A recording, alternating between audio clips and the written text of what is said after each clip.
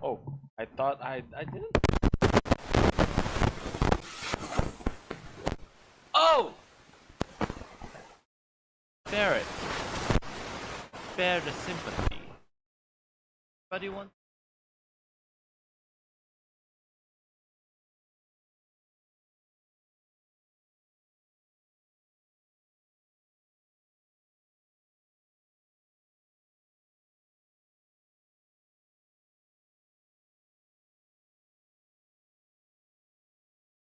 Okay, here we go!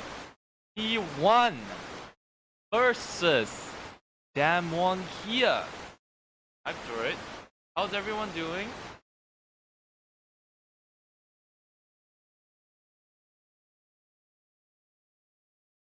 Change some. I haven't had time.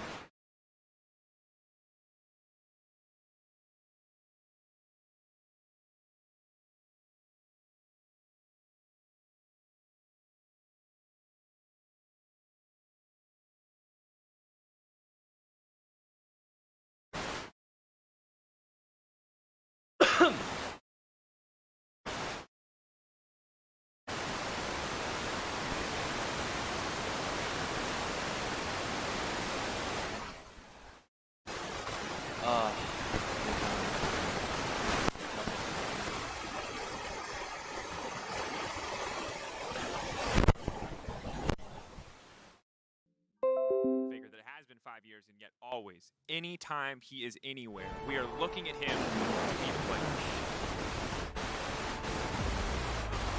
Of course, hard to know what exactly we're going to see in this series. Everyone everywhere has their fingers crossed for 5 games because we're looking at a series that could rival Rock's SKT, T1 versus Damwon.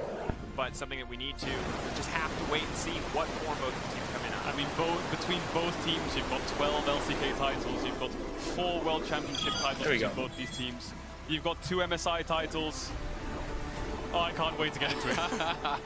and as much as everyone has been talking about the Damwon 9-0, T1 has only dropped 1 game.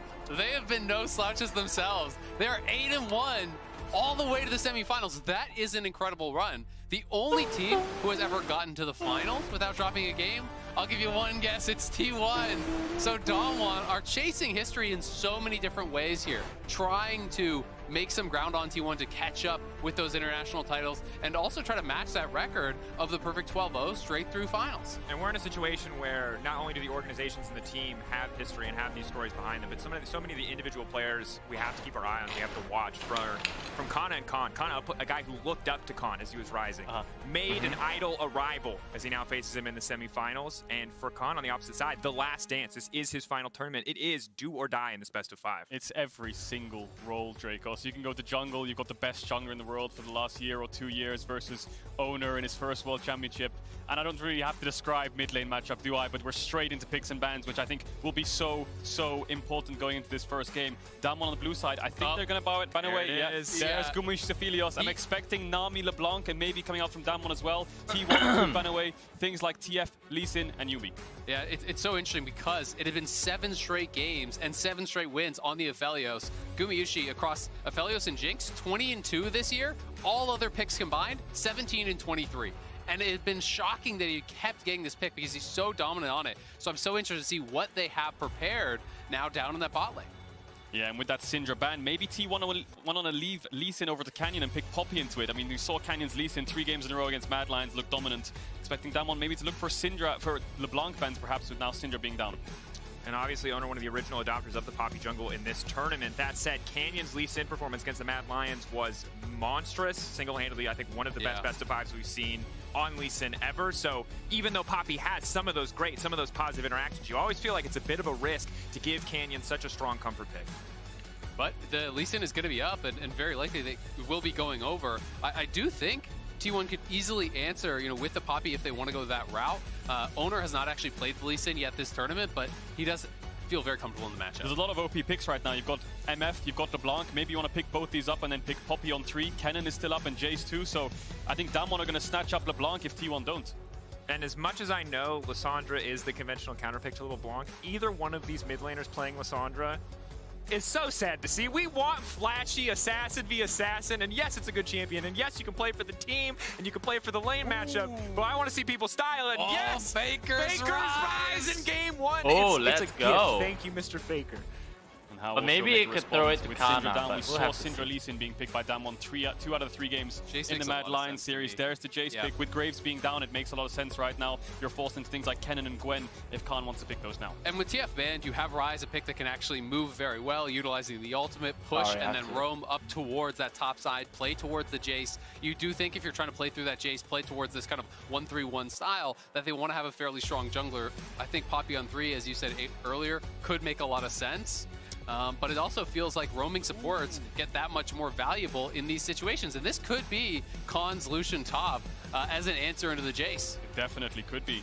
Nami being down makes you wonder if it is Makes me going to think lose it bot is, lane. yeah. I mean, the only real way you play Lucian bot is with Braum perhaps, but T1 have last pick, so they could counter support if they want to. So that's probably going to be Khan's Lucian. The only pentakill of the tournament, I believe, was Khan on Lucian into Jace. Top lane is going to be Armageddon. LeBlanc, Lee Sin. Oh my God, there it is. topside? This is a Poppy game, 100%. Yeah. 3 dashes, all top side pick. It's going to be a top side Armageddon. Yeah, this is just so much attention towards that top side. I mean, Damwon have drafted an incredibly powerful duo in top, a duo with jungle mid.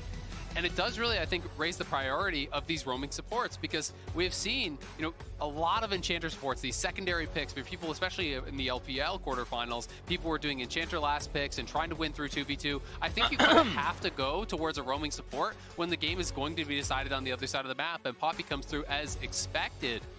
So now, it's all up to those bot lanes. Give me a second. Absolutely is, and we're looking at some of the most volatile top-side matchups that we have seen in a while this tournament. Certainly the tools on the side of T1 to disrupt and to find advantages, but it feels like if either top side gets ahead, it's going to be so easy for them to take control of this matchup. And what we learned, if anything, from the LCK finals is that T1 are a team that can get ahead, that can snowball the early game. That said, it was never enough against Damwon when Damwon found all those comebacks. And one of the major issues for T1 in those losses had been the fact that they struggled to actually get vision inside lanes to be able to push and play safely through those side lanes in 1-3-1s and 1-4 situations. They were constantly getting picked off even when they were playing from an advantage. So that's something that I really want to track and see, has T1 actually improved on that? Can they play through the mid game here against Damwon? He's just gonna kind of build personally. I think like like on Poppy. I mean, Jin is up. After playing Draven her is for up. so I many expect Lucian games, to go towards top side, but Jin and Dark Draven Harvest are the is the two brain champs way that stand out to me. There's no other alongside good MF option. and maybe a Kai'Sa, but Leona getting get picked up straight away makes a lot of sense, So, right? Engage yeah, support, you that's just talked my about it. 2 cents. As a roaming support, Leona does it best.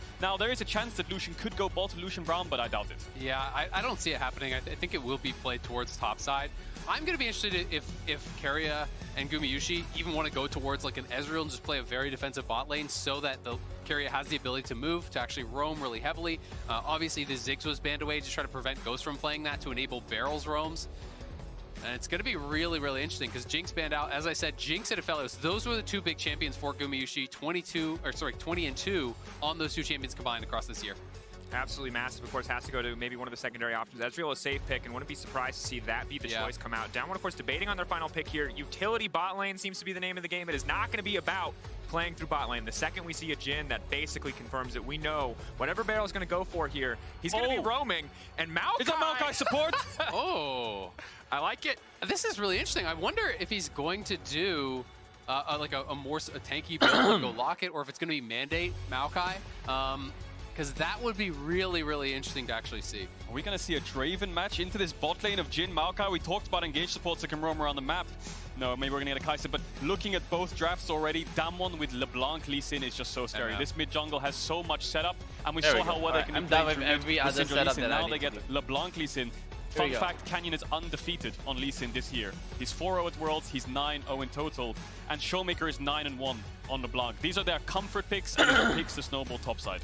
Now this is really, really interesting. Both the Jhin and the MF obviously can be left alone if the supports are going to roam, but this is not an Ezreal or a Ziggs who's as safe to function on their own, and both sides do have supports that can engage and actually punish these marksmen if they are by themselves. When he hits that W, this is it will going to be actually really, just really lock down exciting. whoever it is, Barrel and Poppy can't throwing stop a bit of a curveball So here Maokai with is this going to be the Maokai one support, character and that this is can going to be dictate the able to meta get for on the TV. series going forward if it's successful. We saw the MF Cyrus last time around 5 years ago in the Rocks SKT series. Now T1 versus Damwon. Gamblers and Maokai into Leona. Both these So the compositions, W 1-3-1, from both these Maokai pairs very competitions, well with single Jin target damage, W. the ADs are there to facilitate. So just like the Zale talked about, we're going to see 4-man topsides. MF obviously more favored because she can run towards mid much faster than the Jin, but we'll have to keep our eyes on how both bot lanes try to adapt and include themselves in the top side of the map. And it's always good to remember when But you team are playing composition Maokai wise, support I like into T1's Leona, composition you can better. actually cue the Zenith Not play. because if you time not that because of correctly, you can favoritism, knock back that but Leona, so you just can that Poppy will follow be up able to very like easily there. stop There 3 is of the some main ability to have carries some nice from outplay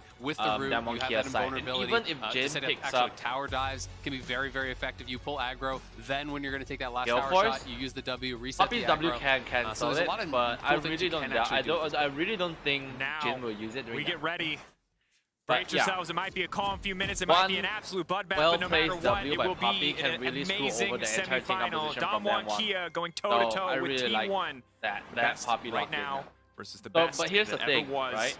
That one is a team. Pressure starts that to mount. It plays is off just a game pressure, one, but it can and mean they so much are to get ahead, to find any horrendous kind of at lead, to doing build this. any kind They of are advantage. And we disgusting talked about it in the doing matchups. It's explosive. Right. Both teams aware T1 of it. They're starting ready to off risk with, it. They're ready to throw 5-man 5-man topside. top just to try to find some kind of early lead. Yeah, and Beryl actually went top toward that, wanting to protect Khan. Also, just even having that ward in the brush is actually really big for range versus range. So Beryl went up, spent that ward. If you have that ward in the brush and Jace is trying to play that brush, it gives you a significant advantage in the 1v1. So T1 look to try to catch someone in the river. They don't, but at the very least, they do have the D ward. And Kana will be playing with the ward advantage because you can see that has actually been placed up there, and he still has his trinket ward available. Yeah, both junglers will path up towards the top side.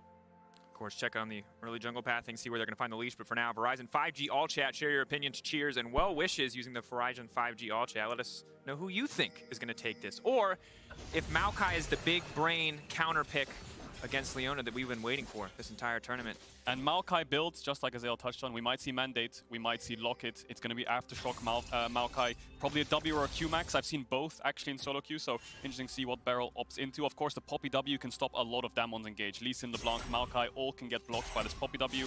So a lot of defensive tools for T1 to kite back.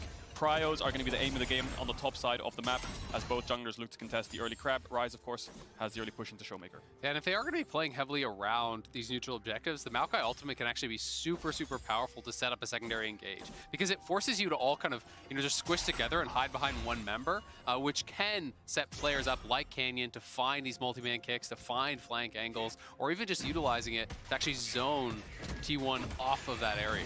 Yeah, and it's easy to see the strengths of Leona and what she provides in immediate engage, but you have the reliability of point and click with Maokai. And while the ultimate isn't as reliable, you also have little things that can help out in the laning phase, like sustain. The fact that your passive heals you up means that if it's just short trades back and forth, over time, Maokai will win out because he can keep himself nice and healthy. And one of the things I always really like, actually, when I've been playing Maokai support, is the fact that saplings, even if you don't have a ward available, you can use the saplings to actually cover the brushes. Makes it very easy to have a sapling in Try, a sapling in the river brush, and know if a gank is on the way.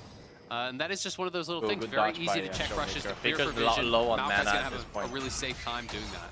It was I really think setup greedy, is like going to be when very you try important for like both teams. We talked about LeBlanc Lee Sin having great setup. I mean, Chain It into is what Lee it Sin is. 2 Rise is as good as dead, but on the other side, the setup Guess for Poppy Rise is not as go good for a on recall, LeBlanc, pick up so a I tier, think I Owner think. will have to play through mid defensively as Oh, Faker's TPing TPing top. top. He doesn't see it. Khan doesn't See know. it. Kana now Dead. going hammer form. He can just knock him right into Faker, point and click that one down. E into the That's W. Now they're trying to finish goofy. off. Kana taking a decent amount of damage back, but Khan will drop for first blood. Let's Faker go. picking up the kill. Yeah, Showmaker doesn't even match the TP because Faker is already based. Good pre-planned setup there in top lane. 41, letting Kana get pushed in, put the ward behind. Faker comes in, easy first blood for the top side. Yeah, That's and great. Khan just That didn't is have his eyes back in that lane. Didn't have his eyes on where that ward could be. The early TP from Faker making such a difference, and the wave is not actually reset here. It will eventually push because it is quite close to the tower, but Khan going to look to try to reset that, and with Owner topside, you've got to be really careful about dying after your TP. The danger for T1 now is Faker doesn't have TP, of course. So Yep. Showmaker could base here. Canyon could go up towards the top side and make a 3-man dive top with Showmaker's TP. Kana still has flash, so he can play defensive, and Owner's hovering around. He will base now, but this stacking wave crashing, I think they might want to try and cover Canyon it. gets spotted out. That's the TP ward. Also spots Canyon, so they've got eyes on it, and Kana will be able to play pretty defensively here. At the end of the day, wild to see mid laners already moving out. Faker such an early teleport, and we knew that mid lane would be important. We talked about the importance of roaming. TF banned away. You're seeing LeBlanc, yes, she can be hypermobile, but locked in that lane for a little bit. Faker, honestly, fantastic use of the teleport, and mid lane matchup already delivering, even if not in the direct 1v1. And when you see the drafts, you know that you've got to get out to those side lanes as Faker. You're playing this Rise, you want to push and move, you want to be able to get the Jace ahead, play together. They're gonna like this photo. Don't make it look like an alien. Ghost now going in, Root now coming out. I only see his duple, I feel like. Barrel taking, goOOOO has to run, he has no mana on this one. The trade's gonna keep going, but Owner's on the way in. How they snip this one out? Canyon in the area though, are they baiting Owner in? Poppy now coming down. Barrel can try to W, make it out to safety. Walking away from this one for now. Flash out to safety. They don't have any more follow-up damage. Owner launching forward, trying to finish the job. But Maokai living, the safeguard is there. Canyon turns it back, and it's disaster for T1 on the bottom side. But they're looking for a return play on the top side. Con gonna be in trouble, already down once. Locked up again and knocked down. T1 find the counter blow. This is what we want to see. Early game action matched on both sides. Damwon respond with a TP bot after Faker makes a play top. And the second he does go for that play, Faker's already ready to respond in the top lane. The bot fight was kind of backfiring there. Canyon and Damwon, oh my God, great patience on the bait. Yeah, such this good game is pathing so here by good. Canyon. Right place, right time. He is there. And Owner's flying in, trying to make something happen. But after you've used your spells from Poppy, you don't have consistent damage. The safeguard is always going to be enough to actually protect the Maokai. And when Maokai uses that Twisted Advance, Poppy's W does not block that because you do go untargetable. So wasn't really able to get any value from the Poppy W on that play either. End of the day, solid start now. Gold, though, still relatively close, all things considered. Only 300 ahead for Damwon Kia. Bottom CS relatively even. Cole on the top side can help Con learn back some of this deficit. But we take a look at this play one more time, and you can see Owner maybe a little over-eager. Yeah, let's watch Owner here, because I feel like he made a mechanical misplay here. He W's a little bit late on the Maokai, and then he eased through the Lee Sin and tries to flash to kill Beryl, but he just healed up a tiny bit towards the end of the fight, so he didn't actually get the kill. Keria knows he's dead, and like you said, goOOOO has to run away with no mana. Faker responding on the top side. Yep, moving up towards that top side. The flash was already down. It's another kill there for Kana, and Khan just having a laugh about it. And I think that although the gold is only 400 in Damwon's favor, they have such a much stronger position right now because of the Rise. He's so immobile. And you're against the LeBlanc Lee Sin with summoners up as goOOOO. Goes 3 bullets left if he gets that 4-shot. goOOOO's certainly gone, but goOOOO not going to extend the trade. Knows to walk away when he has the slow. Yeah, Faker goes for the early Merc threats. Ruby Crystal as well. He knows he's going to be the target for Damwon. If mid jungle can unlock the mid lane for Showmaker, they can control both sides, and T1 needs to juggle Faker to make sure that he's safe in this mid lane because there's so much kill threat on him. And honestly, every single one of these matches just feels so tense. There's so many tools to get the fight started off. Even in top lane, you can see Con would have died there. using the culling to push out the wave. Owner's in the area, as is Canyon. If Jin hadn't. Con's gonna get punished for sticking around too long, especially as Canyon retreats, but he has some decent vision to cover him. That said, Pink in the brush, as of yet, undetected. TP is still very far out from Faker, but always the potential to see a rinse and repeat when it does come available. And Owner is looking like he wants to be here at the very least to cover. They're not sure if Canyon is in the river. They don't have eyes on that. So this is just him staying around in case Canyon was up there on that top side. And he's looking at trials right now. Looks like Damwon have the push in mid. Faker will have to give up the push in mid as well, sorry. And they have vision towards the bot side, so Beryl can actually push in with Ghost and move towards mid whenever he wants. There's a lot of pressure there. Man. And T1, 30 seconds on Herald. Maybe Look at all these Jin traps and saplings everywhere. That's so annoying. It's a minefield. It's an absolute minefield. Wherever Keria goes, he's going to get hit by something. Wards, traps. And Owner now juggling and cycling through his second blue buff respawn on a pink ward, though. This bot side vision doing so many favors for Damwon.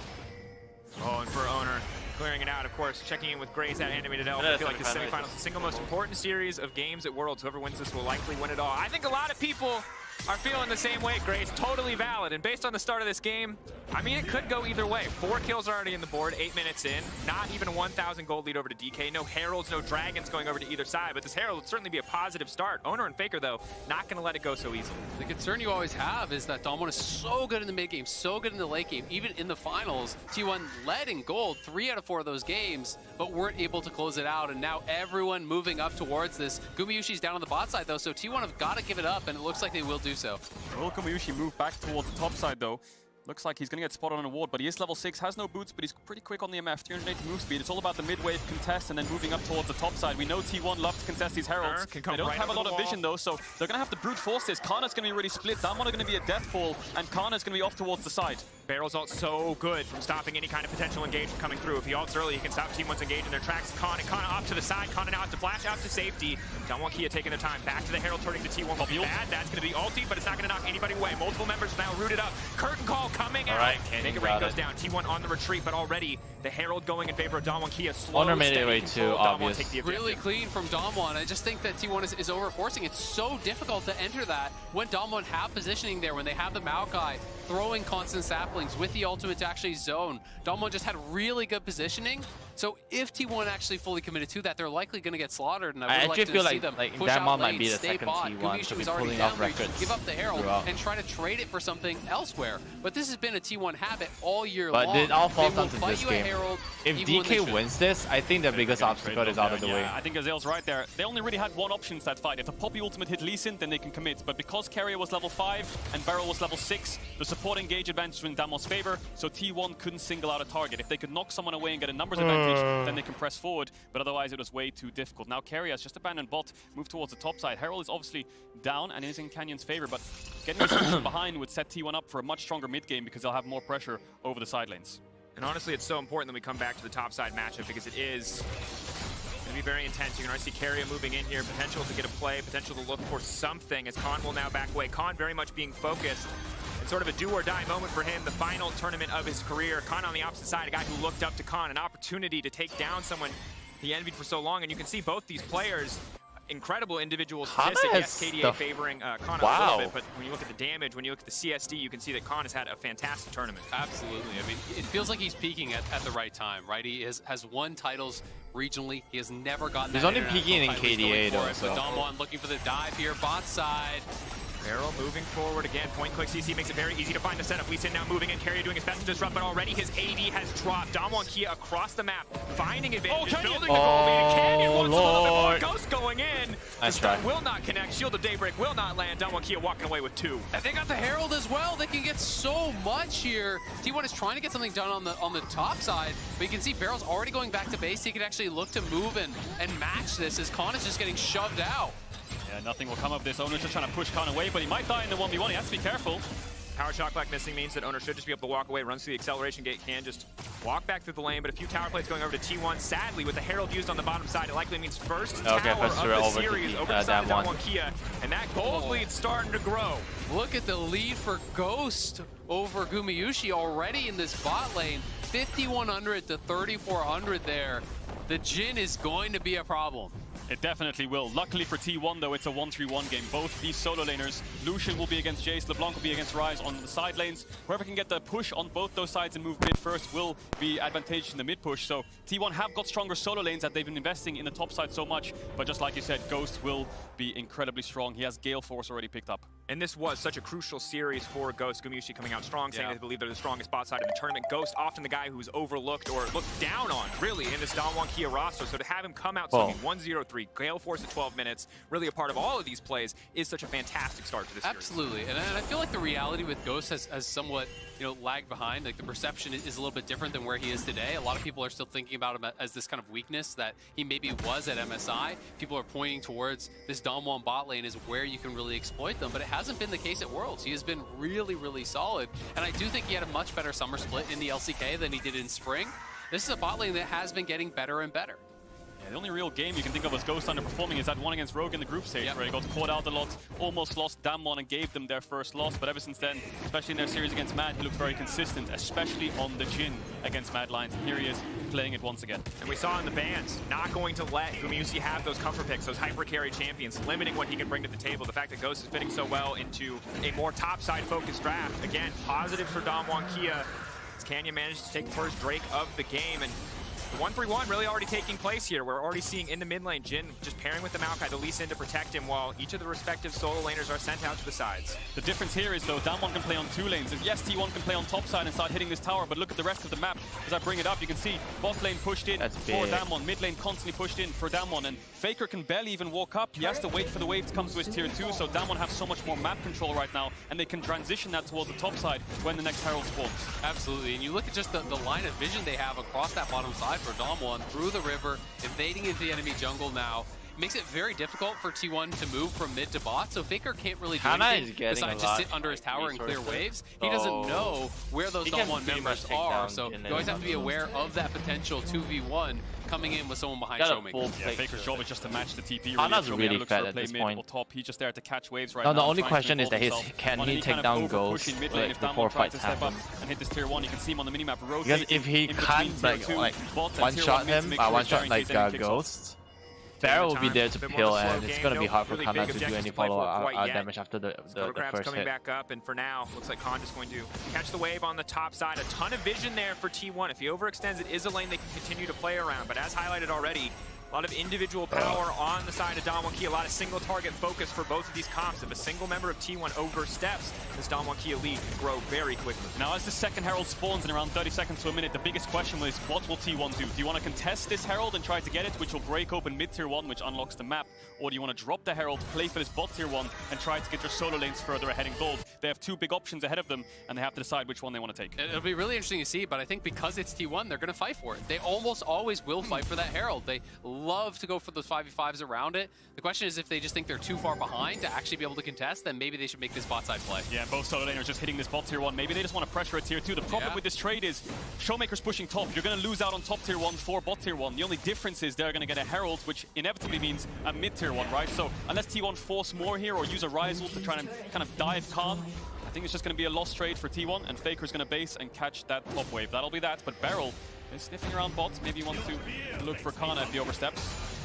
As highlighted, Rift Herald will drop uncontested in favor of Canyon. Good calling coming down. Owner on the bottom side, but two members from each Rise team TP here. to top. Make it difficult. That said, Faker holding on to the top tower, getting aggressive up against Showmaker, now locking him up, finding the snare, but Canyon is in the area again, fishing for just a bit more damage. Carrier here to stop. Dude, Faker almost got Faker and T1 Showmaker. holding Holy on to the shit. top side tower. That was really close, yeah. So they're trying to aggressively fight for this. As you were saying, Cadril, you know, Damwon could have got a 2-for-1 towers. If they actually get that top lane tower, then they use the Herald mid, they would have got all three of those outer tier 1s. So they commit Faker's TP, but this does now mean Damwon have the TP advantage on Showmaker, so Kana will likely have to match to LeBlanc as he's the only one with that teleport above. Little bit of a risk there from Faker, just TPing to the tower. He saw Showmaker, but he didn't have any vision on Canyon, I believe, so there was a world where he could have got dove there, but he was confident enough in his own mechanics to kind of dodge away from whatever they threw at them. Obviously, the chain has to land for the follow-up to be there, so the confidence is there. They have the top push now, but like you said, lacking that TP advantage in mid. We'll see if Showmaker can use that to Damwon's advantage as they try to set up with this Herald play. And credit to T1 for keeping the gold where it was. About 1.5k gold lead when we checked in 5 minutes ago. Really Damwon Kia not able to grow that any further. They do have the Herald now, and we'll have to see where that goes. Tier 2 is still incredibly valuable. Regardless of where they want to use it, they will get some money, but his plates have already fallen. Has potential to not be as big of an impact as it could have been earlier. This is the problem with investing in TP top. He's not even going to try to You catch could the have wave. caught You know that that wave he's on going tier to 2 be lost. anyway, but inevitably you use your TP to defend it. You defend it for one wave, the bounce comes in, and it falls, right? So TP was used to hold the tower for an extra minute or two, which hasn't really netted you any vision towards this top side either. So I would say a bit of a misplay there, but still, let's see if they can contest the mid push. Yeah, they at least got river wards and stuff, but all that got cleared out as they move topside. They drop pinks, they clear out that side brush ward, they clear out the tri brush ward that T1 did have, and now that top tier 1 has gone down and didn't cost you your Herald, so now you can look for that triple tier 1 type of play to extend the gold lead pretty much right back to where it was. Yeah. Now we'll see what the next play is going to be. Honestly, game getting much quieter. Neither team seems 100% confident in pushing any kind of greater advantages. Both teams matching the 1-3-1 pretty well. Small hiccups here and there, but nothing so egregious that it could lead to an open skirmish or a pick on a side lane. But T1 are grouping around this dragon. 30 seconds until the dragon spawns, and Damwon can force mid push if they herald it. Khan has bot push right now as well, but T1 are grouped up and they want to force something, get the vision already established so they can contest this objective. And with how T1's comp works into Damwon, they have to be the first to it. They want to get poked with the shock blast. They want to be first to the scene, otherwise you're walking through saplings, you're walking through the Maokai ultimate, which is so incredibly difficult to do. Such an important highlight, Azeo. I think when Damwon Kia have the setup, Maokai feels like such an oppressive champion. In any other circumstance, Leona, the flexibility of her engage, the reliability of her ultimate feels powerful. But if you're walking into the saplings, if you're walking into the culling and the Jhin, it is not a fight that's going to go your way. T1 have a lot of lockdown as well. If Leona ult hits, they can follow up with a Blast on a Rise Root, Everfrost. They have a lot of single target CC, but there's the mid push coming in from Damwon. If T1 don't respond to this, they could lose 2 towers mid, and that gold disadvantage would really, really hurt them going towards the late game. Owner looks like he wants to fight. He's kind of posturing behind here. Will T1 try to find an engage? Ulti coming out. Gumichi just going to deny any further push, going to stop anything from happening there on the Herald. Yes, it's a low mid lane tower, but they're not able to get a lot else. Mid wave now dead even as it's a fight for vision. Feeling so 5v5 nervous right here, now. pushing off. Kana off to the side. Showmaker trying to find a little bit of poke here. Zone him away from the fight. That's the lockup from the Jin and the curtain call. Still going to get a pick before the fight starts off. Oh, dude. Oh, dude. Kana got CC locked in that shit. Downwalk Kia in control of the pit. Oh my god. Perfect gameplay there, just flushing T1 All out of this the river, hopes eventually and pushing them dreams out that with I've the hard had. engage from the Jin W, making sure they isolate one member. They get the tower mid, they get the dragon, bots pushed in, tops pushed in. They're gonna get everything. Yeah, now they're just gonna get the tier 1 as well. Yes, it was denied, it was delayed, but Dom1 coming away with everything they need here. 3K up. They've got both the Heralds, they've got both the Dragons. They are looking really strong in game number 1. T1 trying to hang on here. You know, once you expend the MF ultimate mid, it's very difficult to actually commit to the full 5v5. You know, it's such a powerful cooldown. And once Kana gets caught trying to move back towards the Dragon, it's just absolutely done. Yeah, we see it again. Damwon used the Herald mid to make T1 answer. And the second of the Blanc lands a combo, even if the chain doesn't fully connect, the Jin W coming in is what locks Kana down. Flash forward from Beryl, make sure he's dead. And now T1 are just way too split up. You're pushed out of the river at a numbers disadvantage without them. At least T1 recognizes that they lost. And I think it's important to highlight again, when we look back at the finals, T1 Baron's are up an in 5 incredibly seconds. powerful early game team. No one has contested that. It's the mid and the late game where they often faltered against Downward Kia, and now we are heading into a mid and a late game where they do not have that early game lead, where Downward Kia are firmly in control of the game. They're up in Drakes, they are up in towers at this moment, and T1 need to find a way to get back. And what's it coming off the back of? It's coming off the back of Damwon's bot lane. Who would have thought, right? We thought this was a top side Armageddon. T1 was focusing towards the top side, still going and we for that favored phase T1's rush, bot lane phase rush. as players to be stronger than Damwon's bot lane, because Ghost when and you Beryl go have for been phase struggling rush, all like, year you don't long. really have that Ghost with the damage. breaks, Beryl at MSI, but now at Worlds they seem to have come together much better. And you have to give credit to how well Canyon is playing around that bot side as well. You know, being there at the right timing when Owner was coming in, anticipating that they were going to look for that aggressive play. The Lee Sin was there to answer. That has put him significantly ahead of Owner, and it really felt At like least for since that me, bot lane play, with Dark T1 has been Harvest, on you the can back opt foot. for Have been going for trying to play Sunfire it much or more defensively and Iceborne. wait to get their items so they can get this 1-3-1 online. But Dom1 are doing a good job pushing the pace, and because T1 haven't been able to steal away a dragon, there is always that soul that you have to worry That one about. has taken Yeah, it's just great to see the all consistency of Damwon's the bot lane for objectives being thus able to far. play for bot side, play for Dragons. This is something we thought T1 would be doing, and we saw throughout the LCK. Dragon was the focus, late game fights were the focus with things like Jinx, Braum, and Azir, but now Damwon actually able to play through multiple lanes. Makes it so much more dangerous to play against him, both in-game and in draft, as Canyon is hovering towards bot side, looking for Kana. We'll get spotted out by the blue orb. And clear that one out. Khan here for now. Has the luxury of the red buff for these trades, but Faker and Kana both committed to the bottom side. I like this Meanwhile, play. it's just Owner on the top side, ready to catch CS as well as take the Krugs. And I think this is smart from T1. You know, he's just going to try to hover and tail his other solo laner here. Faker's going to play behind Kana, see if they can get themselves into a 2v2 or find a 2v1 to try to get a pick, open up the map, and pull Dom1 around. Yeah, but Damwon have been question mark pinging that bot lane so many times. I think they know Faker's there because he hasn't Been showed gone for top too for long. around a minute now. There's been so many question mark pings. I'm pretty sure Damwon read this play. The blue orb will spot out Faker if he walks too far forward. And there it is. Is he going to rise ult to commit? No, it just looks like Faker will be spotted out and Owner will catch the top wave, but this means Damwon have a numbers advantage top side. Maybe they want to look to force something. Yeah, and Canyon's moving up there as well. I mean, if Owner's not careful, he is not that tanky. Canyon looking like he may want to try to go for some sort of a play, or at the very least, just zoning Owner off, while T1 do continue to push bot side. So both teams now committing pretty heavily to trying to get a tier 2. And this is something T1 has to do. They know they can't face check top side. LeBlanc, Lee Sin, if you face check anyone on their team, you're locked up and you're locked down and you're gonna die. So just trading tier 2s is the best play to do. So How great dare map you. read from T1. Unless you're knowing not that a both T1 teams can fan. only If play you are on a one T1 lane, Damwon playing fan, top how side, dare you T1 say playing that? bot side. And if Damwon How even you- turns how towards the fucking Baron, dare double you? TP comes in and that's stopped.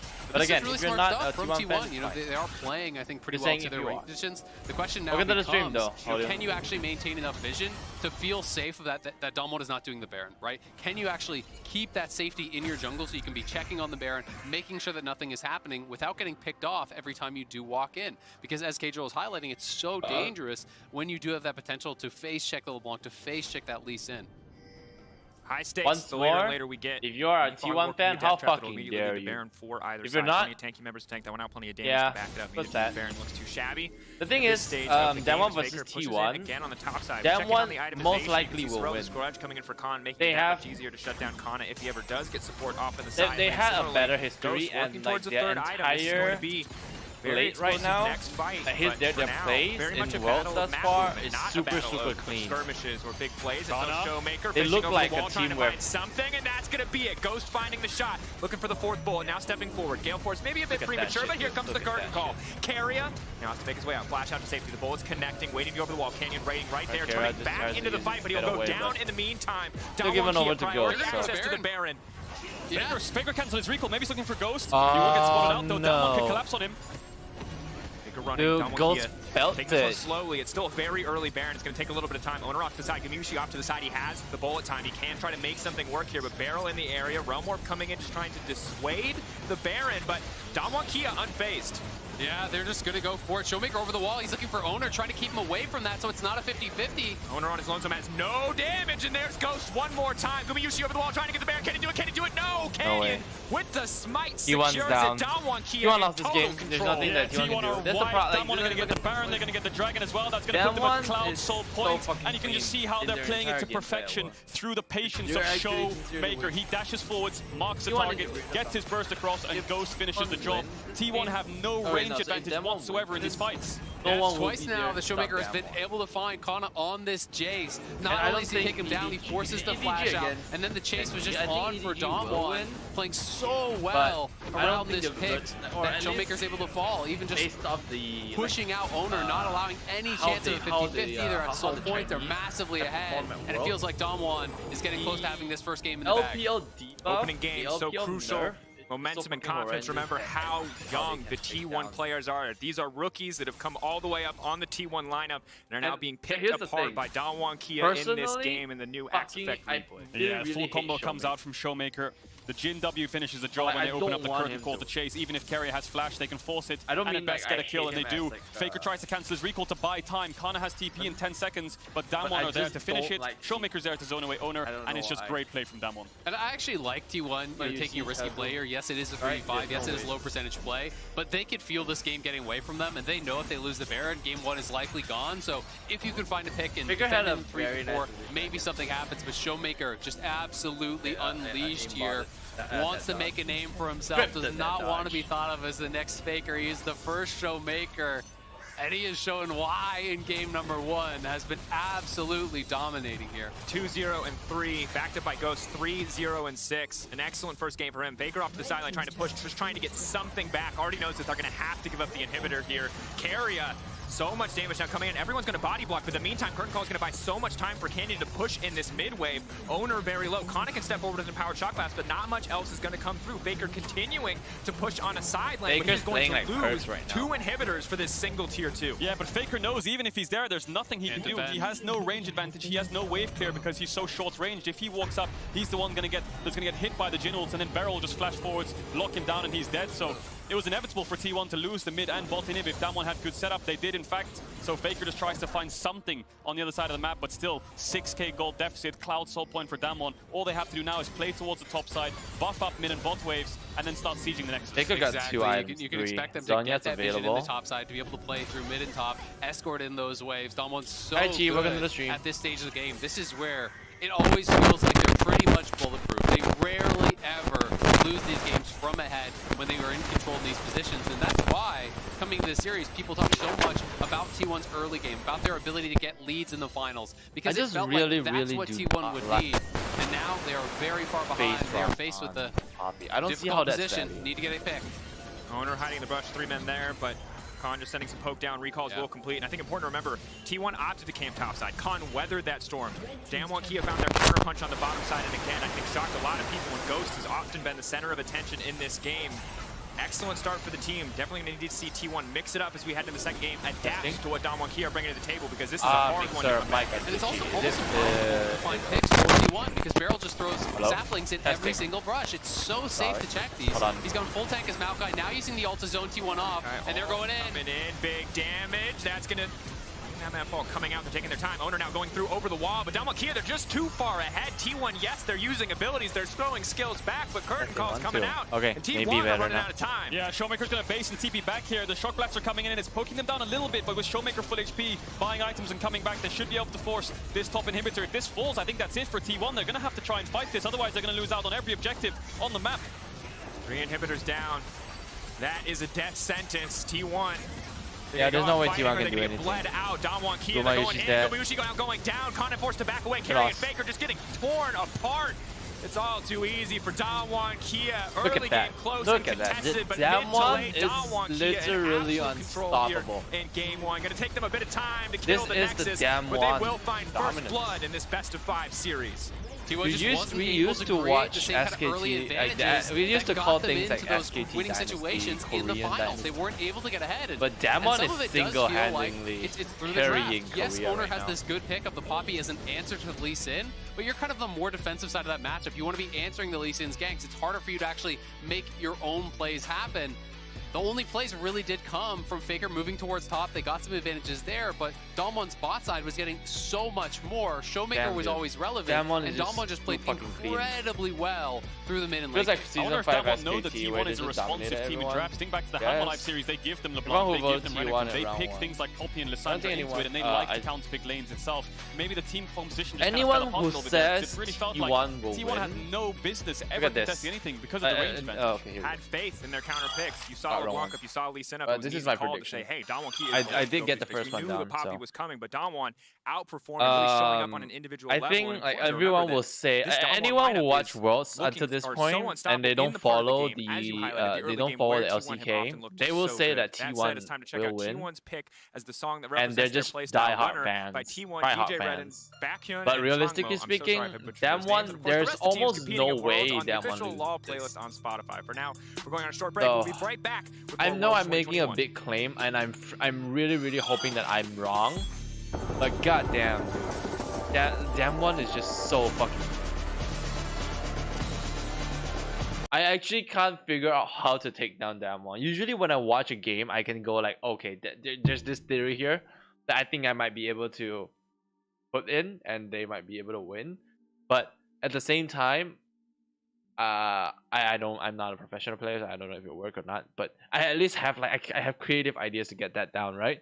But against Damwon, they look so impenetrable. It looks like they don't have a single weak spot, and it's just so hard to for this time around to play against them.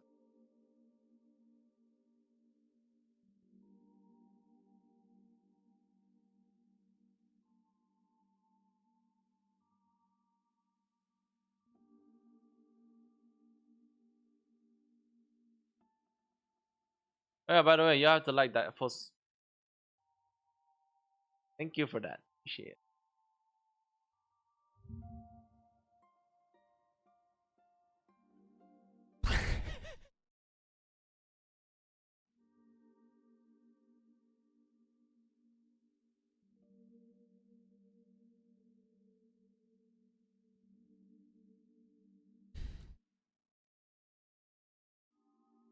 Self-made hands, Alfari perks.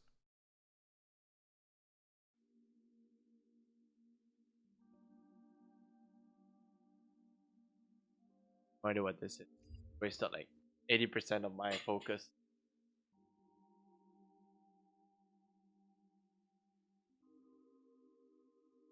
For the 6th person, we're gonna hit that 500 milestone. Holy shit, I didn't even realize that I'm almost at 500. Appreciate you for paying attention to that.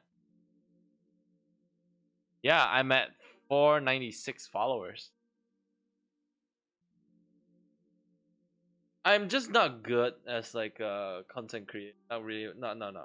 I think I'm okay as a content creator, but I'm not that good at figuring out what people.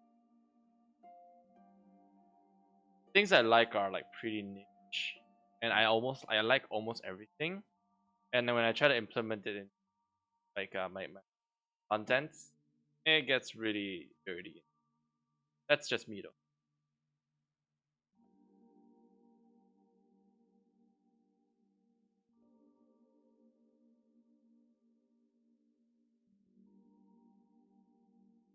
Your move, you're on me.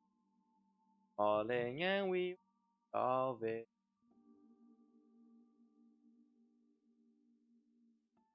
What are you gonna do for 500 followers on Facebook? Nothing.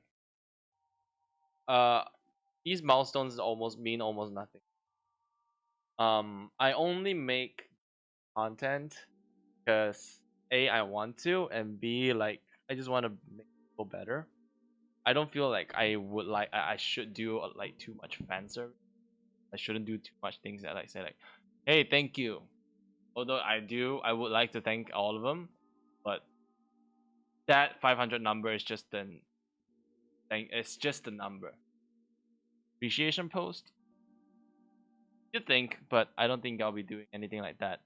Like I said, you mentioned that I'm almost at 500 followers. I didn't even know that. I didn't even know that until you mentioned it. So like I'm not good at keeping track with these things. And all I know is that I need to improve myself on getting better as a content creator. And when I hit a point where I'm actually thankful to everyone, I will thank everyone in one go. But I will not just put it on the number. I won't say like, oh, 5,000, oh, 1,000. I won't do anything like that. Like every single person that comes in, I've already thanked you, and I will keep thanking you if you continue watching. I really appreciate it about people like that. But 1 trillion, even 1 trillion, I'm not gonna. Okay, actually, no. Actually, I might, because if I do get it first, then yeah, sure, let's fucking go for it. But yeah, don't expect like appreciation post coming by. Yeah, I don't like to celebrate me, because whenever I do something great, it's not because of me, and I think you guys deserve it more than. I should congratulate you guys for like getting me here. That may be an idea. Oh, I hit 500 likes on Facebook. Congratulations, you guys. You guys got me to 500 followers. I don't know how. Congratulations, though. Maybe at that point I'll be able to use this.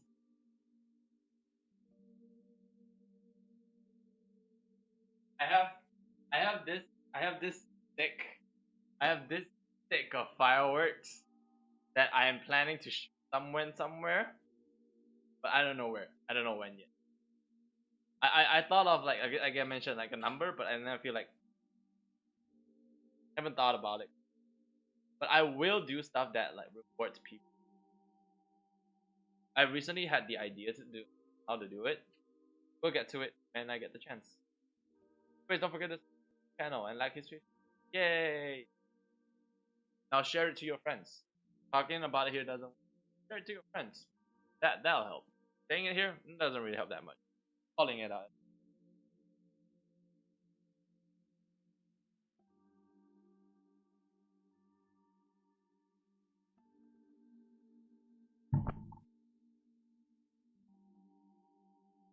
Hey, appreciate it.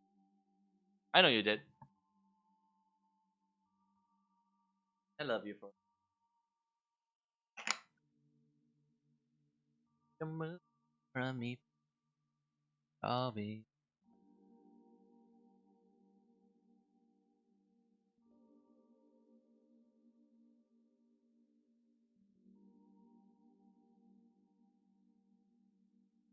On two, not happening anytime soon. They're going through like analysis right now. Pick by having Faker use the first teleport up there. They take the opportunities to also counter roam when Showmaker goes bottom. Faker's back up there. Punish the no flash. They have the game plan. They're getting some money for themselves, Vedius.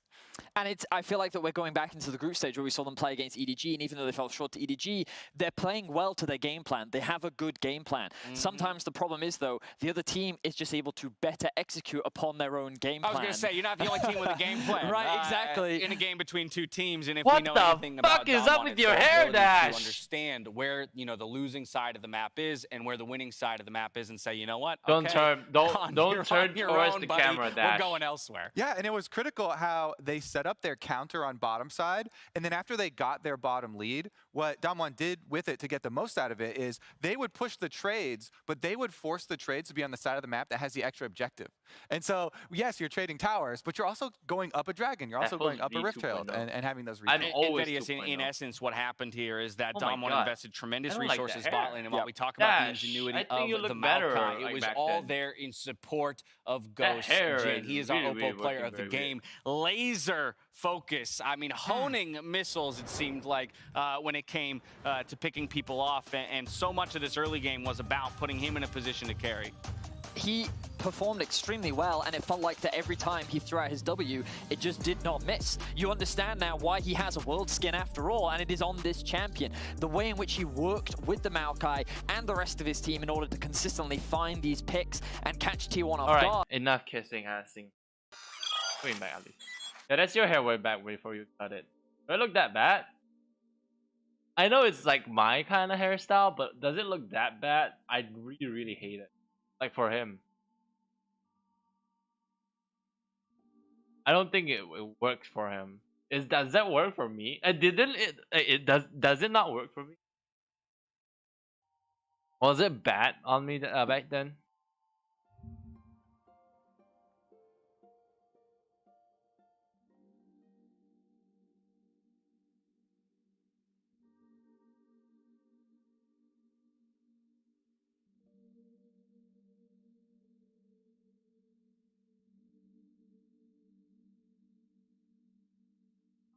White, 50-50.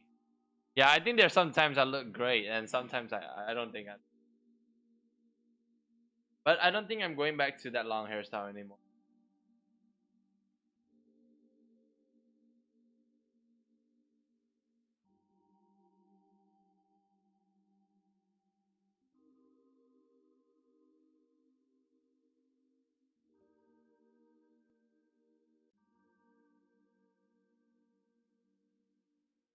The hell is this?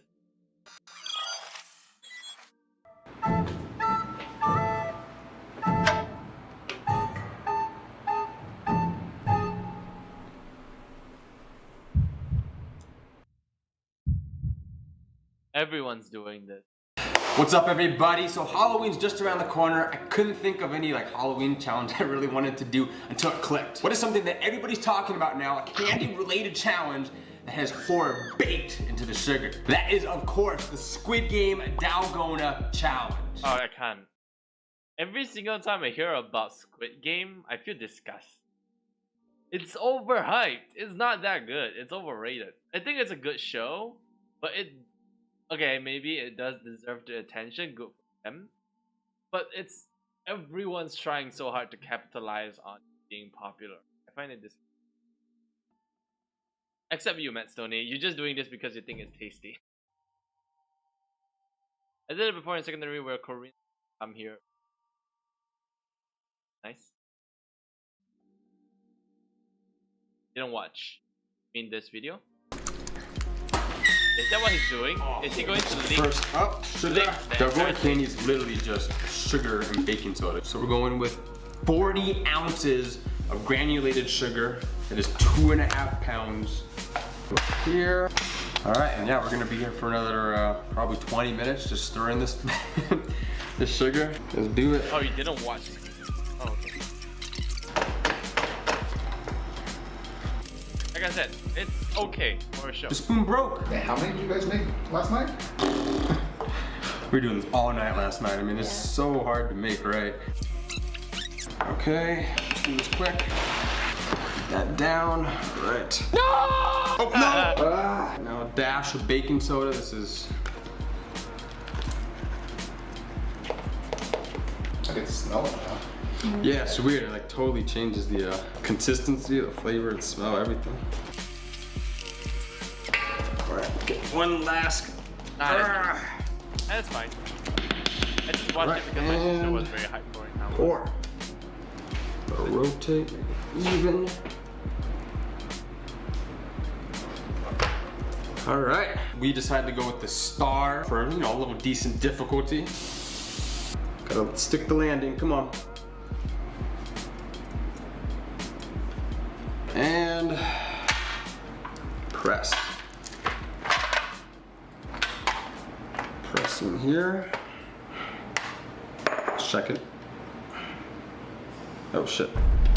Stuck? A little bit sticky. How's everything going differently today then? Okay, shit, it's stuck. Oh, I'm still stuck.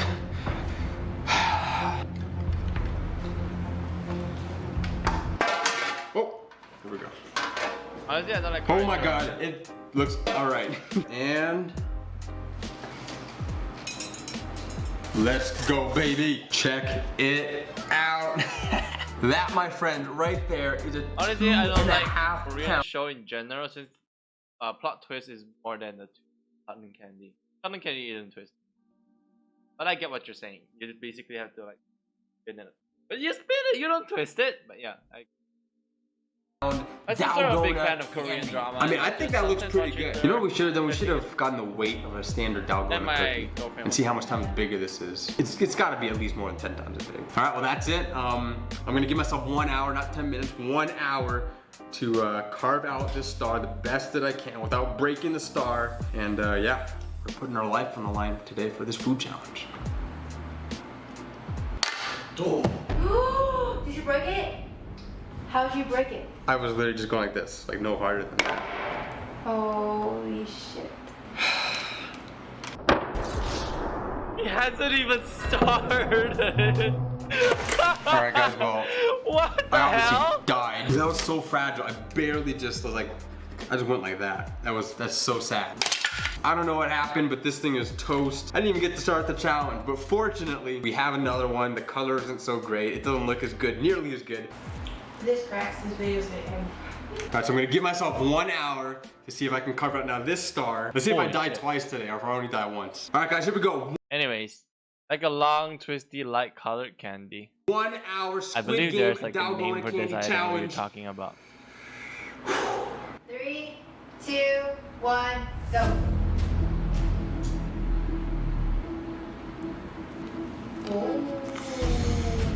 Okay.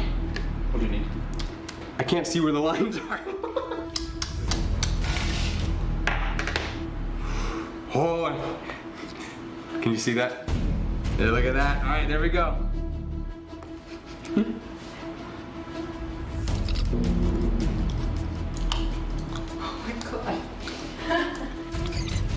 I don't know if... Alright, you go, Matt Sony. I wonder if I should.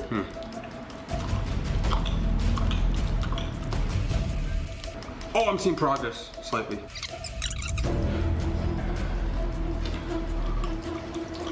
$10% of the way there. Don't go 10% of the way done. Maybe you should give up. I'm not giving up. It's life or death. At this point, I'd rather watch How to Basic. How to Basic just destroys Ooh, things. look at I that. don't know. Sometimes I Look at just that. Oh, really dude, would look at like that. watching Matt Stoney or like how he eats stuff. But this one isn't that interesting. It's just him licking on stuff, which is kind of like every porn. So back to this. Yay! Me that you have to ban away, then you can do a throw ban like LeBlanc or Syndra. But So I think did the T1 biggest take problem red side or T1 did in blue that draft time? as a whole was they gave Canyon Lee Sin and they took away Syndra, but they gave them LeBlanc, right? So you gave them a strong mid jungle anyway by not taking away Lee Sin itself, which I think is the kind of factor in these drafts to make mid jungle so strong. I think first picking Lee Sin, banning it away, prioritizing jungle more could be better for T1 just to have a better early game draft to kind of contest around the map for these objectives. I mean, I think it could be really interesting to see Owner actually play it. He hasn't played it yet at Worlds, but did have a good record on it in the Big ban LCK, and that prediction. could give them Yumi, the ability to try to push the 100% pace a pick little ban bit more, rate. to try to get a bit Either more he's aggressive getting in the banned early or game and picked. create themselves an Right, advantage. That's the thing, right? Blue side just has more options on how you want to draft around, right? If you first pick a TF, you can go for 1-3-1. You first pick a Lee Mine Sin, is from you can go this for one. Syndra LeBlanc on 2-3. Actually, from So we'll have to group see what they stage opt into. out. But that's already a Rise ban coming out from T1. The other option they have, I mean, if they actually want to just ban I out don't the know Lee Sin, is how to leave the- I Aphelios don't know up how and to first feel pick about that the blue Rise side. ban. They were obviously very concerned. I think But Rise can we'll be see if that Damwon's much still going to ban it out on red side. Yeah, I wonder if Damon's locked bans are Yumi TF Aphelios, and then T1 should read into that and maybe look for a first pick Lee Sin. Yeah. Obviously, blind pick LeBlanc might not be good, but Lee Sin is the kind of factor in the LeBlanc Cassandra matchup. And certainly a huge opportunity for Owner can on a tell. champion that can make or break games. We talked about it earlier today, Peter. Go called it Maker out. is It's a like champion that the scales with skill. hardest Owner, thing does he that have what it I takes? I love that saying. I love it too. And does he have what it takes to go toe-to-toe with Canyon in a semifinal? And, with as such a young player, it's a huge, huge challenge. But frankly, I would love to see it. I mean, already a change here. T1 banning out Rise on the blue side, not willing to give that over. Aphelios was the first ban last time, but it's still banned out this time by Damwon. Obviously, second round, Damwon did ban out the Jinx, but if you're willing to first rotation something, if you think that's a high enough priority pick. Is T1 going to ban away Syndra here? Because then you're looking at LeBlanc as kind of like the highest prio mid, but then Lee Sin is possibly up too. Or are they going to ban away the Graves? Okay, Jarvan ban away. Okay, that means that maybe T1 they're is gonna- gonna lock they're in gonna on take Cannon. Cannon, Or I take think. away the Jarvan into your mobile carries, right? Yeah, you're looking at LeBlanc, Lee Sin here, or maybe even MF for first pick. I mean, I kind of like the idea of going towards the Lee Sin first. You ban out the J4, it's another aggressive early jungler. If they take LeBlanc, you can take Syndra. If you take Syndra, they can take LeBlanc, etc. And look for that really powerful mid-jungle duo. I think this makes a lot of sense based on what we were talking about. T1 now will have an avenue to be aggressive and to really be the ones dictating the pace. Yeah, and they can force a lot topside here. If that Graves gets locked in from Damwon, they can look for Ken and Lissandra here and just go full team fight. Lee Sin, Ken and Lissandra would be great here. Of course, the Graves can be a flex, but then they'd have to pick Jace on 3, then they're playing Graves Jace into your top side. Lissandra Kennen here would be fantastic for T1. And frankly, T1 Graves, is going to be playing an entirely different comp. They have already locked in Lissandra, but now so many tools to get things started. So much AoE with Lissandra and a potential multi-man Lee Sin kick. Picking up the supportive AD carry for themselves, saying we don't need to play that hyper carry. We're happy to have to take a step back. And frankly, from what we saw in the Jhin in game 1 in the hands of Ghost, seems to be very powerful. Yeah, Ghost has been doing really well on I'm the not pick. sure how Obviously has a world skin on it, not bad Off at meta it. mid. It's usually a hit. Yes. But you know, he can take the MF side of it here. So we'll see if they want to go towards that. Instead, they're going to prioritize jungle very likely. Xin makes sense if you want to play for a powerful top side, which Damwon showed they did in game 1. But now this gives T1 the ability to actually ban out some more of these marksmen and try to push down Ghost on the tier list. Yeah, but if Damwon ban away Kennen and Gwen, I feel like T1 are kind of starved for top laners with AP damage into the Graves, right? Unless you want to match it with something like a Jace and then run Jace into the LeBlanc again. Damwon probably going to target top side, you expect. But like I said, T1 on the opposite side with the Jhin can ban away things like the MF, can ban away things like the Ezreal or Kai'Sa in a safe sense for options. Stop playing through bots more. And the AP bans coming out as predicted. See if they're going to follow with the Kennen as well. Kennen, a champion, hasn't really shown up yet so far in this series. Obviously, hugely powerful across the entirety of Worlds with a focus instead on a lot of these early powerhouses like the Graves. See what the option is going to be for T1. Don't have to worry about counterpick. Like, we'll have access to counterpick for the solo lanes, even though they are on blue side. But bot lane matchup was crucial in game 1, and it looks like that's where the focus is going to be. I would be really interested, too, if T1 was actually willing to go towards the Jax. We saw Khan bring out Jax into the Graves. You know, if the Kennen is going to get banned out here, that is another option. That is mixed damage. Yes, it's not pure AP, but can actually work fairly well if we've seen that. I feel like if you're going to draft a split pushy top laner, I think now with Kennen and Gwen gone as expected, Camille would make a lot of sense with Lissandra into LeBlanc. You need lockdown. Yeah, Kennen will work better for these things into LeBlanc. You really struggle to get in range. If they want to play pure team fights and 1-4, I think Camille suits their comp pretty well. I just feel like with this AD carry pick, they've drafted themselves a hole to avoid team fights. But Leona, to me, is now the biggest high prio. Does either team get Leona here? Because I feel like Damwon, if they ban away an AD carry like Ziggs, Leona is probably the highest prio right now as support because the enemy bot lane is playing Jhin Braum, you won't really see into LeBlanc. I like the Ziggs ban especially, make it that much harder to go for either the kill lanes or just freeing up Ziggs to sit solo on the bottom side. The tier list does get a little bit bleak with the options remaining at this stage. Is Ghost gonna go for a hyper carry? Draven would be an option. No. Are we gonna get carry as Maokai maybe? We saw Jhin Maokai last game. Yeah, into LeBlanc, it would be fantastic. You could actually take the other side of it because that is kind of a new wrinkle. The Draven's locked in. Okay, let's go. Ghost was popping off in game number 1, and now he's got to have a good game because if you don't have a good game on Draven, you have an awful game on Draven. Absolutely, and Draven with the changes to his ultimate has looked strong in this tournament, but rarely in professional play do we see players who are confident enough to pick the Draven on stage. Even more, trying to pick up that axe against a Jhin, against Lissandra, it's going to be a tough task for Ghost. He popped off in game 1. Can he do it again? It's so interesting because if T1 go Leona, they know that Beryl could still just answer with the Maokai, which actually seemed like a pretty good interaction. Oh, that's a Yasuo locked in! Oh, that's a Yasuo locked in! Rakan! Hey, wait, is that Yasuo Lee Sin top side into Graves? Is this going to be Yasuo top, or is it going to be like Lissandra top? Flexing Lissandra top. I saw Kana playing Yasuo yesterday in solo queue. Now, I will say he was running it a tiny bit, but he got camped. But he was playing Yasuo yesterday. Yeah, he was playing it yesterday. So I think this is Yasuo into Graves. First, we saw the Maokai into Graves into Yasuo is going to be horrendous. Graves might be taking teleport exhaust. Makes sense into things like that or Rakan, flash exhaust. I think going exhaust on Yasuo is just way too double important. AD into Graves. Is it Lissandra top? That's what I was thinking. Is they might actually be doing that to have the AP into it, and Faker could play it mid, but they're gonna swap, and they still have time. Sense. Yeah, this does make more sense, so especially because you want to have Lissandra matching into LeBlanc. Yeah, we were worried for T1's top lane, you know, with Kennen down, Gwen down, they're blind picking Graves. Are you going to play Jace? But no. Oh, the Yasuo kids out there going to cheer. And this was prepared from the get-go. And while this is not a do or die match, it's not on T1 Faker, still though, down. I don't think they're going to cheer as hard anymore. This is high pressure for a Yasuo top lane. And this is not by any means an easy competition to play against. This is crazy, actually. Game 2 here. Both these teams clearly coming with a lot prepared. We get the Maokai support in game 1. Game 2, we're getting not only the Ghost Draven, but you're getting good. I like the on plan from Yasuo. T1 here. These very explosive Giving feast Kana or on famine Yasuo style gives you a lot more champions. mobility to After make game stuff one, work. game one He we is called so feast or famine. good. That was I nothing. mean, like, his Those KD are is great, but surprisingly no matter good what right now. compared to this, it is So if we can just all or rely nothing on here that in this single game. stat, Yeah, and you've got Ghost he picking should Draven be into able to goOOOO, outplay top and then you've side. got Kana And picking especially into Yasuo Graves. into his idol Graves' Khan, attack who he's is looked up to and is fighting for it projectile for a spot in the based. finals. You He can is willing to essentially put just out the dodge out Yasuo, every Lee Sin single into shot that Graves This wants to is going to be a throw out. bloodbath on both sides. Both side lanes. Mid jungle, I think, is the focus then. The gauntlet has been thrown down, no doubt, as we get into game 2.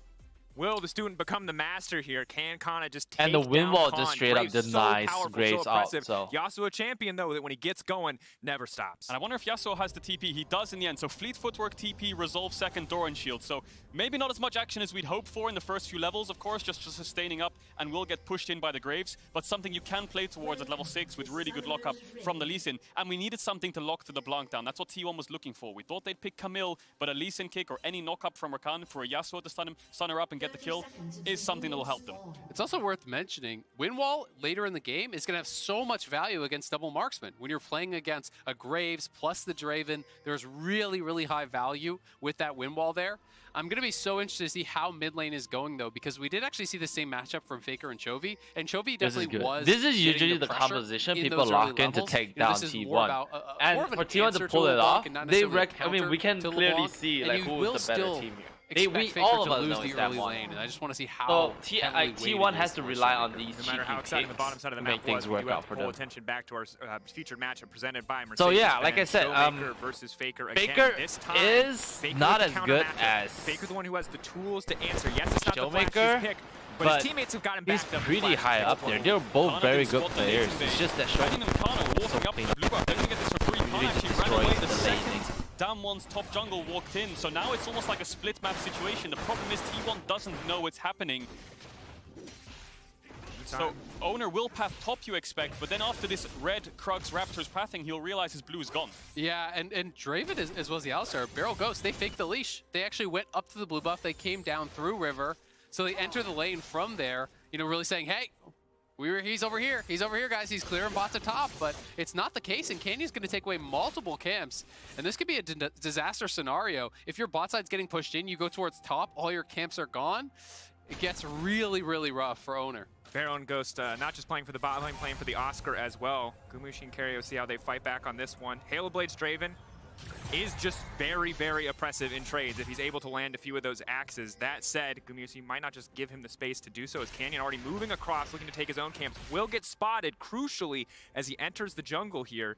So they will have So that the blue buff is spotted, now, so they Owner know. will see Canyon took away his blue, and now he's question mark being, did he take my blue? He has bot push and he has mid push. Owner could have just ran straight to the enemy blue That's right what I now, was gonna level 3 say. decent and contested, but he's opted out of it. Maybe he's scared of some early top play and wants to make sure the Yasuo is safe. Xin Zhao is very good into getting early ganks onto Yasuo. But if he doesn't go invade the blue side now, he's just going to be so far behind, right? You're going to be giving away so many camps, and Damwon will have full knowledge of where you are, so he has to go now. They're pinging towards it. T1's bot side with the push are looking to invade, get the vision down, and Owner's going to come over here, and they're going to have to try to play, you know, split map, which makes it very difficult for Kana, because now you're playing this kind of high risk, high reward melee champion in Yasuo, but your jungler's not on your side of the map. Yeah, and Canyon's probably going to do Krugs into top crab and maybe look for an early top dive. Really good lockdown. Well, they're going to go from mid. Xin Zhao. Maybe They want to dive Showmaker. They can flash Flash W W, here, yeah. and Keria could follow with Flash W himself. If it misses... Backing off, flat forward, that's a Let's W go. instant follow-up. Showmaker now running. Is going to try to outplay this one, but Yes, First Blood dropping for T1. An excellent start to the mid lane. Yeah, T1 proactive once again. First Blood, second game in a row.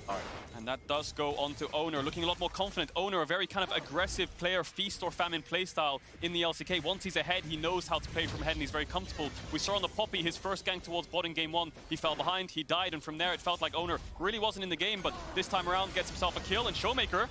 Still going to connect the chains here. Owner stopping the recall there just in case Faker gets collapsed on. Yeah, so Owner doesn't end up actually taking away any of Canyon's camps whatsoever. So, you know, Canyon is going to kind of catch back up here. I will say, Faker should have flashed in earlier before the minions got there, because then you can actually follow up on the queue. When they went in this late, Owner has to ward hop in, then try to get in range. It's actually very difficult for him to actually close the gap. And then as an additional cost, he had to spend his flash to get out of the tower range because he didn't have his safeguard available since he needed to use that to enter. So it could have been a little bit cleaner, but a really nice aggressive play. Yeah, they still got the playoff, which is really important. And now Owner is slightly ahead of Canyon. You've got this jungle matchup of Owner, who was on T1 Academy in 2020 when Canyon was winning Worlds.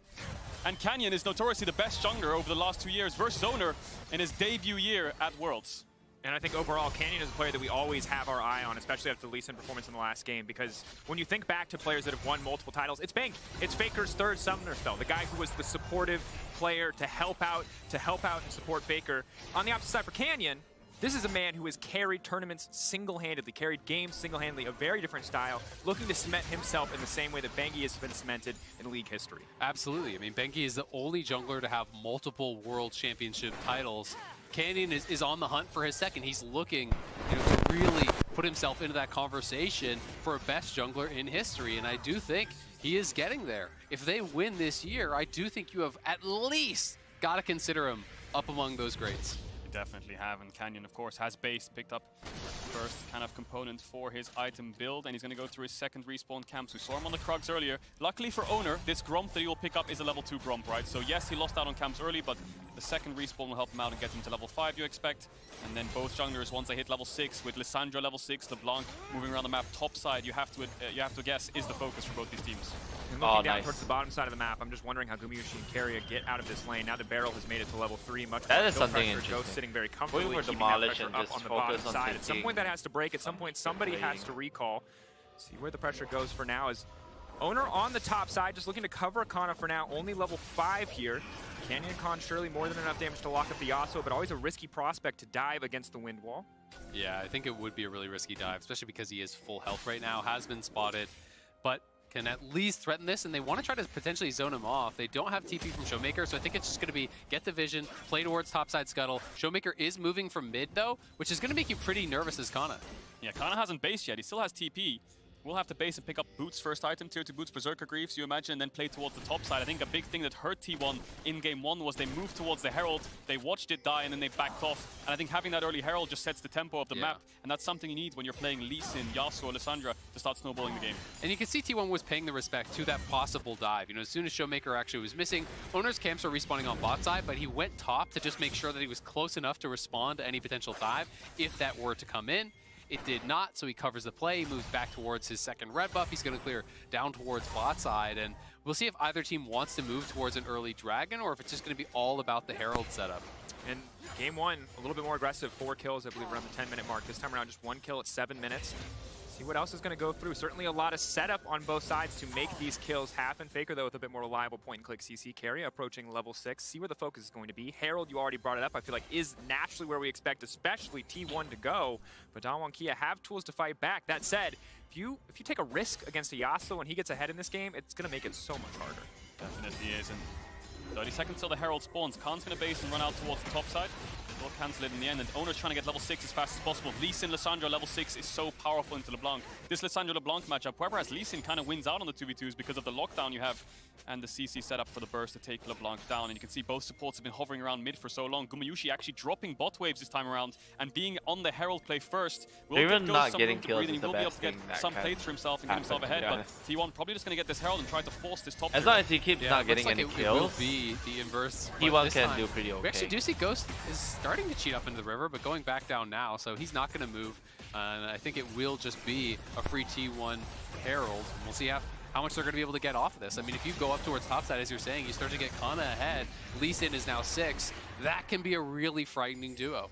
Looks like goOOOO will just run back. Bot has the tier 2 boots, but again, you will bleed plates and They experience. sent so much up to The good thing for T1 is mid lane has been a great place to That unlock one so knows far, this. right? Faker's got the And assist, they he has can really good easily setup, just and outplay mid that. tower's already at 4 platings, but it looks like actually they're going to a 1-3-1, 8 minutes in, match Faker bot, wait for his TP to come up, and then have their bot lane in mid. And I like the adaptive lane assignments, frankly, because Ghost is getting scarier and scarier. Remember that execution will come through on the ultimate based on how many stacks he has. And this man has just been sitting in lane, farming and picking up stacks. So going in 1v1 as a Jhin is a risky prospect. And Herald's going to get you 2 plates, right? But Ghost already got 2 plates of gold isolated just for himself. He also got ahead in farm, he got ahead in experience. Kana up here by himself on this top side. Barrel will be spotted by the ward as he moves up, so now you can expect Owner to move up here and try to cover, and nothing really should come of this. Khan very comfortable in this matchup, honestly. Quick drawing away from the empowered Q. Very massive, but a wind wall coming out. Owner waiting in the darkness. The setup for the play is here. Will be a 3v3. Faker actually pushed out bot and moved towards mid. Ghost ulted bot wave to push in as well. He's going to run mid too, so it's a lot of tension here in the top side river, trying to force Damwon out. T1R, and Damwon's looking for some kind of dive onto Kana. They will get this top crab, and they're trying to maintain top side vision. Dragon is up, so both teams could just pivot towards the bot side and get that for themselves. But it's just a trade-off of waves and tempo right now in each lane. Taking their time, Gamushi just trying to push this wave out as quickly as possible so he can recall. Ninja Tabby's coming out, respecting the triple 80 threat on the opposite side, knows that he may get caught out and be in trouble if he does not have that item. Of course, wow. Just keeping our eyes Guma on usually items going across the for board. No Ninja Tabby. Major, no massive advantages for either side. 200 gold. Ninja Tabby, no, it's plated steel caps. When the Herald is finally used, but that Ninja Tabby is not an item anymore. Find that pressure on the map so they can't set wow. This They game will is gonna not give up on Ninja Tabby. Is that what they're trying to make say? it so the game swings in either way, right? You've got T1 with really good hard engage with the Lee Sin kick into Yasuo into Lissandra. If they can get a kill, then they can start to move forwards with the Lissandra passive and get resets and get more kills for the entire team. But if Ghost gets a kill and gets a reset and gets his gold on his passive, then Damwon are just going to snowball so far ahead. So it's so much tension on the top side to see who can crack open the base first. Anna, you okay? 230 stacks for the Draven, so if you're at 230 health or less, you will be executed by the Whirling Death. Damwon have 3 here, and T1 does have Owner, but that might give them a false sense of security. Khan now stepping forward, Owner off to the side, flash out. Denying, Owner taking his time. T1 moving in, trying to roaming. lock up Khan. There's Kana going in. Lissandra in the midst of everything. 1 kill can reset the entire fight. Keep your eyes on those enthralls. Let's they go. start to come out. That's Let's one. go. Finding Let's the go. Ghost of Xin Zhao moving forward, looking to slow them down, looking to break them as Kana is popping off, looking for the 3rd stack on the Q. Can he find it? Can he find the knockback from Barrel? The turn. Owner getting dropped. Showmaker finding the kill. Downwall Kia standing. Oh no! Faker Faker staying around a little bit winsted. too long. Showmaker now backing off. It is neck and neck in this battle, but at the end of the day, it is only a 1-for-1. It started so good for T1 there. It looked like they were going to be able to clean up multiple kills, but the team fighting of Damwon so clean. Showmaker, can he actually stop this base from Kana? That's pretty dope. You spend a lot of time looking at the buying song as much time right as after it's possible. released, huh? Goes in the meantime, still Congratulations. pressuring on bottom side, pushing those waves under tower. Maybe you can do it next just time ends when in a we're, 1-for-1. So when much you're happened in the that call. fight. So many great mechanical execution plays from both sides. Faker just about missed his flash W to get the final kill to make it a 2-for-1 so they can maybe I was look for a actually Herald just play start top. thinking But it about, was like, all contest on top practicing side. it. If T1 was able to win that fight, that's And top then you tower were just there If now. Damwon was able to win that fight, then they can start to snowball the game through top side. Owner is just going to drop it mid. Yeah, he's got to drop it now. He doesn't have much time left on it. And the one thing that's kind of bad for T1 is they actually spent all 3 flashes from their top side there on that play, where Candy and Showmaker still have theirs available, so there is potential to try to punish that. They at least cash in on the Herald, get a little bit of something there, but Damwon's still in the slight advantage. Ghost now has the Mythic complete, he's looking good. And this is where we get a glimpse of how good T1's comp functions in the Axe effect replay. Kana actually flashing Barrel's combo while blinded there. The kick comes in into the Yasuo, into the Sandro. That's the follow-up. That's the single target damage they want to get a kill, get the reset, and then start moving forwards. Unfortunately, T1 didn't actually have the damage to finish off Khan here. They chased so deep on the tower, and it let Barrel get a headbutt onto Owner right here into their tier 1 to turn the fight. Yeah, absolutely. And Khan just kiting it back so incredibly low here. The knock-up hits. Faker not able to connect on that flash W there to finish off Khan. That's his flash down, and it's T1 just barely losing out on that fight. And the big thing here is that you saw in that one, the true grit value from Graves as that fight extends, as he finds those quick draws. That armor coming through makes Owner and Kana's damage so much less effective.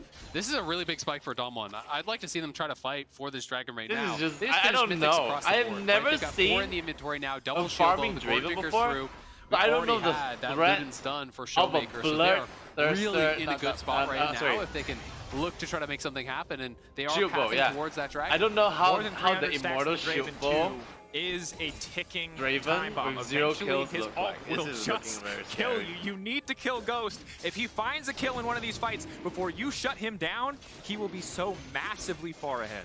T1 just aren't ready to fight, though. They don't have their mythics complete, so they went for some different options. We obviously saw the Zerker Greaves rush, we saw the Tabbies rush. That put them behind in both top and AD carry to actually complete that mythic, so they're not going to look to fight. Instead, they're trying to get something down to your top. Wall, smoke screen comes down, makes it hard for Owner to follow up. Could have gone for the kick to try to set up Kana, but Doesn't want to take it. In the meantime, they're just denying away from Khan. Yeah, I think the smoke screen stopped him from being able to jump forward there as goOOOO dodges away from Canyon's W there. Faker has TP to respond to any play that kicks off, so Showmaker actually only with tier 1 has to just push in mid waves as quick as he can and move to either side if T1 want to force something. T1 tried to cross map there, they saw Dragon died, maybe they can make a pick onto Khan. Unfortunately, they could not in the end, so the map's in a stable position right now, and it's going into a 1-3-1 here for both teams. Ghost moving first, though. Faker on the side, might be able to grab a tower. There's no more plates for him, but the Herald is respawning now. Almakia priority access can look to break down a tower with this one. It looks like T1 are not comfortable enough to contest. Yeah, and I think it's a good decision. They don't really have vision on that top side. The plates are already down, so there's less value from the Herald anyway. Faker's going to be able to get some damage down on that bottom side. You know, is Resolve as the primary tree, so going to have Demolish. And we'll see. Keria potentially flanking here. It's be a long flank, but Kana's moving down. And Faker's TP over the wall. Dodges back on the pulverize there. Headbutt still available for Barrel. Showmaker still trying to play on the edge there, but Graves is still pushing in on the top side. Draven in the meanwhile is holding into mid lane, but Faker's grabbing so much damage on this bot lane tower. Is Damwon Kia really need to try and find the fight here. Stand aside goes in, but not going to amount to much. Herald will get used mid lane and they'll at least trade 1-1, but at the top side, Khan grabbing a tower of his own as well. Will they get this? Faker's basing and you have TP. There's a wall behind them on the right side there next to the tier 1. T1 could look to pull the trigger here if Damwon overstep. The important thing here is T1 is catching top waves and getting a bot tier 1, whereas Showmaker's just standing in mid with the rest of his team and fell behind in experience there. Level 10 to level 11 of Faker. It's actually so nice to see how these teams are playing. It does feel like an evolution from the LCK finals where, you know, we saw last game T1 willing to actually trade bot side for Herald. Again, this game making a smart trade bot side for Herald, not just completely opting into every 5v5 there. They're playing a couple of really clean games. Damwon is in the area here. Do they go? Herald going in, committing on the engage. So has the ultimate available. Whirling Death coming out very early. The value of that execute's going to be gone before the fight even starts. T1 take control of mid lane, but both sides know how much is at stake if they fully commit to the engage. A single mistake could cost you the game. Neither side looking to overstep. Faker wasn't spotted there until the last second from Damwon. Barrel backed away just in time. Khan's going to base and has TP as well. Mid-wave contest non-stop from both these teams. Looks like T1 want to push Damwon back to get control of his bot side river. No Dragon for 2 minutes 30 seconds, but both teams want to force this mid tower. Yeah, Faker I think going to move down bot side. The wave is actually, he crashed on the tier 2, so it's pushing out towards him. You can see though, again, T1 have the advantage in sides because Faker got the push. He took the mid one, or rather tier 1 bot, gets that, bounces the wave, so now he gets all this juicy farm to pick up. He's going to push that back the right way for them. Khan is up on this top side, has the shield bow complete now, so a critical pickup for him, and he'll be pushing in there. Well, the core 3 have reset and are going to try to get mid lane control, which could mean that tier 1 falls mid. So good from T1. Hold steady, come up with something new in the Yasuo, but it's worked pretty solidly throughout this early game. Has not been the most explosive games. Really only action on the top side of the map. No all-out skirmishes quite yet. Get later and later in the game to see who can find the edge here. But for now, T1, again, simple comp to execute when you have a Lissandra. Find access, push R, kill somebody, and keep it going. That said, very volatile when you're pairing it with the Yasuo. I feel like this is something we kind of saw in the finals, T1 versus Damwon, where T1 would get a good early game gold lead through map play or just getting towers, but then Damwon just dissected them through the map. And sometimes T1 were their own worst enemies, where they over-chased into the enemy team after getting one singular kill, so they need to be a lot more patient and collected around this next dragon spawning soon. And it's so stressful when you get later and later into the game and there hasn't been a big fight yet, because this fight will be so explosive. And it can decide so much in the game. You know, if you commit to a 5v5 this late in the game, at that dragon, you take the dragon for yourself, you get all those kills for yourself, you can put yourself at least not by there, Khan, the chain CC coming in, he uses the ult. Barrel now following up, Ghost waiting off to the side. Doesn't want to overcommit for this one, but just a lot of cooldowns being burnt. No one from Damwon Kia is going to drop, but a lot of blinking health bars might mean T1 get priority access to the Drake. But Khan has shield bow and he has TP, so he can actually base and TP back. Okay, let's go. Canyon locked up, now the fall from Yasuo going in. Canyon flashes right off the wall. Keep your eyes on Ghost though. If he can land the ultimate, if he can find it, that's the word. There it is! 800 gold for Ghost as he finally finds the kill he was looking for. T1 looked for the pick onto Canyon, but Kana used the wind wall way too early, so he couldn't defend Keria. Now T1 are facing a 4v5 situation without an ultimate on Faker or Kana. It's only Owner and goOOOO with it, but Damwon are low, and Barrel looks like he wants to back off. TP coming in here from Faker. They still have control around the river, but Showmaker's looking for it. Back over the wall. Q does not connect. T1 trying to take control of mid lane, knowing that this will give them priority access to the Drake. 5 seconds on the spawn.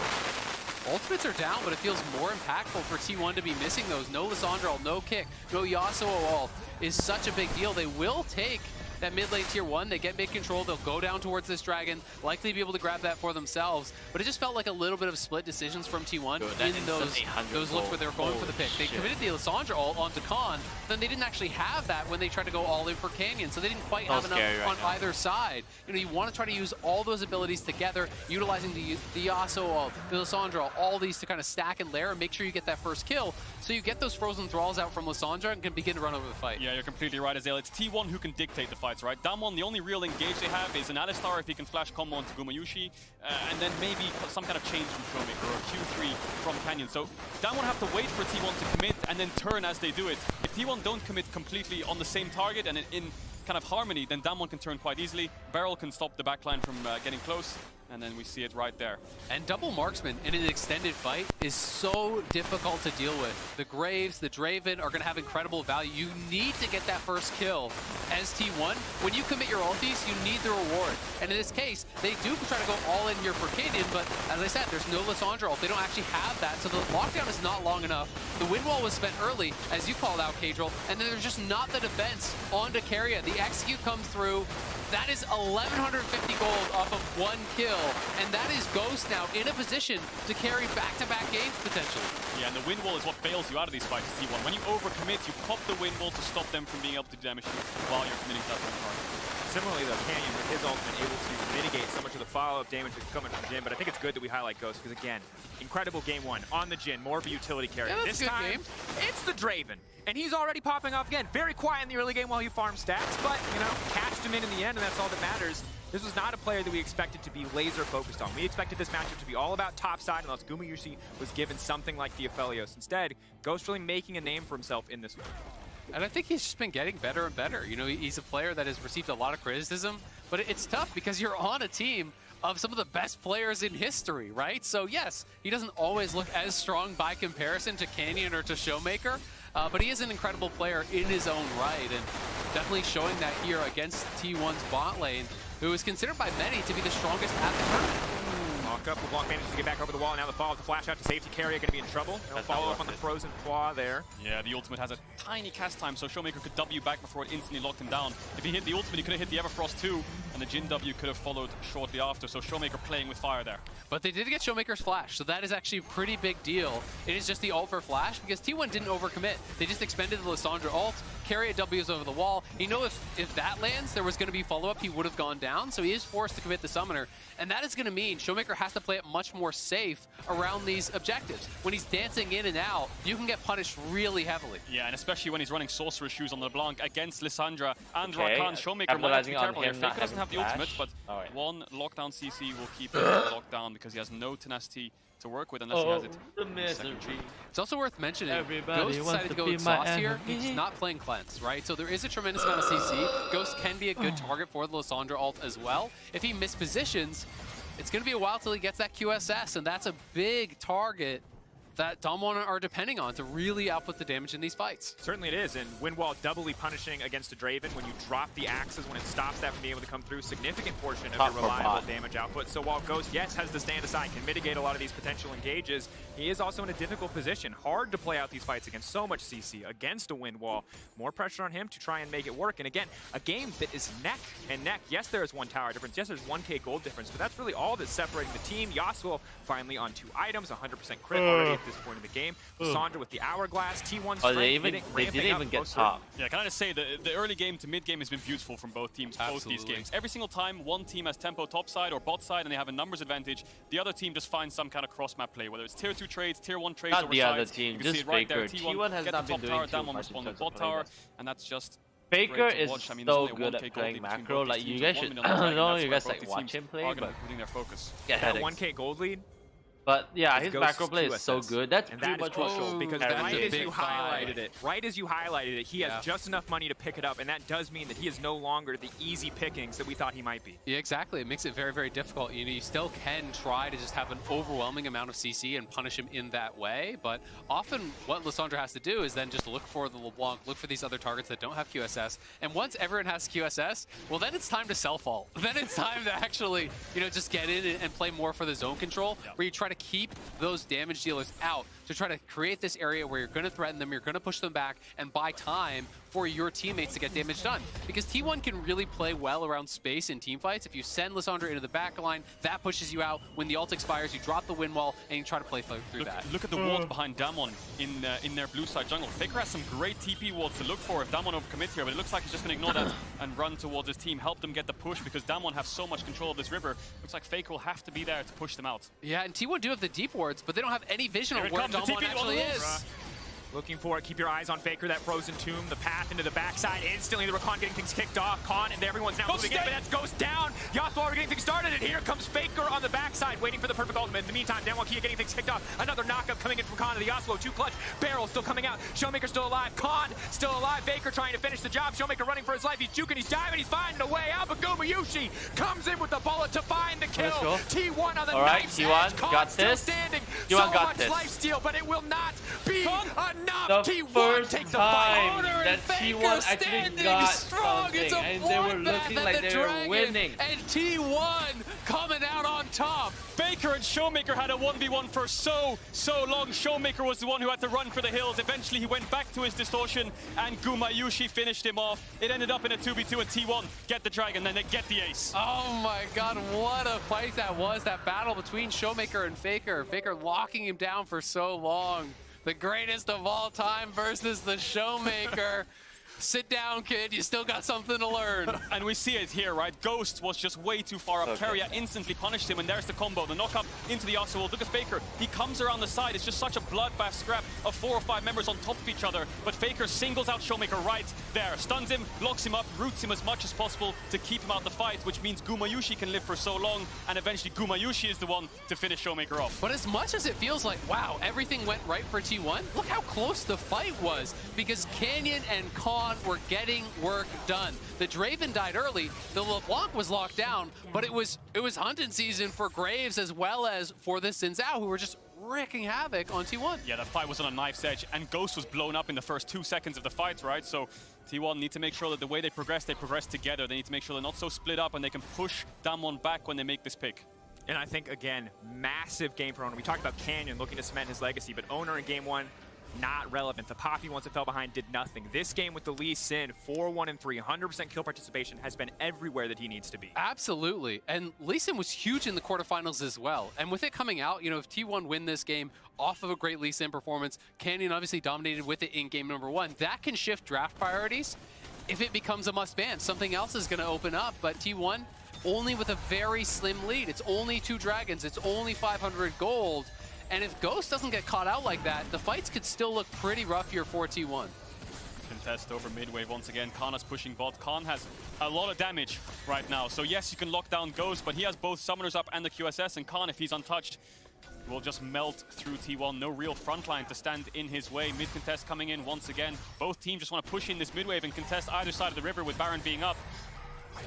Kia stepping forward, Khan getting very, very aggressive, but again, their composition outside of the Alistar really lacks immediate aggressive engage tools, which means Khan is just free on the side lane to keep pushing, to keep pressuring, as T1 might look to collapse if Damwon Kia do not move perfectly. T1 just playing this really, really well. This had been one of their weaknesses against Damwon in the past, was that they would often overpush, they would get caught inside, so they didn't play this push and pull game of split push well. But in this case, they're in the 4-1, Damwon is grouped as 5, so as Damwon move forward, T1 moves back. That buys time for Kana to push in that wave, to deny some of that goal to Damwon, and then as soon as they move over, Kana moves back, and now T1's 4 move into the river, getting that Baron vision, establishing control in this area, and this is just beautiful League of Legends. Absolutely, and this is the reason that so many people expected 5 games. It's not because of what we saw in the finals, it's because of what T1 has shown us in this tournament. The growth that they've been developing, and again, keep in mind, rookies on the stage. These are babies on the international stage. They lost game 1. So many players would have collapsed. Grandpa Faker there in the middle. Grandpa Faker there in the middle. 151 games. The Splinter to the Ninja Turtles, I think you said, Capel.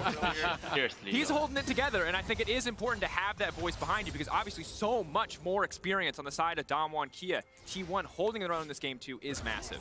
Yeah, the rookies of T1 can look to their left, look to their right, and they know that they have the greatest player of all time in the mid lane to rely on when it comes to these tense situations. But Damwon are just such a well-oiled machine that right now it's just even footing on both sides. Mid-wave contests, vision contests, both waiting for an objective to spawn. 1 minute 30 seconds on the next dragon. That'll put T1 on Ocean Salt Point, and Damwon don't actually have any vision control right now. It's very hard for them to push T1 backwards because of the amount of ultimates that T1 have. Faker's teleport up. Oh, Can always fish for another flank. The deep vision isn't really there. Khan sweeping it out now. Coming over the wall, starting the Baron. I think he's just after the ward at this point.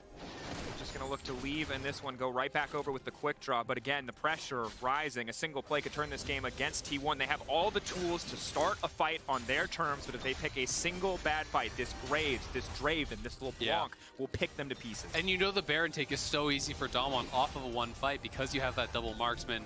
It will go down incredibly fast, but T1 just trying to get these side lanes pushed. I wonder if Kana has the Death Dance complete here. I'm assuming that's what he's going to go for, and he does have it. That's a very big buy against what is an overwhelmingly physical damage comp here from Damwon. But so much of these fights is really just down to execution for T1 because they don't have tankiness in their characters. They have tankiness from their mitigation, from their abilities, right? From the zone control created by the Lissandra, from the wind wall used by the Yasuo, from the CC that they put out. If you are not on point with those, you can get blown up instantaneously by this Damwon comp. Yeah, and Damwon aren't even going to opt into this dragon, it looks like. Unless Showmaker wants to push this top wave and TP down towards the dragon. Looks like Damwon just want to threaten the Nash. And the thing is, if T1 commit too many numbers to this dragon, Damwon can burst this down, just like you said, Azael. Double marksman does so much damage to a neutral objective. So T1 have to push Damwon out to this top side solo it before they look for it. And as you say, Kana walks towards there, has the TP. All T1 need to do now is just show themselves. Show themselves into Damwon's face and say, you cannot start this Nash, otherwise we will contest you. In the meantime, they are getting this Dragon Soul point. Grabbing their third Drake. They started it. I think Damwon started it. Damwon Kia can start this one up. Dragon already going down barrel.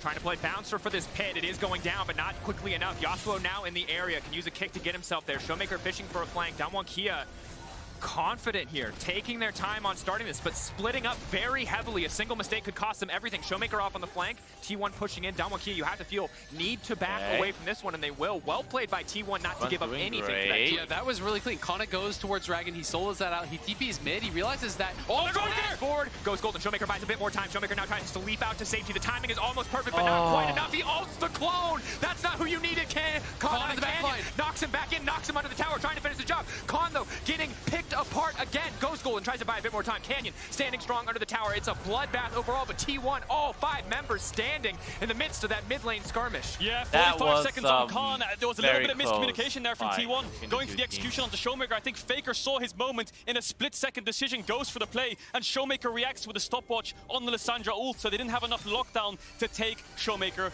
down. Faker doesn't have TP, so he's really low right now. T1 have absolutely no ultimates to work with other than Kana's, and Damwon have smite, so they're going to walk up and try and contest it. 25 seconds on Khan, and he has TP. Maybe T1 want to turn. Arrow, sidestep, Ghost still standing strong. Faker could be in trouble. Aftershock is proc, but goOOOO off on the backside with a 4-shot waiting. Will not give up too easily. T1 now forced away from the Baron as well. Back and forth it goes. T1, 2K lead, but a tense battle overall. Showmaker fishing, trying to take down Keria, buying more time. They do counter Baron. Resets. Counter Baron after counter Baron, but who will take it in the end?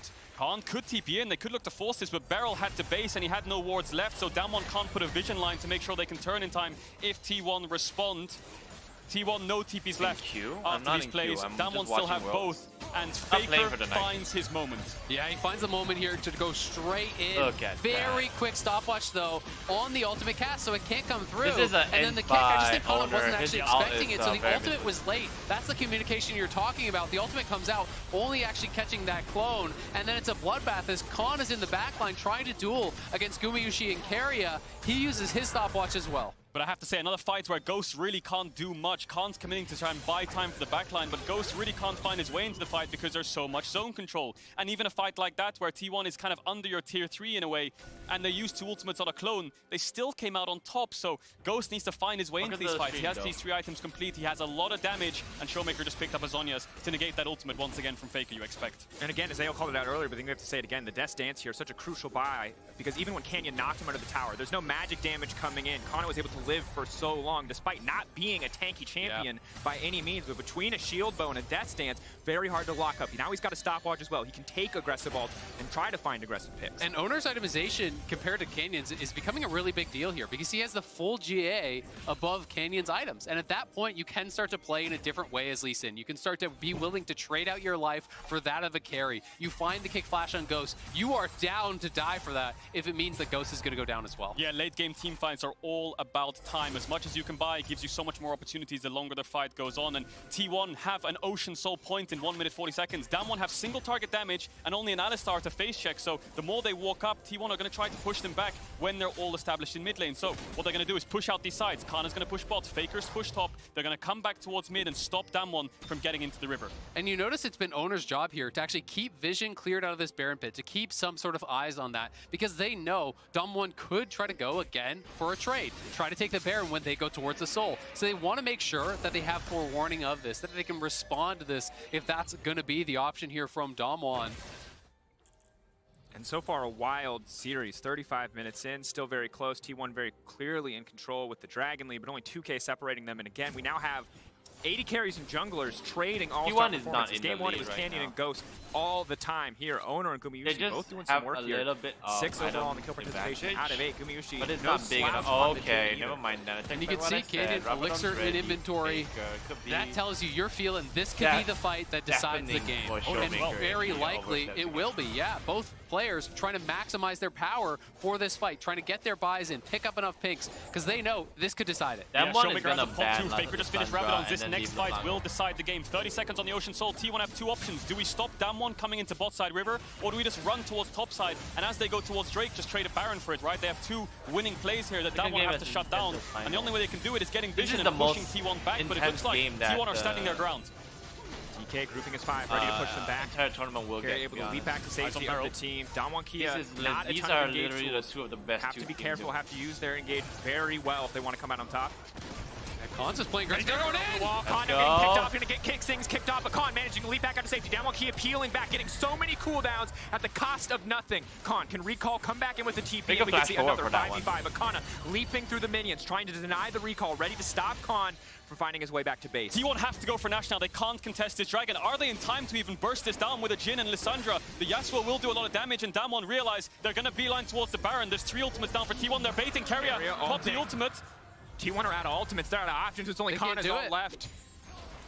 They wanted to try to look for the turn. They didn't actually decide to commit to it, so Damwon do come out on top. They do spend the flashes, they do spend the ultis, but they walk away with the Dragon here, and now they are onto the Baron here. They're trying to force T1 into this difficult position. Yeah, goOOOO and Keria just base as well, and Damwon have so much damage to this Baron. It looks like they can get this if they want to. Faker has the ultimate up. Kana's going to TP top.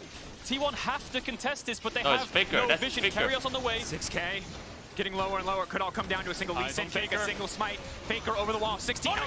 Oh no, let's go! Faker up to the backside. Keep your eyes on that one. They find the reset. That's going to be 1. Frozen Thralls now coming out. Damwon Kia getting routed in the river, but Canyon still standing strong for a moment. No. Let's go! Triple for goOOOO. Follow-up kill. A smite steal from Owner. The rookies on T1 are making their mark at Worlds. Showmaker wants to make a play, but holy shit! Dude, goOOOO just this is T1's time. Showmaker. The 18-year-old jungler steals the Baron from Canyon alongside Faker to clean up Damwon. 5 kills to none, and T1 are going to take game 2. What a way to end it. The confidence from the rookies here. Owner, young players like him being able to get in there, steal the Baron to bring out this Yasuo comp here for T1 for Kana as well. An incredible punch back here from T1. We're all tied up. And if you cast your mind back to the T1 Gen G series in playoffs, Gen G were the ones who took game 1, and then T1 were the ones who came back in the next 3 games to make it a 3-1. Game 1's not their comfort zone. It looks like game 2 and game 3 is when they start to feel it. T1 certainly ramping it up, and Lee Sin went from a pick you can't give to a Canyon to a pick you can't give to either jungler. At the end of the day, the coordination from T1, again, rookie lineup, so incredible. These are guys who hadn't even decided on their starting 5 until we got into Worlds. I don't think 3-0 It's an incredible feat. It's absolutely I am amazing, and I just think 100% that the for draft now. I coming am to at Game 3 is going to be 100% so prediction interesting. It feels like with the Oh, rising in for priority this- of Lee for Sin, this series. that could change things So up. I That got could open up some other Damwon picks and potentially. T1. I The got Yasuo Rocket, is a wrinkle we and didn't I got expect. two. For Leona's now, value that's almost the feels best like it has gone down So what because I'm of the showing of the predicting Maokai. is It seemed like a Golden, good answer. So there's a and they'll lot of lose things in for these four, guys to consider in and this come next back about on the 20 minutes that they have. But Oh yeah, I I expect hope Damwon to that go they back just towards the keep blue young side and players. maybe look to prioritize something like the TF the Lee Sin That again. is the best way. T1's probably going to look to that deny this that from them. entire series- But man, this series is going to be it's going to be something. Banger series, no doubt. But speaking of banger series, Arcane Riot's first animated series is coming to Netflix November 6th, set in the utopian region of Piltover in the oppressed underground of Zon. Oppressed, not impressed. The story follows the origins of two iconic league champions and the power that will tear them apart. Let's get a sneak peek as we head to that commercial break.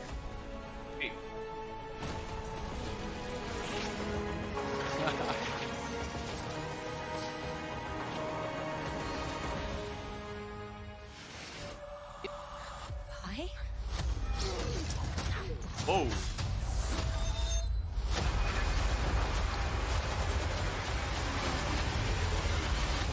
Tomorrow?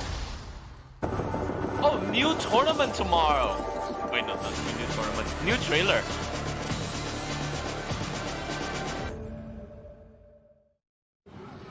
Just saying, you should display the link to the stream in your description. I don't. It's not necessary.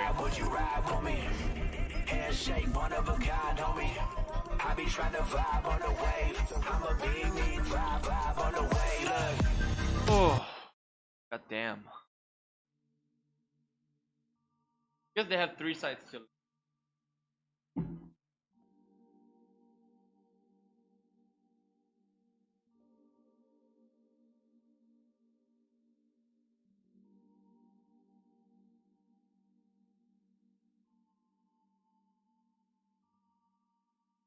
Fuck, dude. Oh, T1 got given to him. So happy. Tired as you, but I can't wait. I really wish that T1 can get the next 2 games straight up. They have game 2. Damwon's mental might not be as good anymore. I don't know how sure you can follow that claim through, but I think it's good. I think we're looking very good now.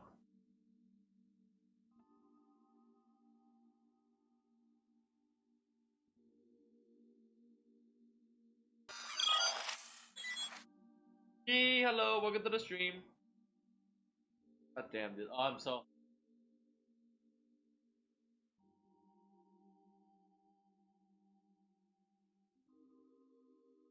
Imagine Dragon Pro final.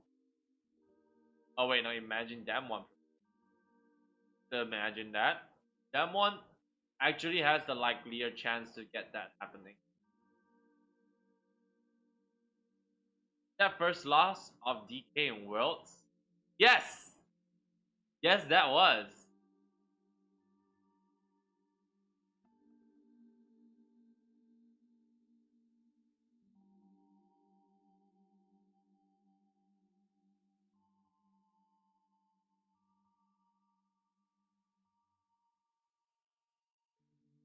God damn.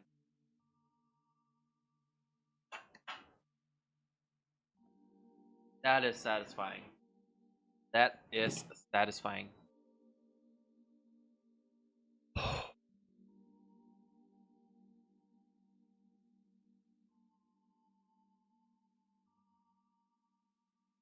Alright, what do we want to do now?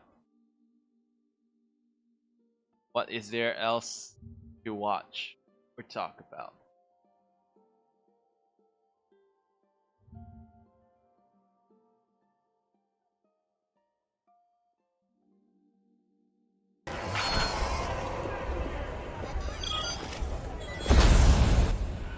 It's the truth that one of them can get.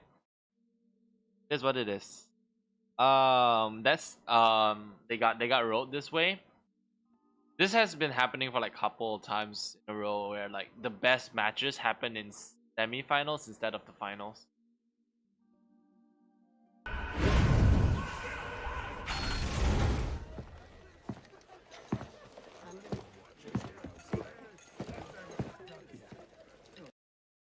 KID. I'm actually curious of who KID is. Because like his rapping part is so damn good.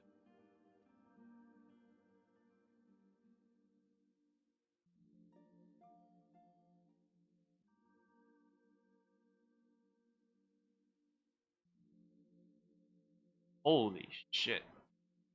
Imagine Dragons video has 2.5 and League of Legends has 3.6. It's equally as good right now. I'm looking at like I wonder.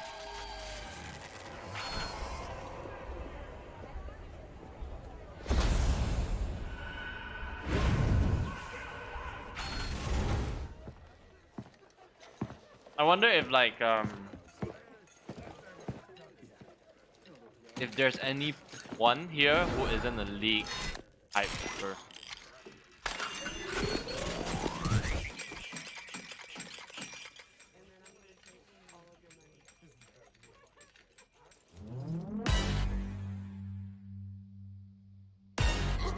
I think more like I think all of them are from league. The league community.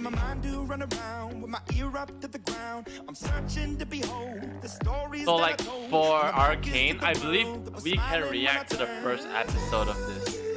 So make sure you check that out. We'll talk about like when that's gonna be though.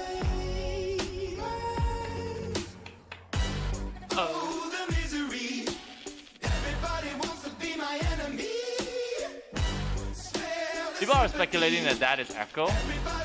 I think it's too obvious. I'm not too sure I can accept it in this game.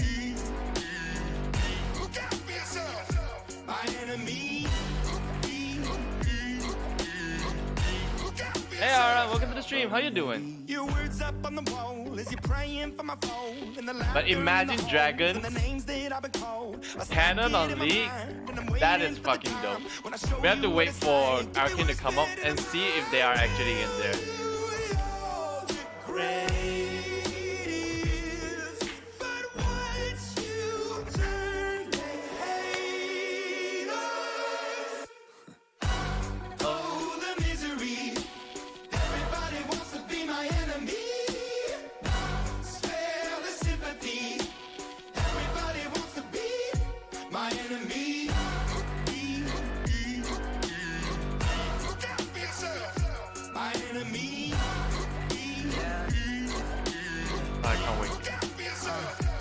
There's gonna be a new trailer. This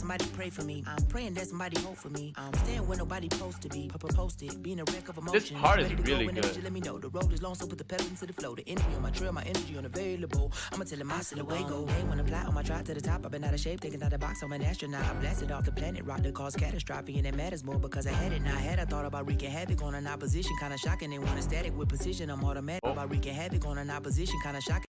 And they want a static with precision. I'm automatic. Quarterback, I ain't talking second. Pack it up on panic. Batter up. Who the baddest? It don't matter because we is just. Hold on, I need to go back to that. Blasted off the planet. Rock that cause catastrophe. And it matters more because I had it. That's so hot. I love Jinx design in Arcane. I thought about wreaking havoc on an opposition, kind of shocking. They want a static with precision. I love the part, like I love the chest, like what she wears. Batter up, who the baddest? It don't matter because we is just. Everybody wants to be my enemy. Spare the sympathy. Everybody wants to be my enemy. Oh, the misery. Everybody wants to be my enemy. Spare the sympathy.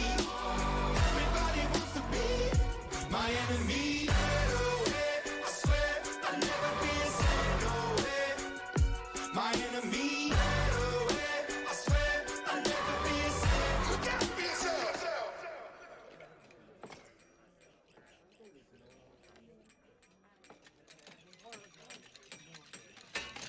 And at that point, it's gonna explode.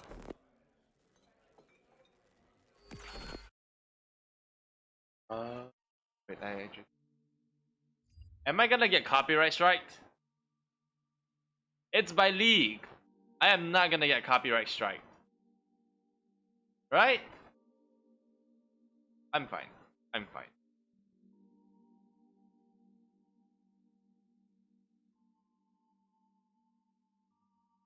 North Korea's actual plan to destroy the USA.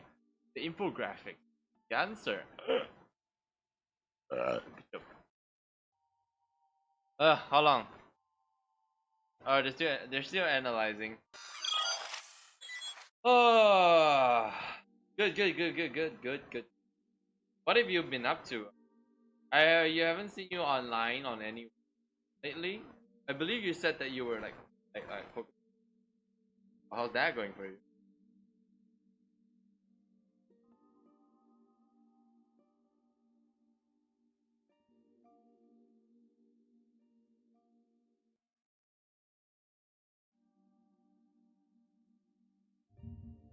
Out for yourself.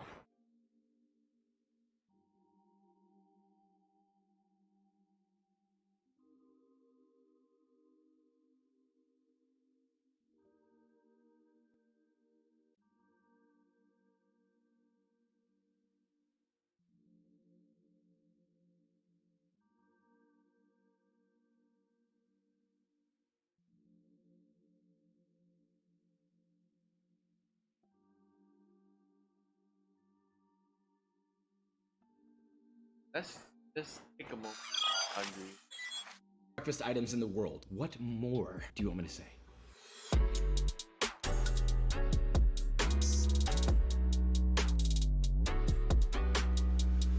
That's sour. Bacon and egg. Oh no, that's fish muffin. Okay, so let's talk frittatas. Now, I don't think we make enough of them. People aren't talking about them enough, but I do know that frittatas should be a higher topic of conversation. They're special. You can do so many things with them. You can add anything in them as long as you cook the ingredients that are in there. If they have water in them, you gotta cook that out first. But it makes cooking breakfast or brunch for a crowd easy. It's something that you can serve at room temp. You could even have it for lunch if you're like that. Dinner, why not? Awesome! Now, with all that said, let's make this, shall we? Right, a frittata. Oftentimes overcomplicated is one of the easiest ways to serve breakfast or brunch to a crowd, or really any meal for that matter. I have 3 versions here. A basic frittata, something a little fancier with merguez and garlic chantilly. Yeah, you like that fancy little word? And last, though not traditional, a bacon frittata and cheese sando. Let's begin with Mr. Simplistic. First, find yourself 1 large red bell pepper, pop that directly onto an Bell peppers aren't that good. They just have a great crunch. You know what? open Let's flame of a just go through stovetop and char all sides Let's of your just pepper continue until getting completely what? You want this at max heat. And of course, the addition of a blowtorch always helps with honestly most scenarios. If you have an electric stove, then I would recommend getting a blowtorch and, you know, going to town. Once every square inch of that thang is charred, pop it into a bowl, cover with plastic wrap or foil and let it steam for 5 minutes. Take it out of the bowl, wipe off all the char with a paper towel and chop it into 1-inch chunks. Now, in a 10-inch skillet with an oven-safe handle. I repeat, oven-safe. But what happens if it's not safe? Well, I'm not very good at math, but I can tell you that the rate of heat added to the non-oven safe handle equals a deep sorrow that burns far into the recess of your wallet. To that pan, add 2 tablespoons of olive oil, heat that over medium heat until hot. Add in 1 sweet onion that's been nicely julienned, season that to taste with salt. Oh, and you have saute to that throw for the 2 minutes or entire until it begins to pan soften. into the Then add oven. your roasted pepper and continue damn. to saute for 3 more minutes or I'm until always it starts curious, to like, pick up how some do you color. actually In a do bowl, add in 9 large eggs, beat them things hard till you incorporate some air and the mixture is homogeneous, then beat in 1 teaspoon or 5 grams of kosher salt, a 1/4 cup or 60 milliliters of heavy cream, and a 1/4 cup plus 2 tablespoons or 90 milliliters of whole milk. Whisk together until combined and add that to your pan. From there, add in about 1 cup or 70 grams of grated cheddar and a 1/4 cup or 55 grams of crumbled feta. Gently stir that mixture just until the eggs begin to pull from the pan and immediately pop that thang in an oven preheated to 350 Fahrenheit, ideally on convection if you've got it, for 15 to 18 minutes or until a beautifully puffed and cooked frittata emerges. You know, just a slight amount of color on top is nice. I want to Let that make cool this. for 1 minute, then invert onto a plate, add some additional grated cheese of choice, maybe some black pepper and a little touch of olive oil, and that is your lovely simple frittata.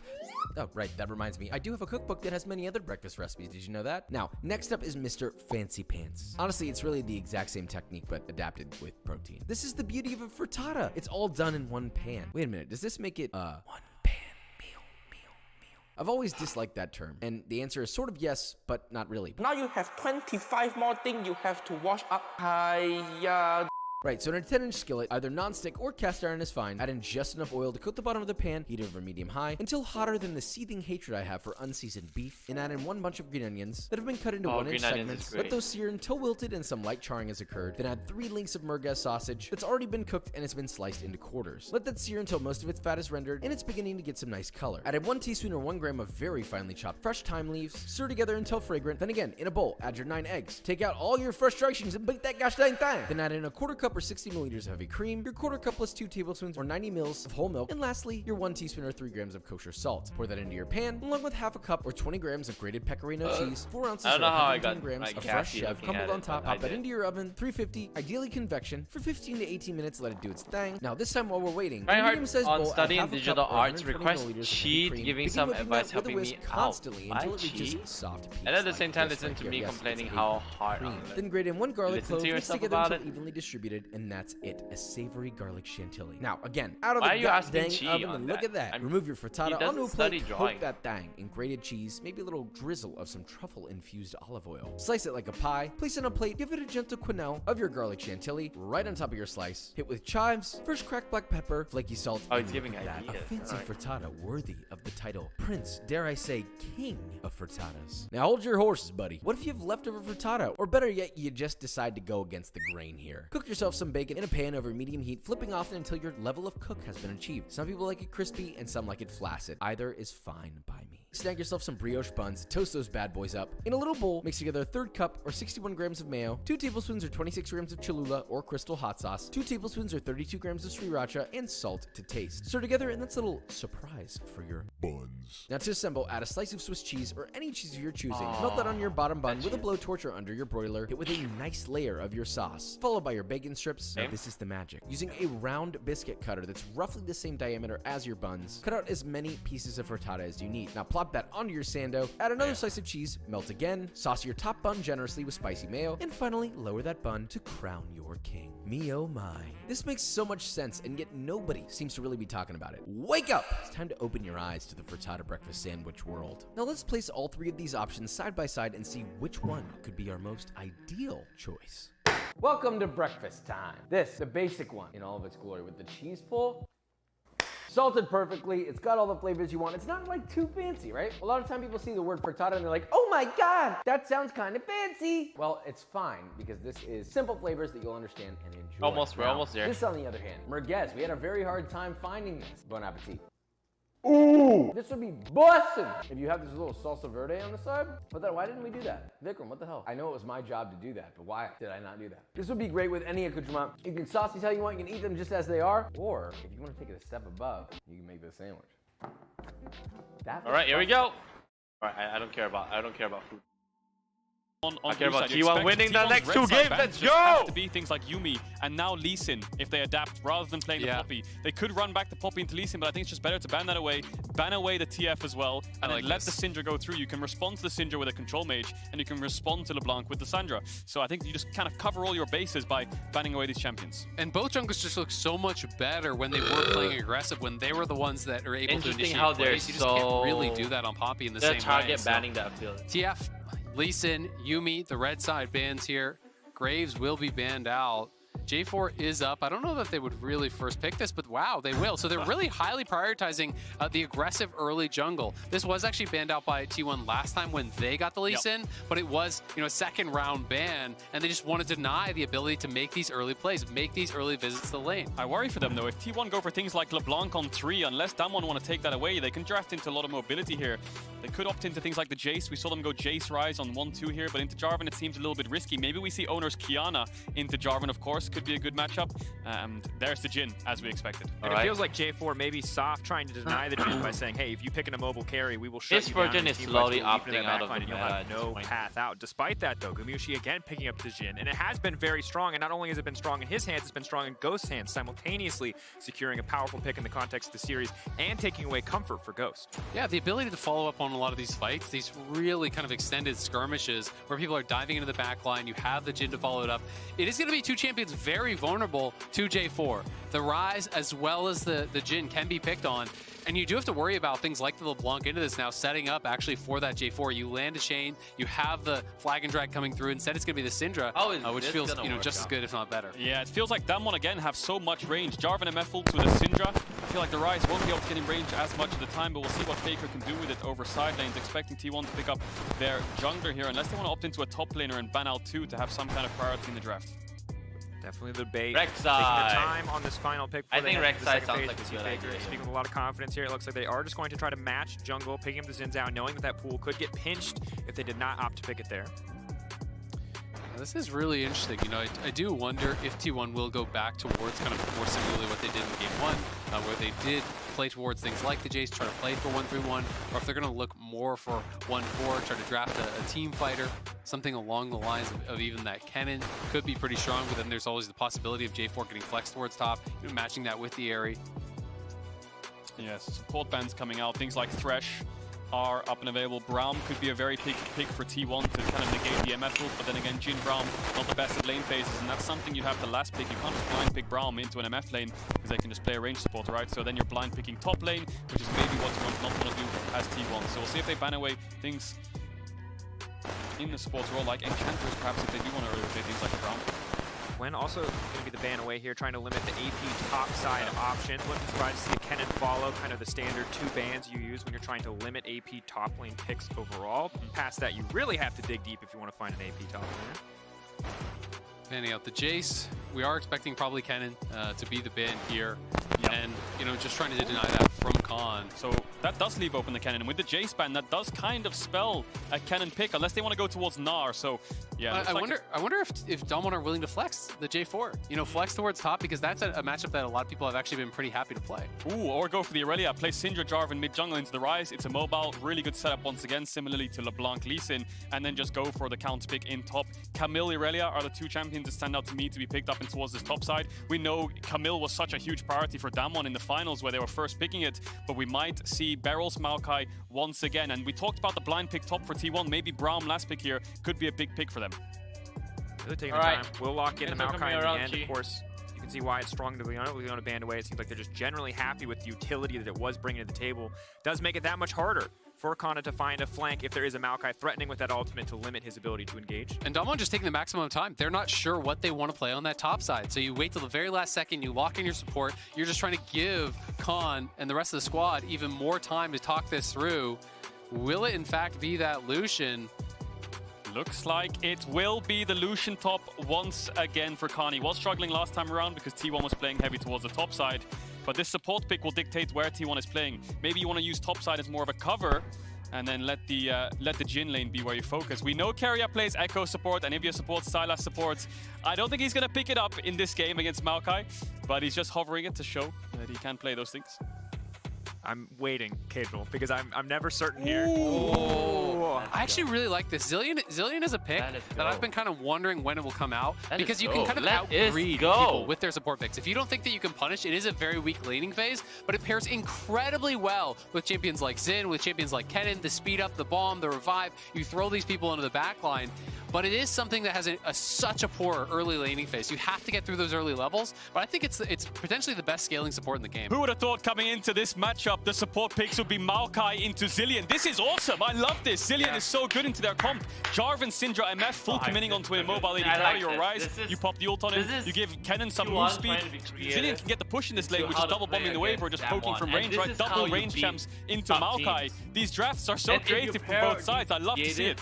Incredibly exciting, honestly, drafting into Game 3. My only concern is Zillion, if he doesn't get punished. Kennen, we've seen, even if you put him down, everyone builds full AP. Chances of you winning is getting higher and higher. And always it'll be Zillion is the Zanyas. Zillion is the Zanyas. That's all you need. And at the end of the day, if you don't have an exhaust ready for that, Kennen has been such a tournament-defining pick. I actually feel like there's a tremendous amount of pressure on Dom1 to get something done early in this game. I do think that you have to play with an advantage against this kind of a comp. I think that T1's composition is going to be really hard to beat in the later stages of the game with his support Zillion if he is not punished early. And Jhin Zillion, so much move speed for that Jhin. He is going to be a rocket ship when he has his first shot with the fleet footwork and things like this. So something that one have to be careful for, but their composition, just like you said, is so strong in the early game, right? Lucian, Jarvan, Syndra, they can push in mid, they can set up Predator again. Predator for Showmaker in the lane phase, so they're going to go towards top side, and we might get a 5v5 on top as much as possible because Faker will have to play safe against Syndra Jarvan. And earlier when he was asked by Horizon in an interview what exactly happened with the Predator, he said, I just liked it. He said it like looked at him, they had like an eye-to-eye moment, they said we're meant for each other. Oh my god. That's going to be a 5v5 level 1 if one.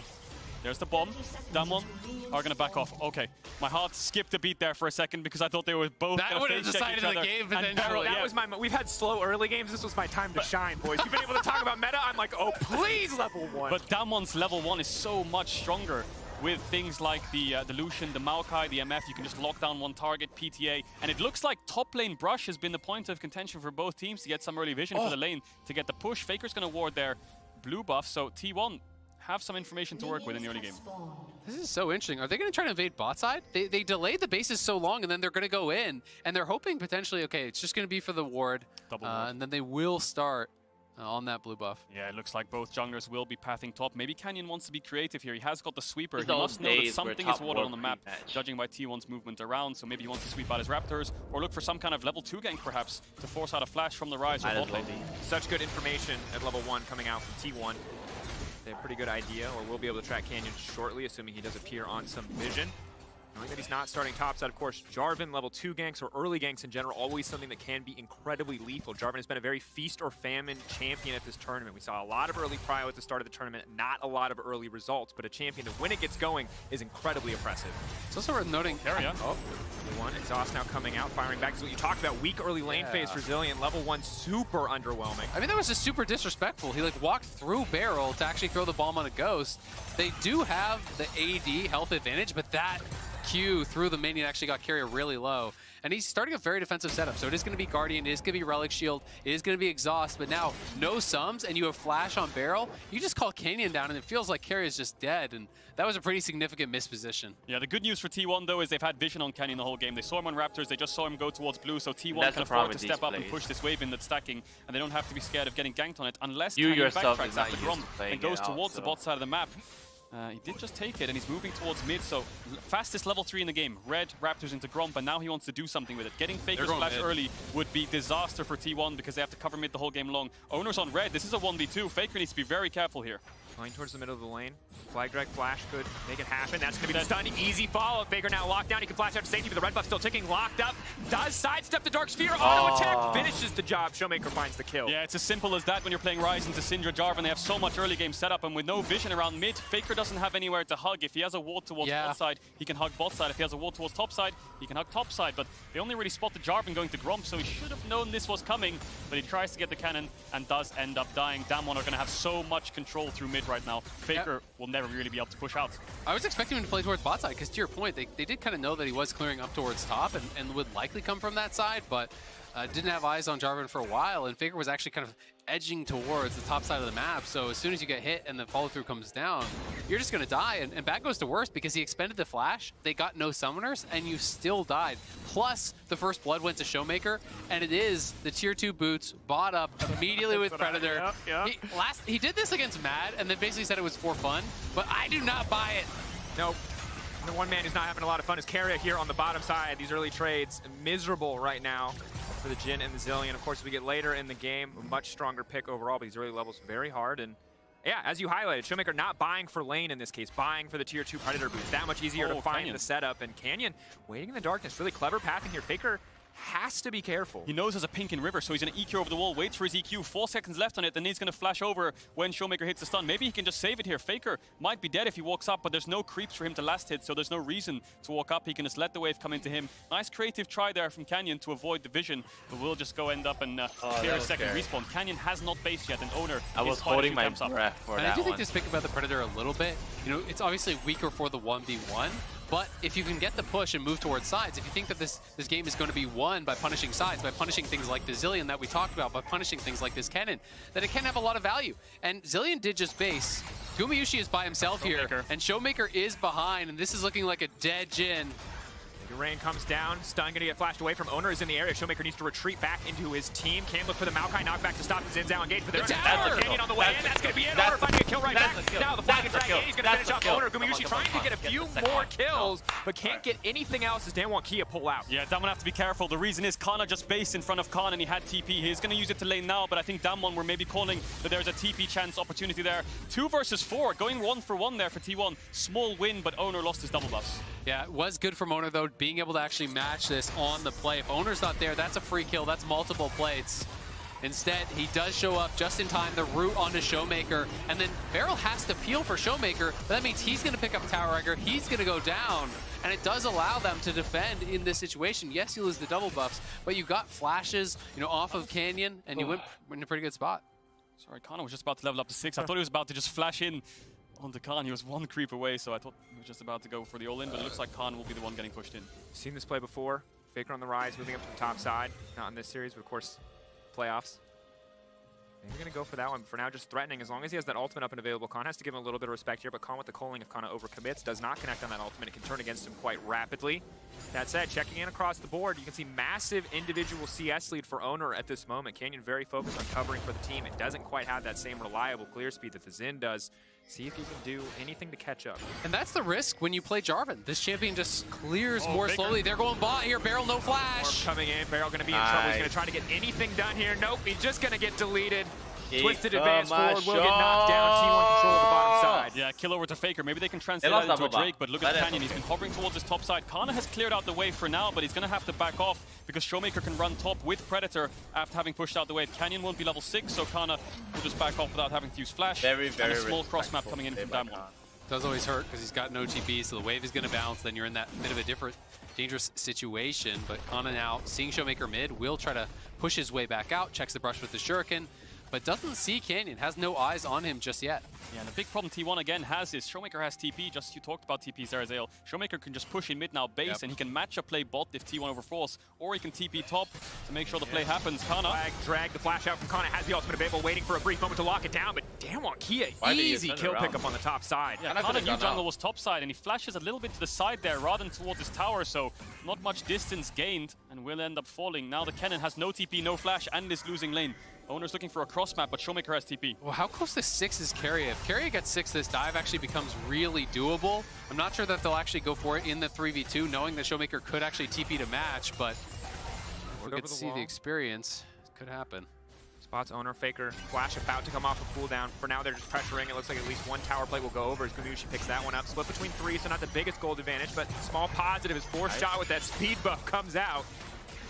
And it is worth noting that it's actually Carrier going for the tier 2nd here. You know, when you're not going to play Spell Thieves on the Zillion, you do need that mana regen. It is such a mana-hungry champion. Oftentimes you can just sit on the tier, though, and then go into your support item. You don't need to actually complete that by any means, but things are going to get problematic on this top side because Canyon already got the kill, they got the flash off of Kana, and now they're going to take Herald and look to try to blow that open. Yeah, T1 have been sieging this bot tier 1 for at least a minute and a half now, but they can't commit because Showmaker has TP, so Damwon just cross-map and get themselves a Herald. We talked about Damwon having to win the early game. They've got 3 kills on the top side of the map, one of them on Lucian, one of them on the Syndra. Early boots for Showmaker to move around the map, TP advantage, and now they've got the Herald too, so I feel like their early game towards the top side is working out pretty perfectly here. And T1 haven't really found much response on the bot side of the map. Faker holding pressure in mid lane for now. Predator pop by Showmaker. Looks like just to get a little bit extra movement speed in some of those trades. So Carrier is now 6, and it looks like their response is just going to be to try to take this dragon, but it will put Kana in a very heavily losing situation because he doesn't know, where J4 is. They haven't seen Canyon in a long time. Owner hovering here around mid, but Faker looks to be the target once more. Faker, sidestep on the stun is big. It wasn't even a sidestep, it was Crucially, just Showmaker Owner does missing. have a massive individual CS lead. He had not recalled yet, so didn't actually have an advantage in terms of itemization if that had come down to the 2v2. And looks like they're just going to hand off blue buff and wait for their opportunity with Herald, as Khan now has the top pressure. We saw about 2 or 3 minutes ago, Kana was the one who was able to zone away Khan, but now without flash, it's really hard to kind of force the Lucian back or threaten any kind of all-in when you're behind like this. And Barrel moving towards the top side. Looks like Damwon might want to just take the Grump there for Canyon and look to Herald this. Carrier's there to respond, and Faker has TP up soon after he bases now. And you have to remember, if you're going for one of these aggressive plays, Carrier has the ultimate available now, which is going to be so critical to counteract some of these upfront burst cooldowns, things like the Syndra ultimate. Yeah, both teams are just reading each other's plays so perfectly, all their cross-mapping. So really good decisions coming out from both these teams. If Carrier didn't move towards the top side here, Damwon would have cracked open that tier 1, but because they see them there, looks like they're going to go towards mid and try to catch T1 as they rotate down towards the mid lane. Canyon getting some vision for the team. Waiting over the wall. Faker returning to lane now. Massive wave here. He's going to miss at least a few CS. Maybe just the cannon. It's 1. Even then, he'll be there in time. Damwon Kia not really feeling confident enough to go for the dive, but on the top side they are. For T1, Owner stepping forward. Wind becomes lightning will be big here. Good sidestep from Khan, though, stopping that play in its tracks. A decent amount of time committed for T1 on the top side means Damwon Kia gets primary access, or priority access, rather, to this Drake. T1 make plays towards the top side, but Damwon can respond towards the bot side. So it feels like every play T1 are making, Damwon are just getting more, right? They threaten something bot, Damwon get a kill, and they get a Herald. Now they're threatening something top, and they just got a Dragon for free, so no neutrals for T1 in this early game. and they're slowly slipping behind in the gold lead. They need to find something soon, but like you said, Azale, their scaling is pretty comfortable. I mean, I think if you're looking at the bot lane and you knew you could get to this point with the Zillion, you're up a little bit of farm there on Gumayushi, you would be very, very happy. And Owner, he has been getting stuff done because he has been pathing very efficiently, farming more heavily. Canyon has been kind of ghosting his lanes and trying to find these plays. And if they could get a kill here on Khan, that would do a lot to get Kana back in this. And it looks like they're moving topside potentially with the Realm Orb. Yeah, Kana fake base there, I think, and just hit in the bush, so Khan thought he could push out. And they tried to set up a trap, but Khan respects it very well and will back off. He has a Gale Force already, so a lot of the mobility on this Lucian, and he will win out on this 1v1 very, very hard the later the game goes, especially right now. He might face check Owner. Oh, has to dash away, looking for those last few autos to find the knockup. When becomes lightning will not connect, just a decent amount of damage down onto Khan, trying to support Kana and pushing out this lane. A lot of time spent there. Faker not quite sidestepping on that one. It's going to get locked up. The chain CC is just too much. This man cannot push a single button, but it might not matter because Keria is bringing him back to life. And now T1 are looking for the turn. This is the power of the Zillion. Owner's on the way in. Connor ready to come over the wall. But no, the cannon not going to commit quite yet. Waiting. Biding his time. Now the ulti comes out, but is it too late? Predator coming in for Showmaker. They're going to finish one kill, and now Khan is coming in looking for cleanup. Both sides backing away. At the end of the day, just Khan dropping. Ulti connecting. Khan, can he sidestep? Last shot should connect. Owner going to finish the kill. Kill, though. Nicely done, and Khan coming in on the TP did turn that for Damwon, but you see the power of the Zillion there. The ult used, then the exhaust used after the ult onto Showmaker, really hampering Showmaker's ability to actually burst down Faker, and it does save Faker. They get a kill back, but still Damwon are trading back and forth, and they're going to drop the Herald here now with T1 on a reset. We'll see how quickly they can actually get out to mid to try to defend this play. Yeah, it feels like every play is kind of going in Damwon's favor, whether it's a cross map or a match. T1, yes, you get a 1-for-1, but the Herald's going to come down. And look at this cannon. Faker is ulting on them. Canyon ready to go in. Excellent use of the stair now. Come in. Gubushi running for his life. He's ticking his burning. Not quite enough. He's healing up just in time. Fleet footwork taking him out to safety. Faker sped up as well. They will walk away, but more plays going down in favor of Damwon Kia and so many blinking health bars. Man, Showmaker, the Everfrost there was so big. As Faker and Gumayushi arrive, they're both lined up. They get double Everfrost rooted. The flag and drag through 2 from Canyon, and that means not only do they get sums, they get the tower. Yeah, they thought they could make a pick onto Showmaker because he has no flash, and without the Syndra ult and the Jarvan ult, maybe Faker thought they don't have enough damage to burst us down, and we can get a kill here for free for Damwon overextending. But in the end, Damwon will get the tower. Gumayushi has no summoners. Walking forward. We'll just trade ult for ult there. He's got Zillion. He's got Zillion. That'll save him, but what will save Kana in this top lane? 20 CS down. Does level up to level 9 though, but no mythic completed. This Lucian is just going to get stronger and stronger. I mean, for Kana, you got to hope for 5v5, right? You're not going to be winning that 1v1 at all this game until you get to maybe really late stages, if he face checks you or something. We've seen those kind of plays happen, but generally it's about the 5v5 here for T1. But at this point, Damwon are extending a pretty significant gold lead. This is what's feeling like the first significant one of the game. It's closing in on that 2K margin. They do have the first dragon for themselves. Wasn't a super early Drake, so we're not obviously worried about Soul at this point, but I do think T1 are going to be wanting to start fighting around these objectives. Yeah, that's completely right, and that's exactly what happened in game 1. Damwon had an early gold lead, they got the first dragon, they set up around the second dragon, and T1 was forced to contest around the second and third dragon. That's where Damwon escalated the gold lead and snowballed the game towards Barons and closing it out. So T1 have to be very careful. If Damwon have set up, very dangerous to face check the Maokai and the Syndra. They'll have so much vision control with the saplings. You can see again why they've gone for the Maokai even outside of the contract for Leona. There is so much of that vision control that you highlighted. Damwon Kia now setting up for the Herald. T1, a lot of members in the area. Kana coming down does have ulti available, but have to see if T1 really want to contest for this. This is a high-risk scenario. You get a lot of value out of that cannon ult. It's an easy fight, but a lot of potential burst damage that could come through. Keria's ulti not quite off cooldown yet. Kana has the blast cone, so he can go into the pit and he won't be spotted, so he can hide around the wall here. Damwon won't spot him just yet, so if Damwon overcommit, they know there's a cannon. They will spot him out now, and now the Herald's reset at T1 are stacked up.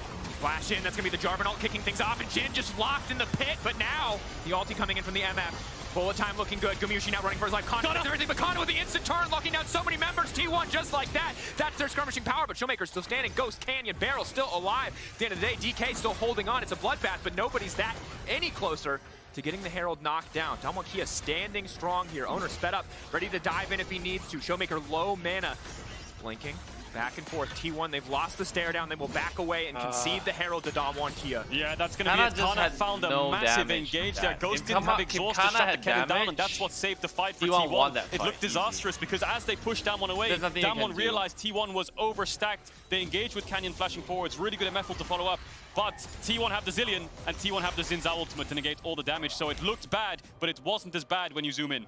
But it is a nice punish because goOOOO, they knew he had no flash because of that Realm War play mid lane. So they go in immediately for him. Maokai ultimate, J4 ultimate, MF ultimate, all coming over top. Makes it very difficult for T1 to turn. And then in comes Kana once that expires. Yeah, Showmaker just melts straight through Kana and T1. The only real way they can contest this is if Owner hits a W, Wind becomes Lightning, and then he can dash in and maybe find a single target, because that's what T1's comp does when the cannon dies.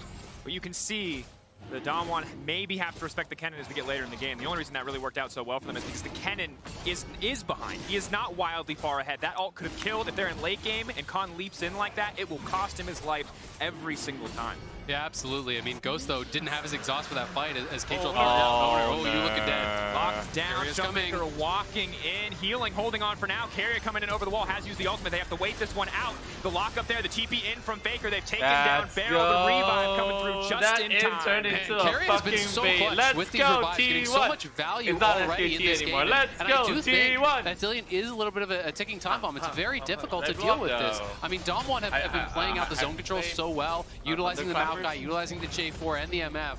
But the longer the game goes, the shorter those cooldowns get for Zillion, and the tougher it is to actually punch through. What is it with tense T1 series and support picks? MF Zyra, now things like Zillion and Maokai coming through, saving the day, and T1 adapting so well with the pick. We'll see if they can net them this win here, because Damwon still has control. Canyon has no flash, Owner doesn't either. Forced to EQ out to safety, looking for the collapse. Can't afford to overextend here, but all of T1 ready to collapse. Jim with the ultimate coming in as well. And like, T1, I literally got they can get started. They can scale up in these fights. The cannon so powerful. They see a similar situation in the last game where it comes down to a very tense Baron taking a single AoE ult, really deciding the game. It feels like Zillion's just slowing the pace of the game down. It's just slowing down the kills for Damwon to snowball the game. It's almost like the ship is slowly sinking, but you're just patching the holes with the Zillion ult. So T1, yes, you're stopping these kills from happening, and you're kind of trading 1 for 1, but you're going down in the trades. The only good news for them is their scaling is good. The problem is Damwon have 2 dragons, Cloud Soul once again, similar to game 1, and they still have control of the map. I also really like the build adaptation here from Barrel. The first time he actually played, as we'll see if Faker can get away, everyone going towards tops. The first time he played this, he went Deadman's as his first item. This time it is actually going to be more about the poke. It's going to be more about utilizing space and staying away from T1, keeping them at arm's length. So instead, he swaps up the item build here. I think it's really, really intelligent. Oh yeah, definitely. And you just look at the map state, similar to every single game so far. Cross maps coming in, instant response from both teams. Beautiful League of Legends coming out, trades-offs of the tier 1 once again. And both these teams have just been reading the map so well, whether to match plays or to cross map and trade. T1 have to push in mid though, so they kind of have 2 lanes to play on, and they can start hitting this mid tier 1. But Khan has TP, and so does Showmaker, who's basing right now. And again, I think the Zillion can't be highlighted enough. goOOOO playing so far forward. Damwon Kia, lots of members in that area. Maybe felt like they could go for a pick, but Carry is waiting right over the wall, hovering between mid and bot, ready to come in with that ultimate and deny that kill from coming through. This is such a nuisance for Dom1 to deal with.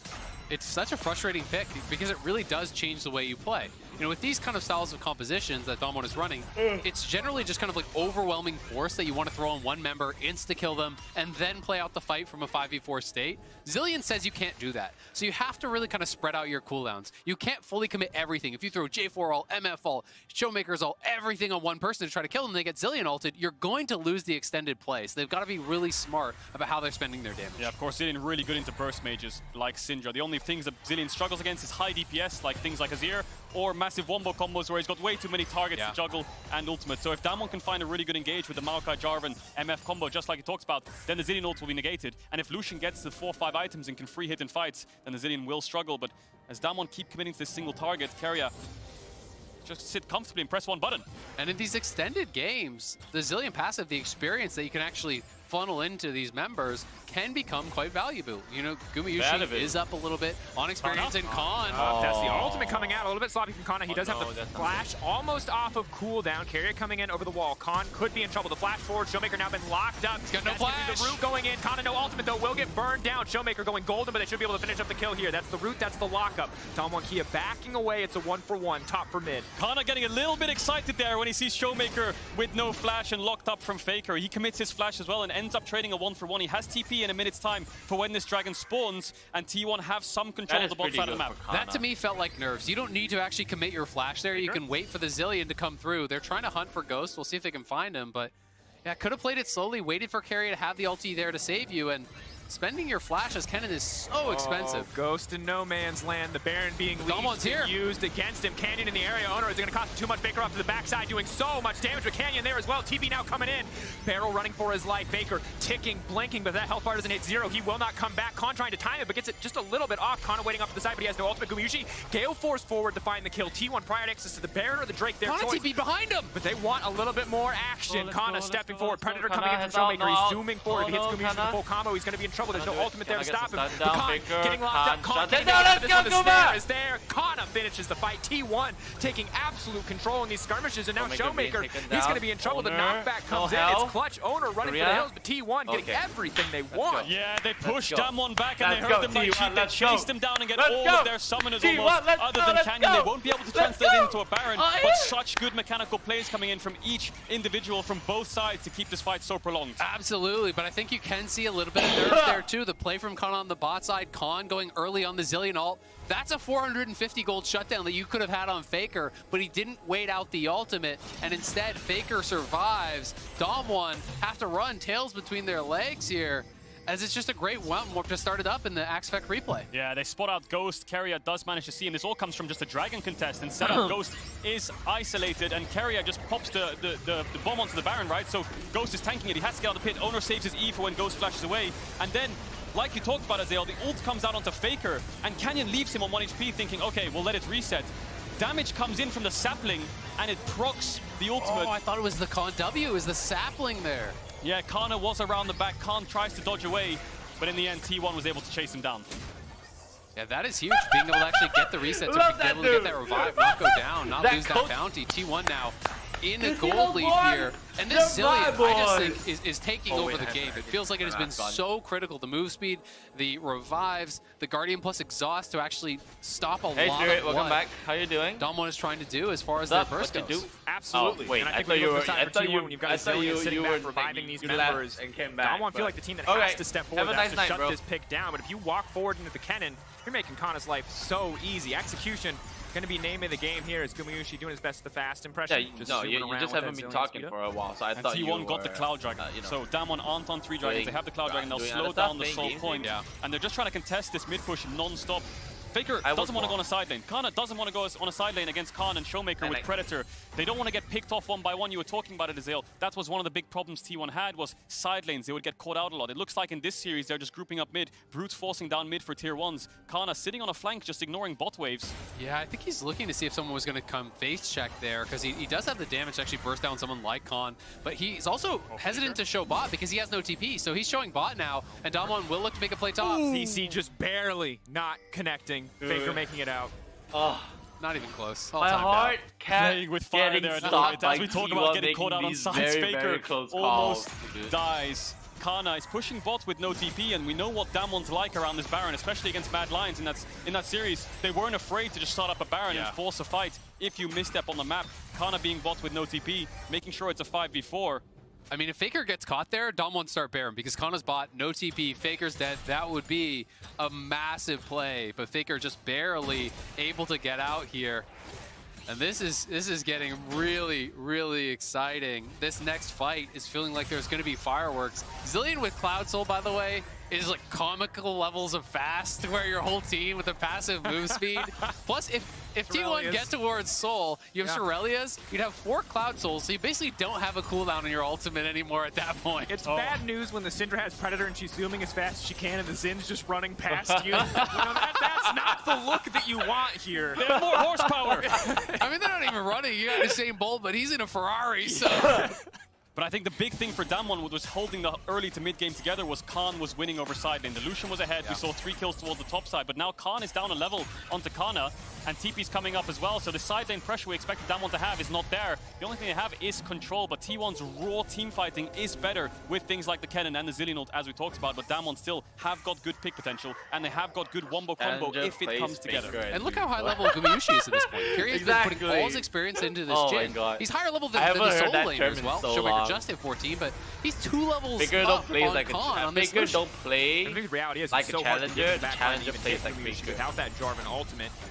You can see Damwon Kia posturing like they want to get something done. Predator popped by Showmaker. T1 playing with a lot of respect here. Faker on the bottom side. They know they can't fully commit for anything. I also really like going for the rapid fire third here in this case on Jhin, because you can get the Zillion speed up, you move in, you get this one long range shot. If that's a crit, that poke starts to become pretty impactful. Definitely does. Faker is pushing out bot now. Looks like he will be the side laner for T1. He's the one with TP to join up towards the Baron pit. And they really want to crack open this mid tower, T1, so they can start pushing into Damwon's top side on the top side of the map to push them out and get some vision lines to start up Baron and look for turns with things like the Kennen. And we know those Kennen flanks are so incredibly crucial to finding winning team fights. You saw Kana hovering in Fog of War with no mid lane tower down. It gets so much easier once they are able to break that. But for now, Damwon Kia doing an excellent job of holding the line. Sadly, hard for them to play super proactively. Again, level 11 Zillion, relatively low cooldown on that ultimate. But they're going to need to fight for these Drakes. They're going to need to fight for the Baron if it comes to that. Canyon stepping forward here. Kana going to find the lockup in just a little bit of poke, but risky face check just to secure a little bit of priority around this objective. You talked about scaling Azael in T1's favor. Faker on Rise, level 15 and 3 items. That's a scary opponent to be against. Rise is one thing in the late game, but Faker on Rise is another in a Worlds semi-final in Game 3, which can set the momentum for the rest of the series. T1 starting to contest mid-waves as 5. TP coming in from Showmaker to match. Everyone wants to stop each other getting into River, but T1 have access first. 20 seconds on the Dragon. goOOOO has so much speed to work with. Rapid fire, fourth shot, goes in for the poke. They're going to try to look at rinse and repeat. And T1 have the luxury items here. They got stopwatch on top, on jungle, nothing on the side for Damwon. They have the 3 items complete, both mid and bot. The 3 just complete for Showmaker. Keria? And Keria now stepping forward, looking for the double bomb. Keria locked up. Where's the ultimate going to go? But for now, goOOOO untouched. Owner immediately into the back line, buying as much time as possible, but it's 2 quick kills for T1. And here come the curtain call. It's like a rinse and repeat of Game 2, but in the backside, Showmaker finds 1, tries to find the snare, tries to find the lock, but Faker turning it back. Faker finding 1 kill, gonna look for a little bit more. That's a 3-item Rise. Ghost running for the hill, and T1 with confidence taking the fight. I never thought I'd say this, Dracos, but Keria just engaged on Zillion. The Jhin W hit onto Showmaker, and Keria flashes forwards with the double bomb to find the engage. 4 kills for 1 for T1. Faker with the Rise ult, insanely good follow-up for Kana, but he gets 1 shot before he can use his ultimate, but T1 will get the Baron. T1 onto the Baron, the next evolution of support here at Worlds. We've seen the Maokai, but it is all about the Zillion. Keria is destroying Damwon. They just don't really know how to play out these fights. They see these people piling in. They don't want to overcommit too much damage. But then if you're not putting enough damage in onto Owner, well, then you can't even finish anyone off. And T1 even get the luxury of waiting for the respawn there for Kana to get 5 Baron buffs. Let's see it one more time. Look at this. goOOOO walks up, hits the W, and Keria is engaging on Zillion with a double bomb, and then is ready to react in time to make sure his team is safe. Canyon goes in to negate the engage, but doesn't have enough damage follow-up, so goOOOO he just sits in the pit all alone. Obviously, fantastic fight coming through. Love the finish here. Realm Warp across. You can see T1 playing with absolute confidence. Again, rookie lineup showing up like this against a team who so thoroughly thrashed them domestically, putting up this level of performance in Game 3. Fantastic to watch. Of course, don't forget to grab your exclusive Oh My Days. Too early to say that, dude. That's too. Oh, what? Ghost is dead! goOOOO has killed Ghost. 50 seconds on Ghost. They have the mid push. They have Baron buff. Beryl has to use the ultimate to buy time. Owner is on the side. Yeah, they're looking to try to end here. Owner wants the flank. They're TPing in. Flashing away, pulling back. All of T1 collapsing. They've got the Baron. They've got everything they need in their hands. Kana with flash up and available, a stopwatch as well. Keria with ultimate. They've got all the tools they need to finish this game. Damwon Kia have to weather the storm, but it's feeling harder and harder. Level 16 Jhin. goOOOO has so much movement speed to work with. T1 are on the cusp of giving Damwon 2 back-to-back defeats. Even though they came into this series undefeated at Worlds 2021, the siege is coming in from T1. They have Faker's ultimate available. Kana has flash, like you said. Damwon have to be very careful. Away. T1 do not want to risk anything. They do not want to give anything away. Damwon Jin how is many getting times bad they pulled the next rabbit out of the game hat, found a from miracle either situation, and found a way Damwon or back into the T1. game. They did time again against T1 in that finals. T1 in the driver's seat and looking to close this one out. And we can see this again, how Ghost went down, and it's the trap into the W there. Catches him out and just bursts him down. I mean, look how fast he is! That's not a human being, that's a car! He just completed the IE on base as well. Dude. Ghost is Dude, in trouble GoOOOO here, just 'cause GoOOOO is zooming massive. on and on, zooming on and about the map. They got the Holy top tier shit, 2, they got the top tier 3 now. First They're shot looking at the bot gets tier 2. them A lot of standing goals for them on the Last map. shot They want gets to push this movement forward. speed. This Jin is Dillian. unstoppable. He has both summoners up Booster very speed, shortly, dude. and he has so much movement speed to Oh work my with. Damwon lord. only really have skill shots to lock him down, and he can still flash out of the Jin Jarvan is ultimate worst speed. case. If you Jin try to is the burst him real down, he has a speedster. Xehanort right behind him. goOOOO has every single tool he needs to help T1 win this game. goOOOO said he believed that they were the best Oh my bot lane in lord, the I'm tournament. This I'm performance so between hyped for Zillion and the this Jin game. certainly looking like it might be the case. Absolute dominance here. Now it all comes down to the footwork. He's got the movement speed. As long as he doesn't get hit, Team 1, or rather DK, don't feel like they have any answers to this champion. It's so difficult as long as Carrier is playing far behind the Jin. I mean, he's on 4 items. Ghost only has 2 completed. Every time the rapid fire is ready, you get sped up, you walk forward. If you can get one auto on any of these squishes, it is dangerous. He's the And actual T1 sports are car. pushing on all sides. Not Hecarim, not Ramus. With that speed up, he's trying to threaten as well. But one mistake from goOOOO, one overstep, one Syndra stun hitting him could affect T1's teamfighting. If he gets locked down and the Zillion ult has to be used very early, it's dangerous. Drag locking up 3. That's going to be the MF ult across the entire team. It's massive. Korea The had to revive now out coming through. himself. Honor in the midst of everybody. The Gore Drinker is still doing Honor's massive down. work. Showmaker goes golden, tries to buy a bit more time. goOOOO, Faker, Carrier. Can they do it? It's a 4v3, but they're confident to try to turn it. Faker moving forward, but he can't get the damage down. Khan still standing. goOOOO flashes. goOOOO wants to finish the job. goOOOO can't win the fight. It's Khan on the backside looking to finish off Faker, but the lockup from downtown will not connect. Captive audience not going to find a home. Now the Realm Warp coming in, trying to take them out to safety. It's a neck fight. goOOOO will not find the curtain call, and Damwon Kia will live to fight another day. goOOO's fucking There from crazy. Damwon. That's what they needed, threatening multiple members. So Carrier couldn't get a high value ultimate. Kana actually went down, and Carrier only got the self-ulti, which is really not what you're looking for as the support Zillion. It's about bringing up these tough-to-kill carries, so you have to take them down twice, and in this case,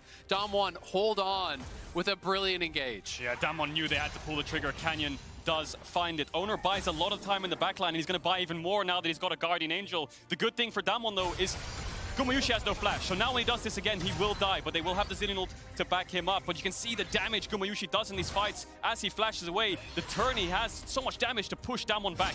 And one of the biggest problems is that Carrier gets caught in there with him. The Zillion must be far enough backwards. You see Kana goes down, he has the self-ult there, Carrier mispositioning, and Canyon immediately punished. Yeah, Kana flashed into the Jarvan ultimate wall there, so he couldn't get over, and then it turns into this 3v4 stare down where Faker wants to force it. goOOOO gets the kill onto Ghost, but then Khan, stopwatch comes out from Faker, and then he does land the root, runs away, pops the ultimate, and brings T1 to safety. Such a tense game. It felt like the edge of victory there for T1. If they played that one out perfectly, the game was absolutely in their hands. He's Carrier playing getting solo caught, Canyon seeing his moment, seeing his opportunity. Actually, like the 23 true seconds carry left of this game to is the actually soul. Damwon Kia Carrier. can get that. Maybe But that is their like, way his back ultimate into has- the game. But for now, T1 taking he control got of the so Dragon much Pit, taking better. control of the area. Damwon Kia are going to have to fight their way back He in didn't if get they a want lot to of contest that pressure Drake. in his, like, laning And now phase. Carrier has Zonia, so he has an ability to actually keep himself safe and still save that ultimate for a teammate. And Zillion Yeah, scaling at is this just point, so Leadership is insane from the disgusting support to look position. You at. do not need gold, you just need the levels at this point. And T1 are going to be able to grab this dragon for free. Faker is level 18 on this rise, highest level in the game. goOOOO level 17. Look at Damwon. Khan is level 15. If Faker lands any combo on him, he's dead. If goOOOO gets 2 auto attacks, he is dead. T1 own the map right now. Damwon have to pick and choose their fights very, very carefully if they want to win this game. goOOOO now 5 items. He's 100% crit at this point. That is so terrifying with what is a largely really squishy team that Damwon are running.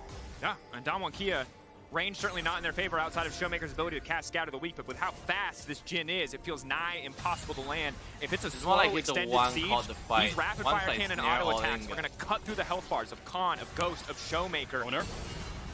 Stepping forward. All of Damwon Kia retreating now as goOOOO is a very fast boy. Again, not a man, but a car. And T1, they can push them in mid so far and then use the Realm Warp to take all of T1 to They're Baron. going. Drag, lock up onto Faker. He's going to flash up to safety. Kenyon now Oh, has to he's retreat, dead. but it's going to cost him his life just for stepping Owner on the forward. side. Owner on the flank. Canyon locked up for now. Here comes the curtain call and TP into the mid lane. Canyon trying to flag drag his way out, but goOOOO spots it and calls him on it as T1 advances on the mid lane. Kana is going to get resurrected, but that's the ulti down. What is he doing? He stepped forward, and now he has to go golden. Perfect ult off to the side from Ghost. Owner now getting taken down as well. That's the GA coming out for Owner. Block up there. Showmaker now has to back off. But goOOOO is just too damn fast. He's godlike now as T1 move in and look for the end.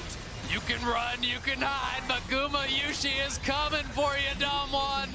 That was Looks like hilarious. they're gonna go for the top inhib. They have the Like, Realm Warp, but they want to go Hannah towards didn't the Baron. expect the speed Showmaker boost will to go back come to in. base and get his mana back And up. he was like, T1 wait, don't have oh a way no, I to push further overstepped. in, and Kana is very low. It looks like they won't Dude, be able to end the look game. back on But two Kana, inhibs, you can and here's see the Realm his Warp straight physical to Baron. They're gonna regret pick that one up. on that T1 looks overstep. very Like, he disjointed didn't in these expect the fights. Kana speed- going in the when they've already got a the pick, speed and then to come goOOOO in. has to go And he back was to like, pop the ultimate. oh fuck, Carry I'm has to getting use the ult into to save deep. Kana. A lot Oh of wait, things were this is very messy good. there. And then he tries to Losing go GA back on in Owner too. again. So, Damwon still lose the fight. They lose Baron, and T1, they're going to come for that bot in him. 12K Like, if you're, gold lead. Anything less I'm than flawless expecting during the execution on the side of interview, Dom1 Kia, and the they next were fight like, means okay, the Kana, game during will game end 3, like that. we saw And you this is where you getting can in very see quick. that All lack of a of sudden, experience you from stop, some of the T1 turn players. around. I think that's nerves to me Again, when you you turn see around Kana again. going in Look at so far Kana. ahead of the team. You know, they're going for this initial play. Korea, Kana look at arrives, Korea. gets the Korea speed up, MVP. and it felt like he just decided he was going for No, I it don't as wanna look at goOOOO this. sniping down. Look at him. Like, he This is where just you're zoomed going in. too He far didn't forward, expect his right? speed He to gets be that stunned up. quick. They have He- to blow the he was Zillion ultimate scared immediately. for a moment. Then he's into the Zonias, but he's gonna die either way. Owner It's like him, even it's loses like him the GA stepping off on the that, nitro, and it just really and feels then like it nerfs. sped up so quickly. He thought he was on rocket Definitely fuel. overall a very messy fight when you see it back, and that's the thing about the Jhin as well, is that if you make mistakes, if you misposition at all, that movement speed makes it so easy now for him to punish. But that said, Kana, the one who needs to clean it up coming into this final fight. He has the flash, he has the ultimate. There is no exhaust for Ghost. This is his time to shine. At this Might not point, even need to if wherever wants to you keep up a click, nice, slow or at streak, least when as Kara highlighted gives you earlier. the One very speed fast boost, Jhin with 4 shots, wherever you in click, and you're out, and just instantly take there. half your health like They that. said, holy fuck, I'm on deja vu. He has so much move speed, so he can just keep I moving have forward been to the in rapid this place fires and before. poking Damwon back. This third inhibitor is going to fall. T1 have 3 inhib down now against Exactly, Damwon. he Backs wanted to against the wall. They're pushed sidestep, into their next but he goOOOO. sidestepped a few Big miles. damage. Zoning them all away. Ghost has to go back to the fountain to heal up. Baron empowered cannon minions now raining down on these Nexus towers. But Dom1 Kia still stepping forward, still ready. They know this is going to be their final fight. goOOOO playing with absolutely no fear, but if he gets caught, if he gets hit by anything, he could get taken down. Barrel trying to zone, trying to find an opportunity. Owner, ulti now comes out. He heals so much. The power of the Gore Drinker. Ulti coming from doesn't matter. Doesn't do Owner's anything in the face out. of the Xin Zhao ultimate. And now Kana leaping in. He Got smells it. blood in the water. That's the double kill. finally got his That will ultimate be going. match point for T1 against Dom1 That entire game, Kia. Kana only had Kana one made no good out. mistake about that one. Finding the ulti Holy on shit, multiple yo. members. The Rise is not gonna get bad. T1 That's a fact. eviscerate Dom1 in their Brilliant, base. however. They move to match point. That is an interesting and topic. again, off Brilliant, of these however. brilliant picks, I the predicted- I Zillion to me predicted was DK really versus the T1 story of 3-0. this That's game. It stupid. created so many And here's the problems thing about this for entire Dom1. series. They just didn't have the answers. Damn They didn't one have is enough DPS so to actually fucking play these clean fights this entire slowly tournament. with Owner, with Kana flying in on you, Damn unless they were has committing been all their damage to one target. annihilating And as soon as they committed all everyone the in damage this to one tournament. target, well, Zillion's there to But all you right back up. They just didn't have an answer. And They gentlemen, Damwon have somehow won every single evolved. best of 5 they've been in T1 if they won the first game of the best somehow evolved during this tournament, and they are matching Damwon in the capacity of outplays right now. And I mean, micros, is what I was trying to say. And it is just so impressive how T1 has been playing. Oh my god, I'm a head burn right now. My brain is burned. Can I get another one? Can T1 get the next one? And 3-1 Damwon. Faker's not even caring. He's just not making mistakes. Exactly! Exactly! In the past, T1 has always been dominant because they know how to capitalize on mistakes. And Damwon has learned that. They are doing that to everyone playing in this game. But the problem is, T1's not making a whole lot of big mistakes. Faker has made 0 mistakes thus far, and everyone else has just been outperforming themselves. I am just so big brain. Like my big here. I need to deflate my brain for a little bit. It's getting too like stuffed up there. Oh my god!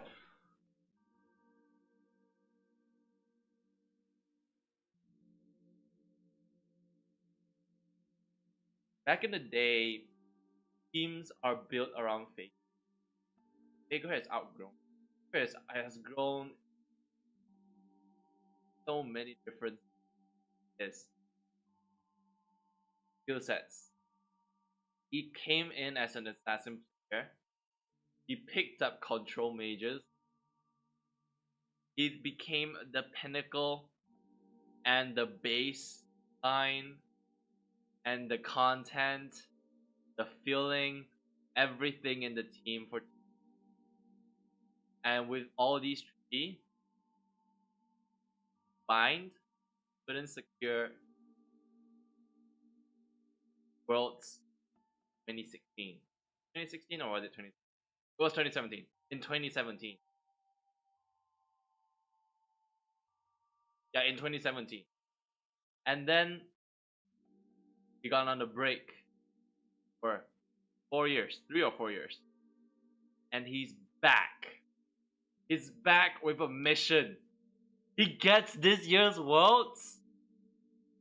And he can seriously retire as the greatest of all time. Because Showmaker is this close to overtaking him as the greatest of all time. I was already picturing the fact that Showmaker is greatest among modern time, but Faker is putting a break on that. He is not letting Showmaker take his title of greatest of all time ever. He's going to, if he wins this, he solidifies his position as the greatest of all time, and T1 takes 2021's World Championship. Holy shit. Exactly, no one else has it.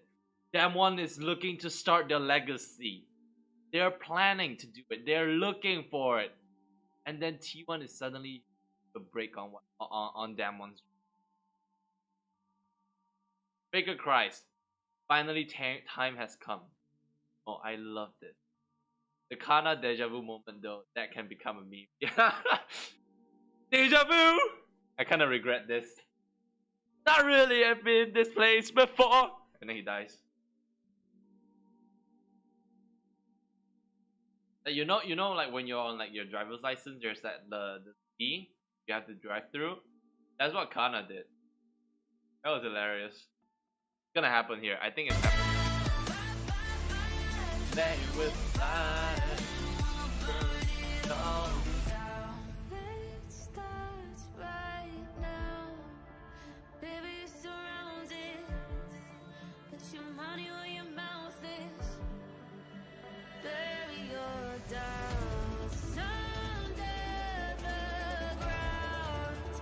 Oh, didn't even show the backpedaling.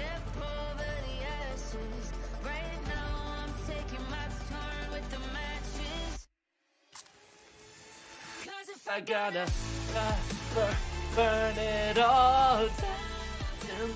Burn it all down. Let's go. I'm so hyped. Let's go. Let's go. Let's go. I'm gonna listen to the analyst. Just kidding, I'm not gonna listen to the State Farm I'll listen to a little bit. Where I bet you didn't think would be in this position with T1 up 2-1.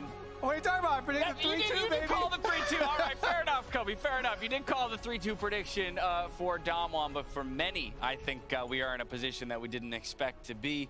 And it, in a lot of ways, has come off of some really interesting drafting, really by both teams. But for T1 today, they've brought out something special. I'm so glad that we are in this position because the especially support innovation that we've seen here. You know, first one upping with the Malachi when you have so many face checkers and slow movers and allowing you to go super all in on the pick. But now the answer, the Zillion, so much scaling, and it's combined with the finals hard top this. options. The Xin Zhao, this isn't the first year that this has happened. Engages, so you have the the extra semifinals has for the your best damage threat for the Jin, but you also have the hard commitment for the ultimate to revive your front line. Chronicler, how did this whole series become about the supports?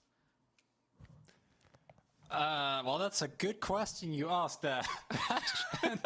I think that the cool thing to me is that for Damwon, these R5 support counter picks or late support counter picks have been something that they've been doing for a while.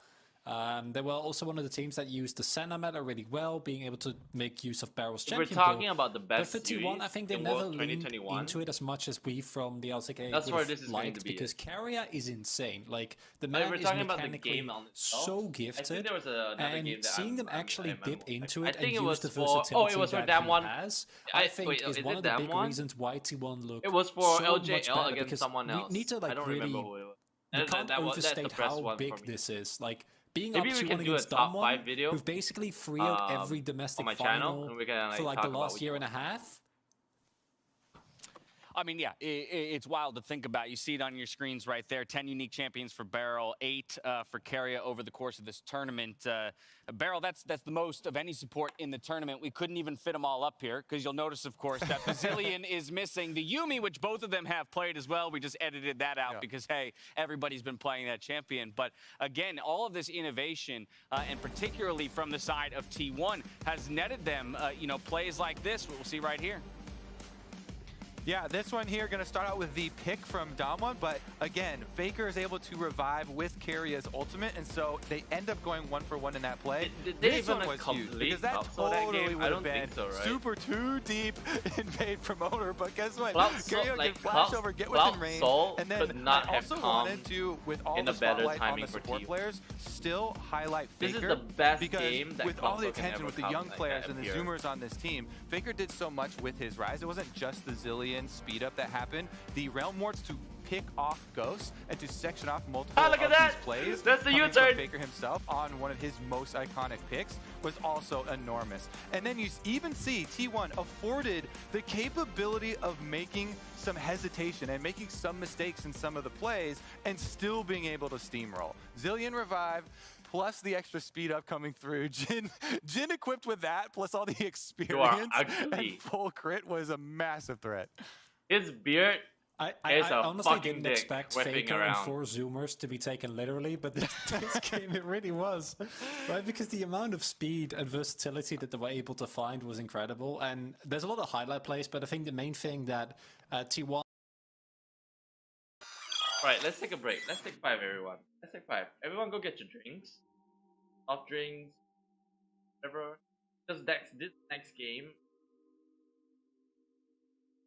Damwon has to make a comeback.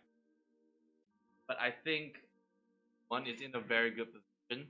Just take everything in one go. And we see a 3-1. Damwon's T1 taking down 3-2-1. They are going to 3-1. Damwon. Go take a piss.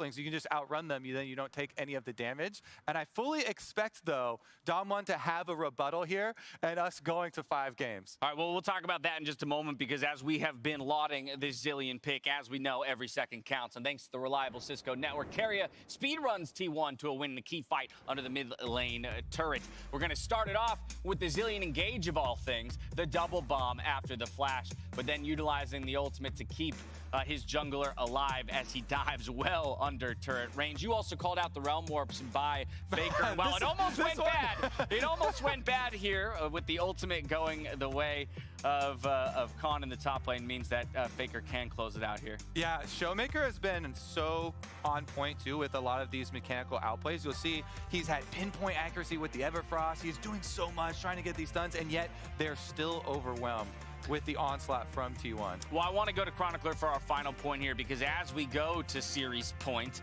again, shoe on the other foot, it's Damwon who needs to string 2 together. Kobe thinks they've got a rebuttal. Oh, that is a beautiful. To that Zillion. What will it be?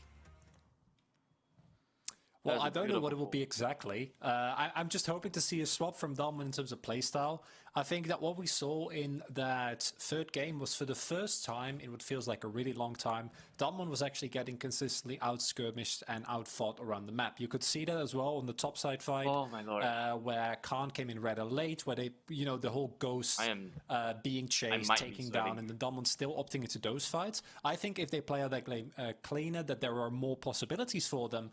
But still, I just want more games. I don't want this series to end because I think in terms of like individual performances, it's been to me the best series that we've so far. Like it's insane. I want that too, and it can only get better if we go to 5 games. It's T1 who's 1 game away from booking a trip to the finals. First time they'd go there since 2017. It's been one hell of a series so far, and as we go to break, let's listen in on Damwon Kia's comms from the quarterfinal versus Mad Lions in Sounds of the Game, presented by Bose. 미드 중앙화도 하나 있어. 저 갔다가 영화 사올게. 오공 바비 오공 바비. 더블 봐. 라칸 더블 봤어. 크라스턴. 그 플로 피해 형 플로 피해. 야 다노플 질러 다노플 천천히. 나딜 못해. 애매. 5공부터 봐줘 5공부터. 내가 딜 못해 해줄게. 오 잡았어? 천천히. 질러 다노플. 천천히. 질러 다노플. 용부터 먹어. 천천히. 존야 있다. 내가 사거리 더 길어. 천천히. 다 노플이야. 천천히. 아프다. 천천히. 나 피차. 다 노플이야. 제이스 큐 한 번만. 나 용 치켜 건 뭐야 이거? 미포 노플. 빅토르 봐야 돼. 천천히 앞에부터. 노플. 땄어. 빅토르 땄어. 아 제발 리신. 나이스. 노플. 천천히. 지금. 야 뒷가타 텔 되는데. 미드. 오 라칸스턴. 타워. 다 쳐야 될 듯. 빅토르 나왔어. 죽여. 나이스.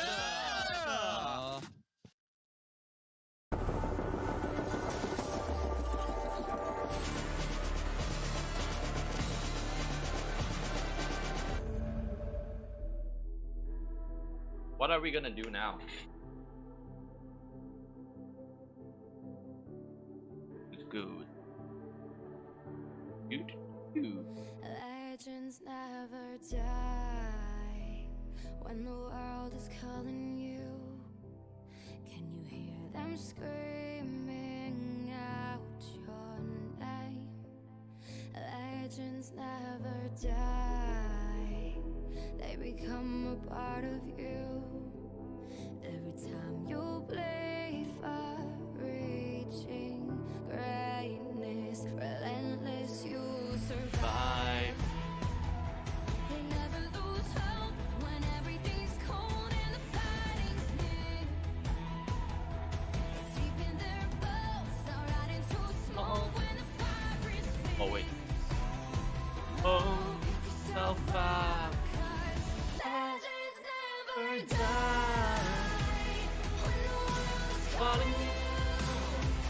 can you hear But then out your name. Legends never die. Some a part of you. And you brave for reaching greatness. Legends never die. they're written down in eternity, but you'll never see the price it costs. The Are scars collected all lives. when everything's lost, they pick up their hearts and defense to be. Oh, it's just I can't stop singing. All stars, they suffer through I'm just such a dream. Oh, pick yourself up, 'cause legends never die. World is calling you every time you breathe out your name. Legends never die. I keep like don't know how to sing this song. I don't know why. For reaching greatness, legends never die. World world is calling out, begging you to fight.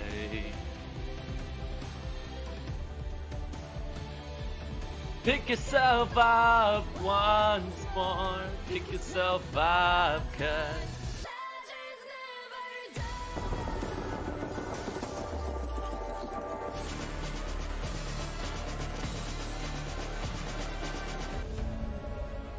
Welcome back to Worlds 2021, where T1 find themselves at match point, and Damwon Kia, for what feels like the first time in ages, find themselves with their backs against the wall. Have to recover, have to take it to a game 5, need to win 2 in a row as we get ready for picks and bans. We know they can do it. Happened at MSI against Mad. They were down 2-1 in that series. They came out, they stomped game 4, they stomped game 5. This is the team that is absolutely clutch. They have the experience, they have the pedigree, and without a doubt, they have the skill. And straight into draft, we've got a repeat of the last game. TF would be the last ban here for T1, and Damwon would first pick the Jarvan. Maybe they want to drop the Jarvan prio, but the Jarvan was working in the early game. They were getting early kills, but the problem was they just fell off. It was, and I think it's now up to Damwon to be the one to actually adjust, and they will take the Jhin away. Jhin has won all games in this series, 3 for 3. Yeah, I totally understand. And they have got to be able to adapt to try to those throw 3 picks are way too T1 off their game plan here a little bit. Will T1 go for the Jarvan Rise here? Maybe something similar to what Damwon was running. They want to early rotate the Rise. We've seen T1 on red side 2 games now, and they're going to early rotate the Rise 2 games. There's the Rise Jarvan coming into the Jhin lane. So, does Damwon have some kind of response, like a Thresh here, like a Jhin Thresh to kind of negate this Jarvan combo, to have some kind of answer? Because we saw how powerful it is, just the Zillion negated all of it. Absolutely, and it almost makes you feel like they may be going towards, you know, an MF again here, utilizing that similar combo that we saw from Damwon last game. It is a really potent setup there. He really prioritizing this Rise pick any other picks that they are really looking to go for? You know, the LeBlanc makes sense as an answer. Could be something like the Xin if they want to go for, you know, early power, similar to what Owner actually did against them last game. Definitely think that in general, the Xin Zhao, that ultimate, that additional tankiness makes it so hard to play around. And Zillion now always going to be a factor as we head later and later into this series. Something that has to be considered by both sides, but now will they match jungle, or they risk getting that pool pinched as we head into the second ban phase?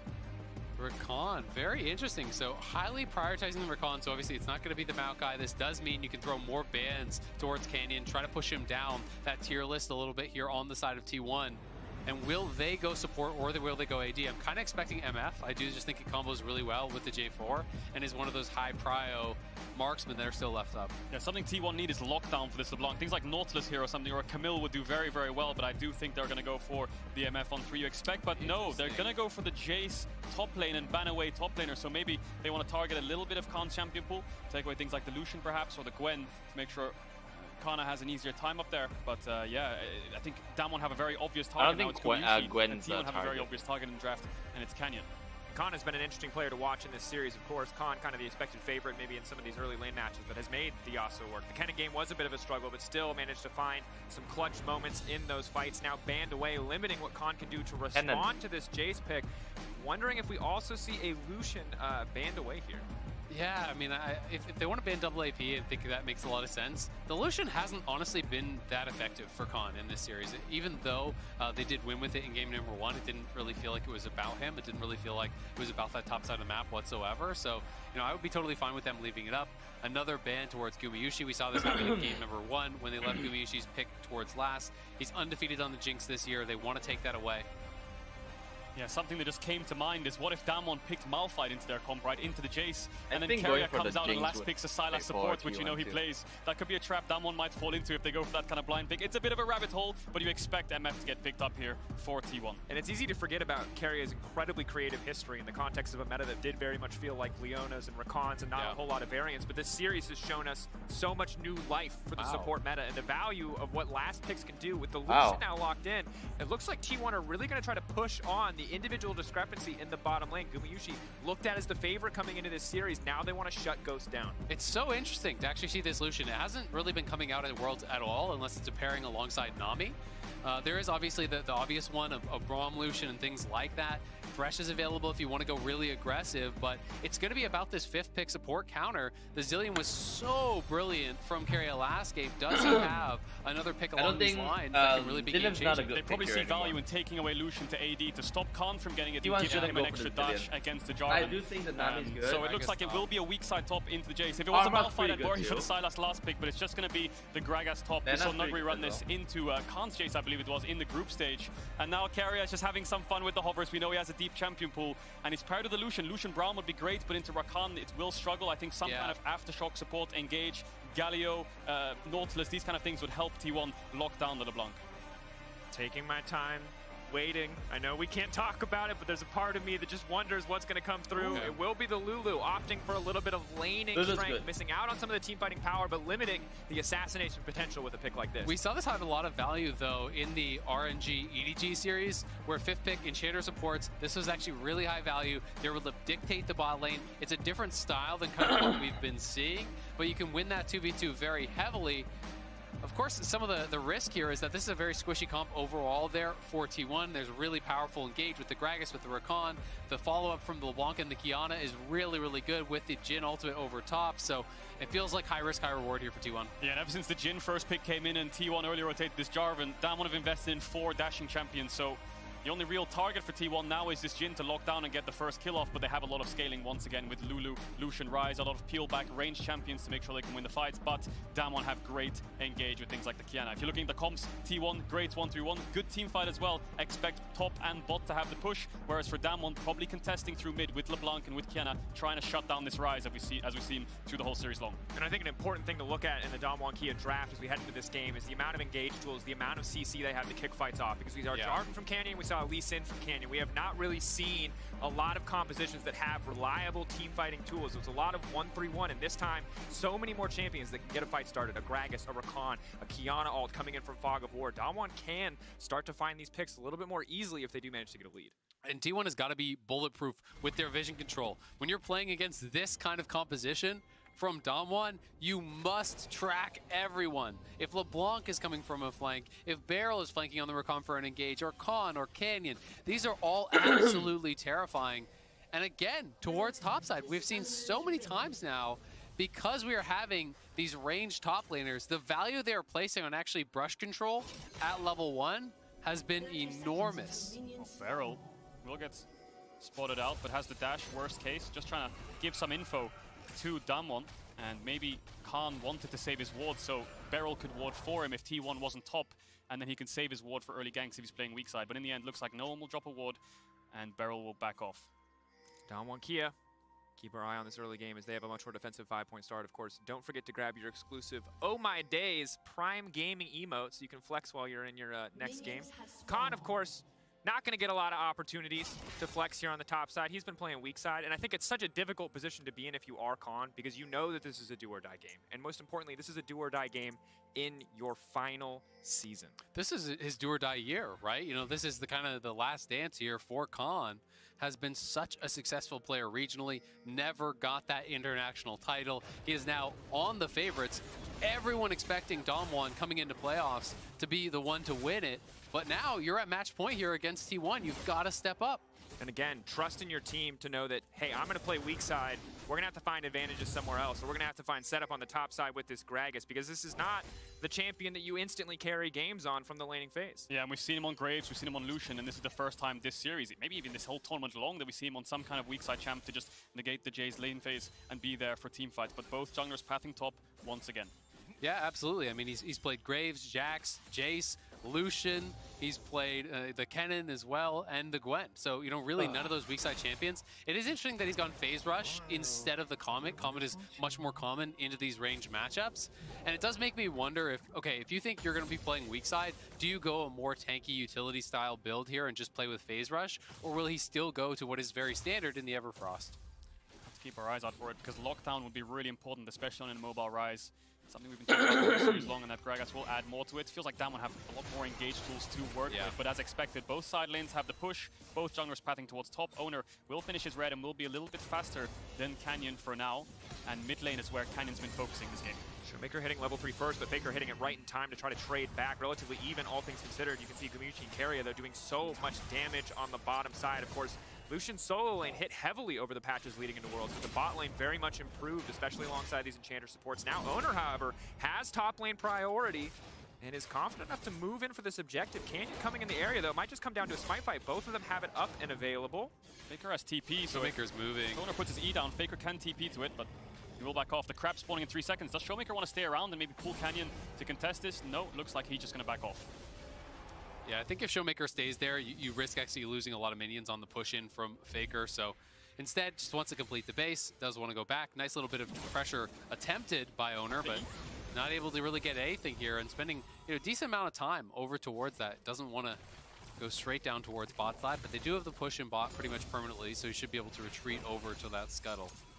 Taking his time, double scuttle, definitely not a bad start to have, as goOOOO and Keria can pretty much indefinitely hold up this pressure on the bottom side. You're already looking at such a small screen, and you jungle attention does make its way down to the bottom lane. If Canyon can't show us that setup, they are a bit vulnerable, but the fact that they have the exhaust and goOOOO does make so many of these plays that much easier. Yeah, so Canyon based after clearing his top camps and is running towards the bot side second respawn, and Owner stayed around on the map. He cleared out his Raptors, he's moving to this bot crab. Faker had mid push, put a pink down, they still have bot push, so that's going to be double crab for Owner. Canyon pushed back in this early game. 2 wards invested from Damwon on the top side in their own jungle, so not a lot of information to work with here for Damwon. It's also worth noting that T1's bot lane is actually playing Exhaust Ignite, so there is no heal, there is no cleanse. There's that kind of lack of summoner that you do expect. And it can be very powerful, but I mean, there is the potential to really burst down some of these champions despite having Guardian.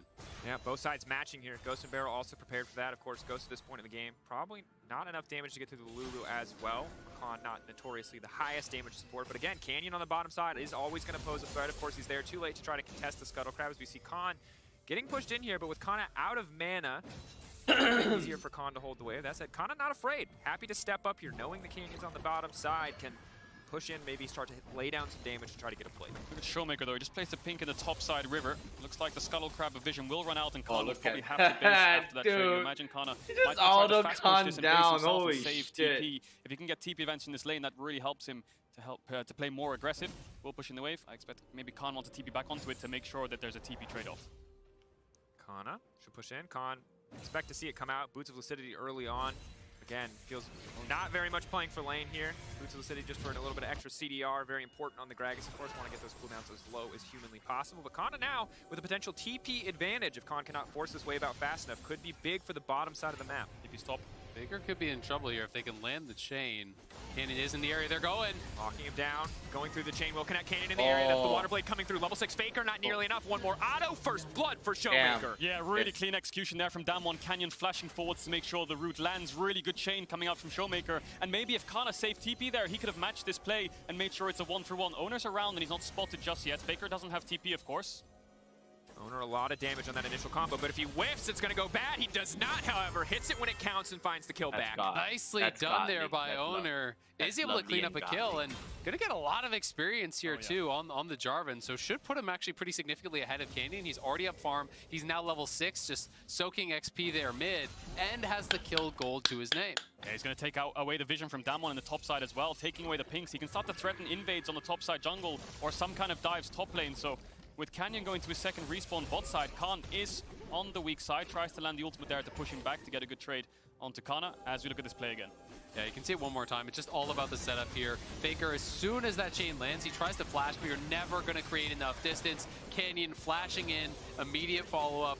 Just really well done there from Damwon. Yeah, and Owner, there's a pink ward right there, but he hugs the wall as he moves around into river, so you can't actually get vision of him. Spots out Canyon going towards his topside camps, lands the EQ, auto attack, and the whip finishes him off. And clearly just knowing the damage thresholds there, knowing he could actually pick that up was really well done. They're feeling themselves after those kills. Showmaker going, whoa! You love to see it as Faker looking for Khan. Debating if he wants to step forward here. Recall will not get canceled as Faker takes the blast cone out to safety, but important to note, Damwon Kia, again, the pressure is on them. to find the win here. T1 have the luxury of losing another game, of going to game 5. No, please don't. Just go and for play it. this one out with a lot of Best game. confidence, pretty comfortably comparatively. Yeah, topside is a little bit of a concerning disadvantage, though. You know, Khan had taken some really bad trades. Khan doing a good job actually pressuring him very heavily on this Gragas. The Lucidity Boot's not going to do a ton for that laning power, so, you know, after he was forced back off the TP, he did lose a plate. He did lose about 2 full waves in the disadvantage, and now Carrier just trying to farm up that Spell Thieves. And as we saw the mid-wave die and go to Owner, he got an XP advantage, but Faker's down a level, and Showmaker we saw was quite ahead of gold with the kill and with the CS difference. And Showmaker this year, including this series, is 10-1 on LeBlanc right now. He's only ever lost one singular game. So definitely quite a scary opponent to have on LeBlanc, because Owner's just going to start up this Herald. Keria has moved here, and the problem T1 have had this series is Faker can't contest mid-push because he's isolated so easily by the setup of Damon's mid-jungle. So they use their side laners to move mid and then start the objective to help Faker get to it himself. But right now he looks a little bit zoned away. Might turn into some kind of 4v4. Lots going to come down to how the J4 and the Kiana ultimates are used. Tons of burst damage on both sides if they can find a single target to isolate. Khan over the wall, a lot more immediate utility. Does mean a trade-off in damage, but it is just going to be the concession here, giving up the Herald. T1 not wanting to overpush for that one.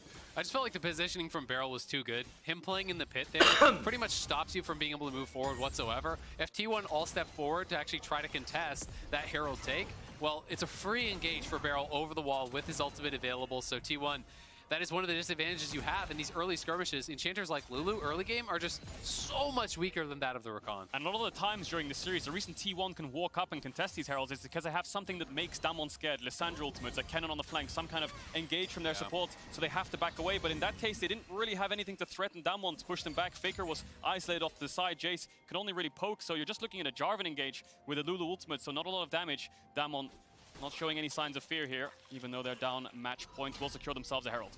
And I think it's good that you highlight the J4 here in this context, because the champion has been incredibly good against teams with a lot of immobile AD carries, or immobile carries rather. And while there is a Jhin on the side of Damwon Kia, both Showmaker and Canyon highly mobile, very easy for them to get out of that Cataclysm, not nearly the reliable engage of the Lissandra like you highlighted, and really pressure on Owner to get something done. He has been a standout in the series thus far, but this champion, if you start to fall behind, feels a lot less impactful. You also don't really have dive buddies in this composition, so it feels more like one of those games where you ult in and then you just flag and drag back, and you're kind of just using it to create space to try to lock someone down, allow your carries to really follow up, because there's no dive buddy here. You're not going to just ult in the backline and one-shot someone with the follow-through. Yeah, 4 range champions that was if you just count Jace on the side of T1 with the Jarvan. And we talked a lot about teamfights being kind of decided by T1 when they're running the Yasuo comps and the Kennen comps. The second they pull the trigger, Damwon kites back with their single target damage and then re-engages with things like Draven. This time around, it's the opposite way around. Damwon have been the ones to look for the engage with Rakan, with Gragas, with Kiana. And T1, the only real zone they have is the Jarvan ult,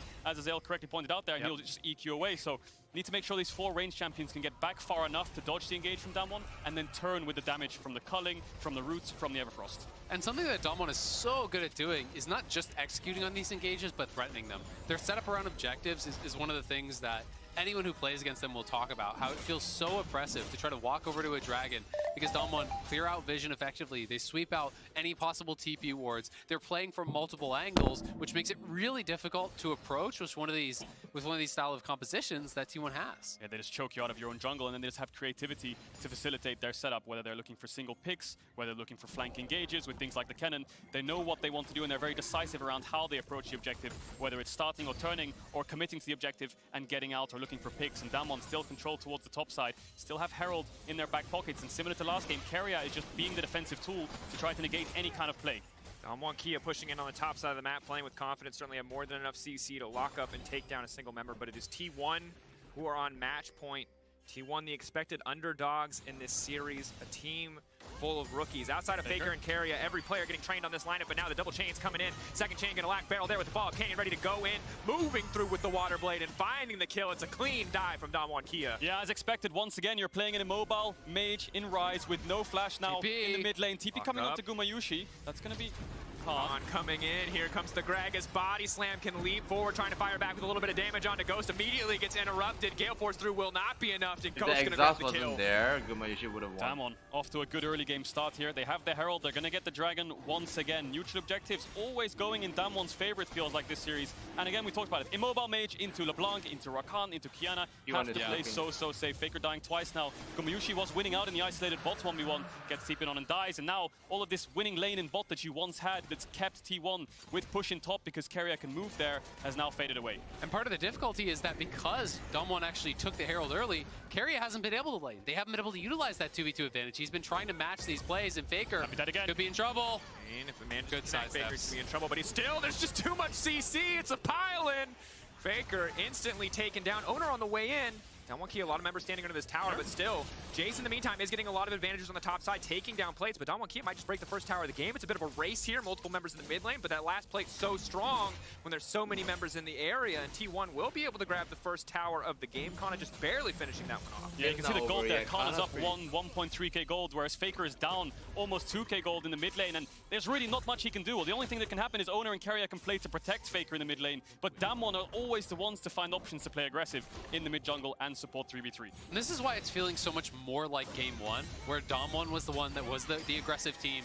T1 was having to be on the back foot, having to actually respond to these plays from Damwon, and just were unable to do it. They're so good when they're dictating the pace of the game, when they're choosing these plays. The trap triggers the W, nails the root, the TP comes through, and there's just really no way out of this one for them. Yeah, great early game map plays coming in here for Damwon, and feels like Damwon can kind of do this on every wave in mid lane, and you have to think back to previous games that T1 played with the creativity in draft. When they give over things like LeBlanc, they're ready to match with Lissandra, but this early rotation rise allows now Damwon to counter-pick mid lane, have a setup jungler, and control the early game. But for now, it looks like T1 are there to contest. 3 minutes on the next Dragon.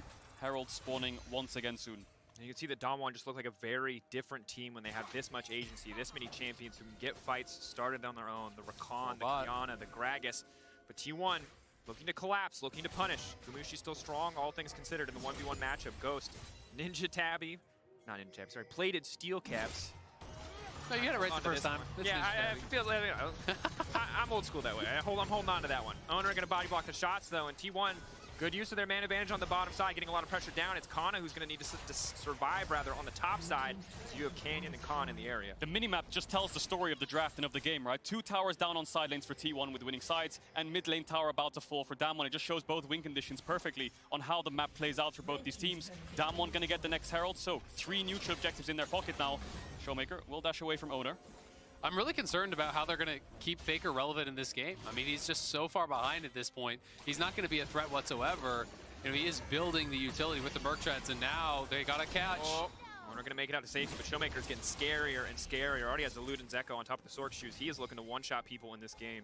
I mean, Faker's level 9, right? You know, he's the same level as the bot laners. The support's almost catching him at this point, and he is going to be so far off as Everfrost. And really, on Rise, you're looking towards 2 items before you start to become that bigger threat, and that is just so far away. Looks like I don't T1 really like will that. try to salvage the issue by putting Faker on a side lane, giving goOOOO the mid push to have some mid prio, and let him scale up and farm the side lanes, get back up in XP, keep pushing out sides, and then being relevant by just grouping up with his team to negate Damwon's snowball. And I think in the same way that Khan playing weak side had to rely on the rest of his team to try to bring him back to the game, now Faker must do the same with the rookie members of this lineup. Again, carry a decent amount of experience. He has a ton of experience. Certainly the most veteran player on the stage, but goOOOO, Owner, Kana, all players who were brought up in the T1 system, all trainees brought up, and yes, they made it this far in the semifinals, but can they bring it home when Faker's been put so far down? I want to see how Kana is going to perform in what is a very high-pressure game here. This is match point. You can potentially take down Damwon. You could really see the nerves in the Kennen game last time around.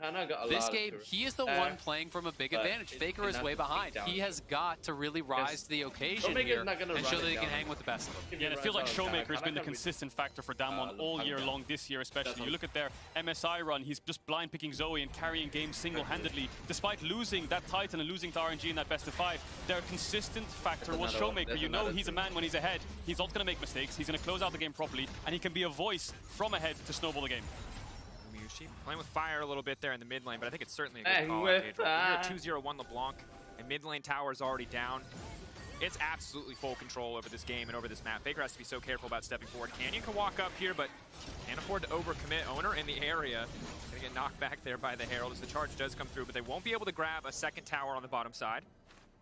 Yeah, T1 hanging on for now, but the question is, when do you make your move forward? When can you actually get on the map and be proactive? Is it just game one all over again, where you're playing Jace Rise and you're sitting back and you're praying for a win condition through sides? Because right now, the gold lead isn't massive, but Dom1 are dictating everything. Dom1 are going to get this next dragon. They are going to force you to come to them for that third dragon fight, and that's where things are going to get really, really scary for T1 because the clock is ticking.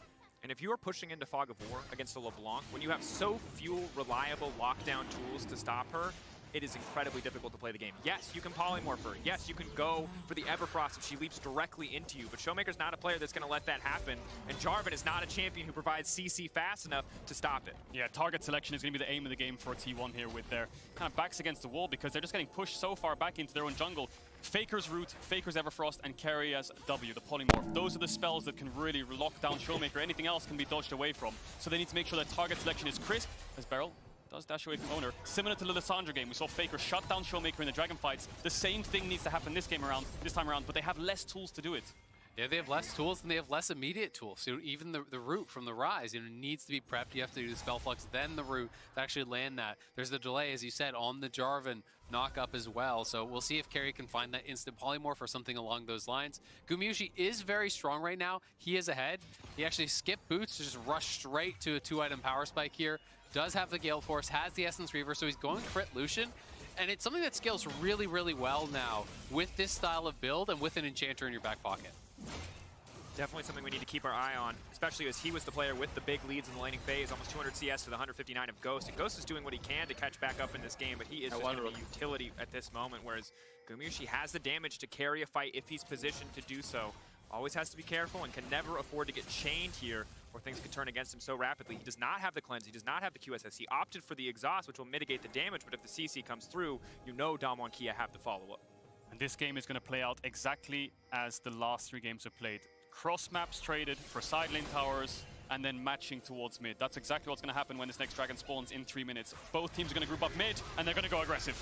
goOOOO, Gale Force is traded back and forth. Canyon in the midst of the entire team. The knockup is there, Wild Growth, but now goOOOO is overstayed as well. Carry needs to move forward to body block. That's going to be the catch. Now Baker knocked back the entire team and he's just so squishy. That's the lockup coming in from Showmaker. He's fishing for a few more kills. T1 pulling back in the mid lane. Down one Kia, the flash over the body slam. Keria gonna get locked up. No, the flash comes out, but Showmaker still manages to find the kill on a rampage. He will not go out quickly. Now Showmaker creeping in. Oh, baby, not the next Faker. Showmaker popping off. Welcome to the show. 5-0-1. Dom1 up against it, and who else but Showmaker, their star, to push them to a potential game 5 here. He is looking amazing in this game number 4. And T1 went for a proactive play. You could feel the desperation a little bit. They want to make something happen. They want to find a look here. And goOOOO knows that he's going in with the ultimate. He follows the Gale Force with one of his own. The exhaust comes through on Canyon, but the CC is there for so long. Yeah, and as you see it in the Axe effect replay, goOOOO is the one who tries to start the game in a snowballing effect by going aggressive onto Ghost and pushing him back and getting his summoners. The problem is there's no objective there available, even if the play does work out. And who's ready to respond to mistakes and overextensions? It's Showmaker. He arrives just in time and cleans up, and he's going to solo kill Faker! Oh, Showmaker showing up here when it matters most. Game 4, 6-0-1. You just cannot outplay a LeBlanc that is that fed. Absolutely. It's just such a battle between these two legendary teams. It's T1, the greatest organization of all time. Faker, the undisputed greatest player of all time, coming up against Dom1, who has been on such an incredible run over these last 2 years, trying to build up their resume, to challenge as one of those greats, as one of those organizations that will never be forgotten. And they're making a great case for themselves. And now, when you look ahead towards what could be a Game 5, we're not there yet, but it's a 4K lead, and Dom1 Kia are in control. Dom1 Kia trying to push away the T1 legacy as the most famous, as the most successful organization in the world, and certainly the most successful organization coming out of the LCK to go back to finals, to try to defend their trophy. If they can do that, they become the next name on a list alongside T1. Below them, organizations like Gen.G, formerly Samsung, who have tried to make it, who have found multiple titles. Damwon Kia will be up there with the greatest of all time. Yeah, and it all comes off the back of Showmaker. 4,000 gold ahead of Faker as he looks for his one step closer to a 4th world title. 3 levels up as well. Showmaker dominates the entire map right now. Look at where T1 are standing. No one can walk up on any lane until they see where Showmaker is. 30 seconds on the next dragon. Wait, am I mumbling? I'm mumbling. I don't think you guys heard me. Stopwatch mumbling. has a 10-stack I don't think Magi. T1. I No don't one think can the afford J4 to walk alone through Fog of War. Basically, on the side they of shouldn't have T1. locked in on the J4. Showmaker going to be able to easily pick up these kills if he sees a single opportunity. So hard now for T1 to find a way to play out of this game. Maybe they can find a pick on someone who isn't Showmaker. Maybe they can lock down Ghost, but Barrel's in the area, Canyon's in the area. T1 have to be careful. Every decision they make with Showmaker in the fight is high risk at this point in the game. And your hope as T1 is to somehow lock down Showmaker, burst him down, because he is the gold lead for Damwon. If you can somehow eliminate that player, you can maybe make something happen, but is it desperation time here for T1? Are they willing to do something like a risky Baron or some sort of crazy engage and try to flip the game? Yeah, T1 have to look for some kind of super play right now. They're just so far behind and they don't have the tools to negate the LeBlanc fights. Forcing Nash or forcing some kind of play is what they have to do, because the longer this game goes, the worse it gets. Showmaker is only going to get stronger, and they're on Mountain Soul Point now, Damwon. So T1 pushing down mid, haven't found anything. T1 are so far behind that even looking at that Baron cost them a Dragon and a Tier 2 tower. They only getting further down as Damwon Kia look to bring us to a Game 5. And T1 didn't even clear out the pit. There's still a ward sitting there, so there was no risk ever for Damwon. You're never going to check into the river when you see T1 isn't starting the Baron, and T1 just didn't clear that out. So Khan pushes for free on bot side, takes the Tier 2. Canyon solos out that Dragon, and the 3-man squad here from Damwon just sit mid, pick up the farm, and continue that march towards what looks to be that inevitable 5th game. Faker clearing out on the side lane, have to grab as much farm as humanly possible. But again, T1 in general just have to grasp at straws, have to look for singular opportunities, have to hope and pray that Damwon overextend or overcommit. In an even fight, there is no way they can come out on top.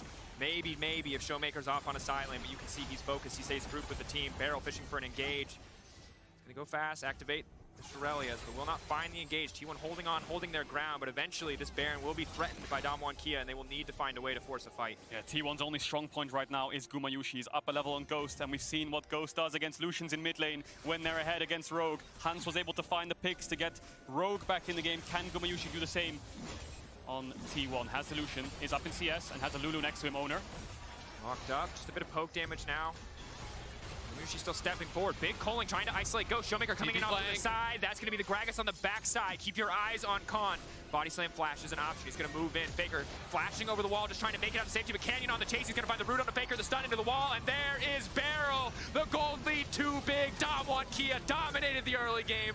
And they're going to remind T1 why they were the favorites coming into this series as they run them down. Showmaker, though, low on mana, leaping back. goOOOO, maybe he can get the shutdown. No, holding on for now. Keria and goOOOO want to get something done, but Ghost will get a bit of revenge. And now Keria has to run for the hills. The body slam flash, the ace coming in for Damwon Kia. Yeah, Showmaker's just playing with them at this point, chasing them all down. 5 kills to 0. I think Damwon can turn towards this Baron. Showmaker has TP. This is an absolute statement game coming in from Damwon. Backs against the wall. Match point down to T1, and they're demolishing them. It's obliteration here. 5,000 gold lead here for Showmaker over Faker.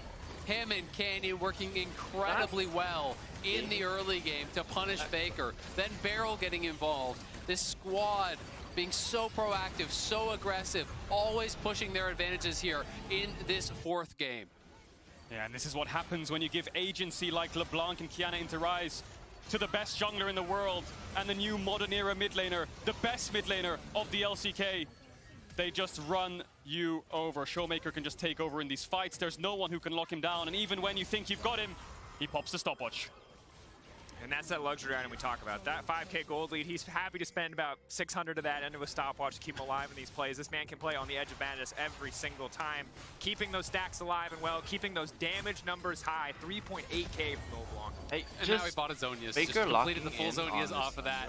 Bad goes to worse when you see that inventory now on Showmaker. And for T1, but again, you're hoping for the miracle, but realistically, you're planning for Game 5. You're thinking about what you could change. And to me, this series has been defined by proactivity, the teams that can go aggressive, that can dictate plays. And in Game 4, it has been all about Damwon It was T1 going for this 5th pick Lulu, trying to dominate lane, Barrel circumventing it entirely by moving around the map, and Faker just getting picked on by this aggressive squad.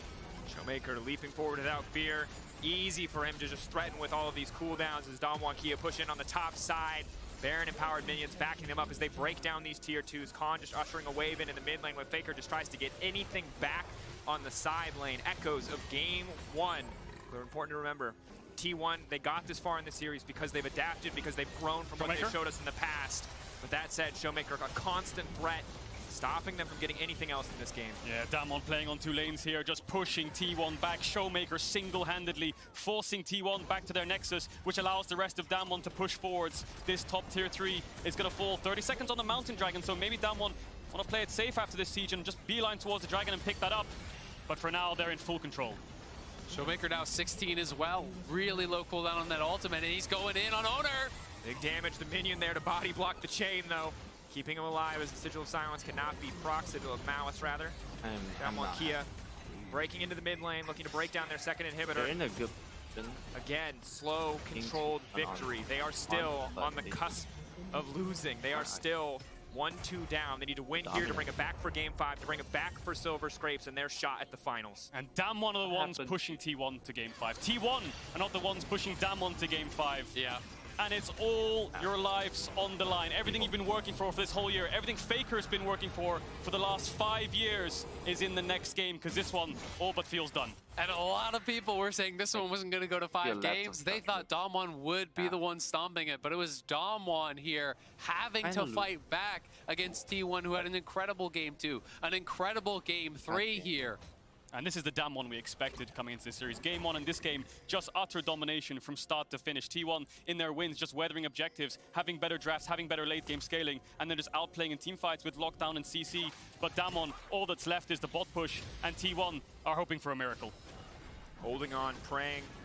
Level 14 now for Faker, only 2 items under his belt, 28 minutes in. It's a Dragon Soul, a Mountain Soul for Damwon Kia. The burst damage will not be enough to kill most of these members. They have to focus, they have to find a single target, and they have to cross their fingers hoping that someone overextends or overcommits, but it's a slow, controlled siege from Damwon Kia.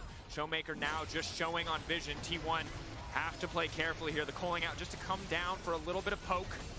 Khan steps in, big damage onto Owner. That's the lockup, curtain call coming in. You have to feel like this is it for T1. They're forced away from the tower. This will be the inhibitor tower falling. 3rd inhibitor to fall. Kana just barely able to make it out. And with the supers crashing in mid, crashing in top, the bottom inhib will fall. Damwon closing the noose here, looking to finish up this game. Leading T1 out, 3 inhibitors down. They can wait, they can take their time, but Showmaker keeps leaping forward. So much damage on Dekaria. T1, they fought well to bring us to match point, but they'll get knocked down in game 4. T1 holding on for as long as they can, but they know this one is over. Damwon Kia pushing in, breaking the brace. Showmaker, legendary, a triple kill to finish, and Damwon Kia will bring us to game 5. 11-0-3, Showmaker. He wants to be the face of League of Legends. He is the face of modern LCK era, and he is trying to make his legend here at Worlds. What an incredible game against Faker's Rise, utilizing his signature LeBlanc and just dominating T1. That game was extremely dominant from Damwon, yes, but I feel like these two teams are just so evenly matched with different strengths, right? Damwon's strength just coming from more flexibility, more draft kind of flexibility in terms of shutting down what Damwon want to do and then utilizing the tools they're given to make sure they win the fights around objectives. Damwon's just well-oiled machines from start to finish, know what they're weak. God damn. God.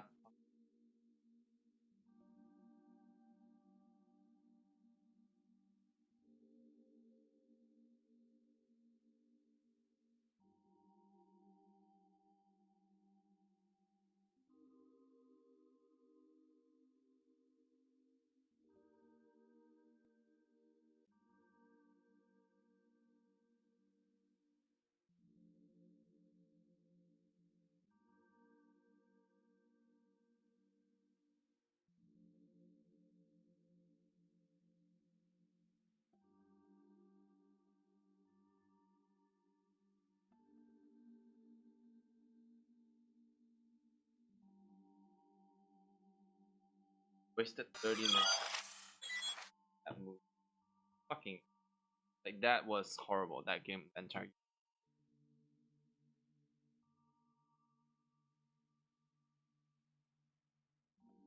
They could have done so much, but I don't. What was that drafting?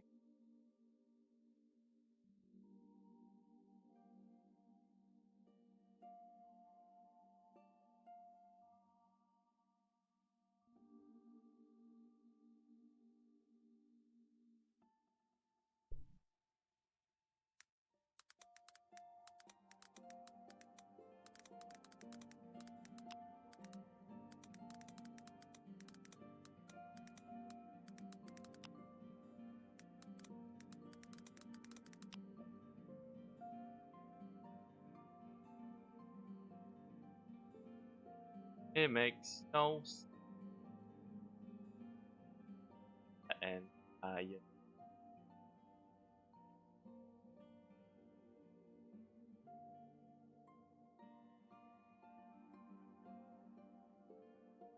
You can watch like Netflix. Shall we watch you Cam just to like have a little time anyway?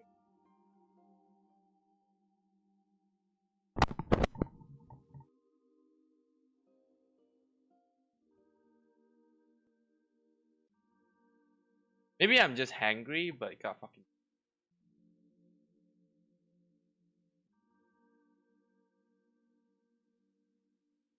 Really should keep.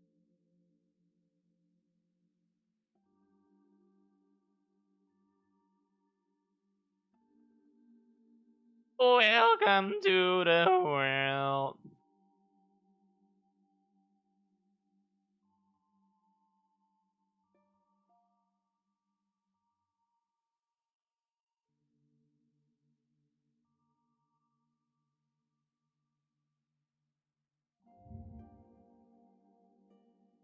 What is this?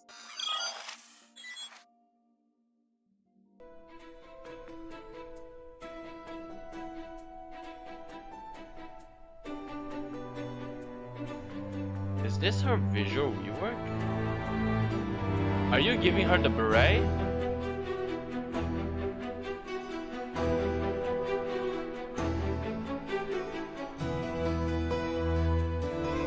She's getting a full visual rework. I thought they're just giving her like the fucking beret. Is that a skin? I would love that as a skin.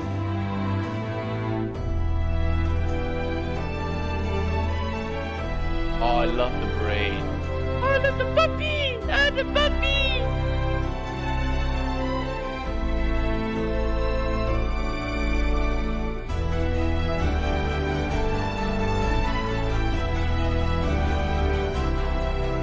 Is there any changes for this one?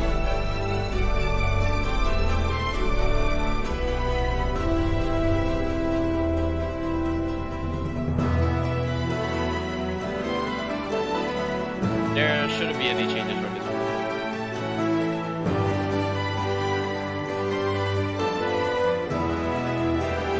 They did her face, I see it there.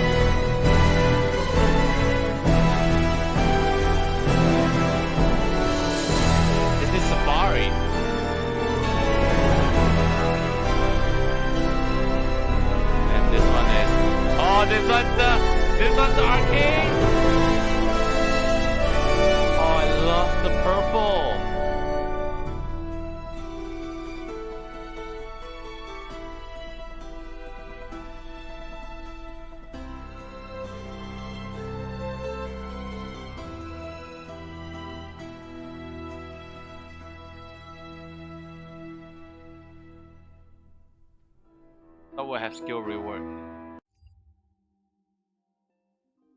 Wait a second. This is the piano arrangement.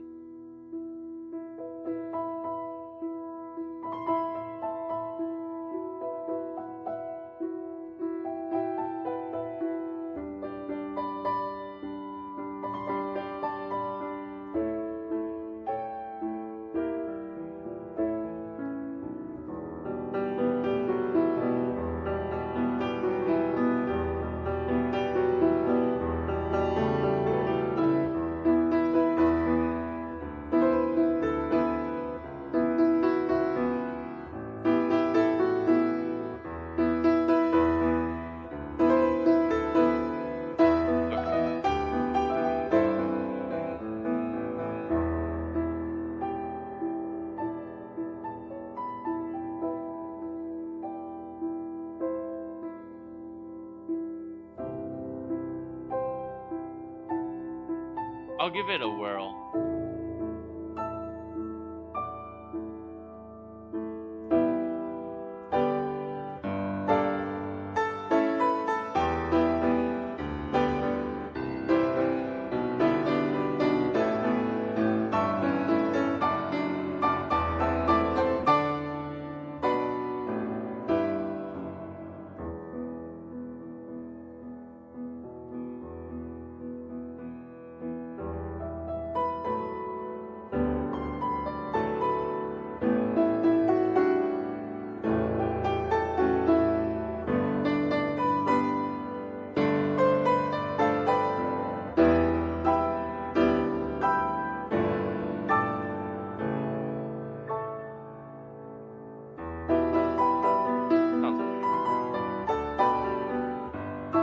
I like this one better.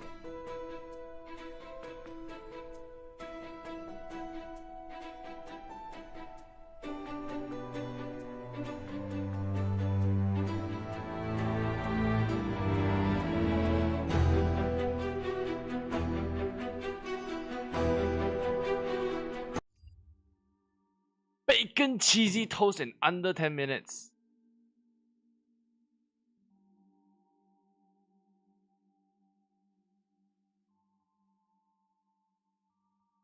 Watch what the Twitch leaks actually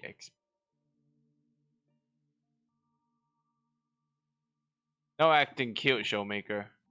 Earlier this month, 128 gigabytes of confidential data from Twitch was leaked on 4chan, revealing top secret information that got a lot of people riled up. From controversial upcoming software to be released by Amazon, to Twitch payout information pertaining to some of the top streamers on the platform. Creators like XQC, Tfue, Amaranth, Pokimane, Hassan Piker, and many more were exposed to secretly be millionaires. Except, all of this information would have been obvious to anyone capable of doing simple math, since a creator's Twitch sub count is already public.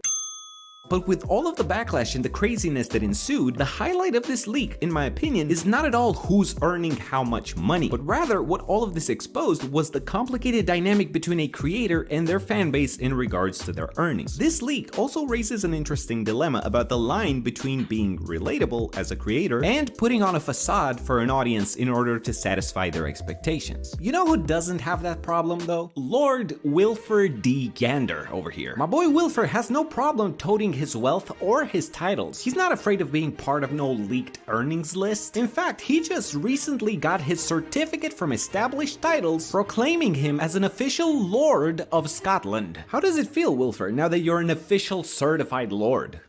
Oh, and did I mention Established Titles is sponsoring us? That's right, you too can be a Lord of Scotland just like Wilfer. Or you can get an established title as a gift for someone you care about. Does your dad have Scottish heritage but never took the time to trace back his noble roots? Screw that. Established Titles takes care of it. You basically buy a plot of Scottish land as small as 1 square foot, and by doing so, they grant you the title of lordship. Established Titles is also committed to helping the environment by planting a tree for every order in partnership with charities like Trees for the Future and One Tree Planted. If that sounds interesting to you, use my custom link below and use my code Andrei at checkout, that's ANDREI, to get 10% off your purchase. Thanks to Established Titles for sponsoring us. Now let's get back into the video. Sponsor right there. On October 6th, 2021, We're posting here.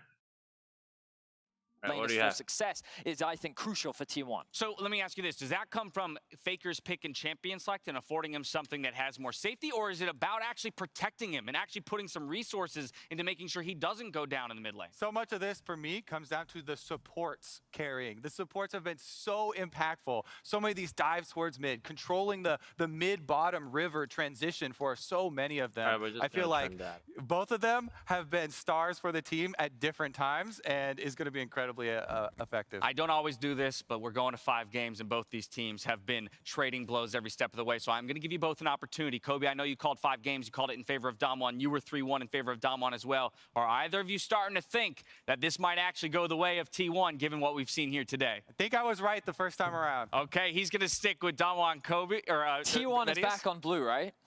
I'll get confirmation on that as quickly as possible, and I'll let you know.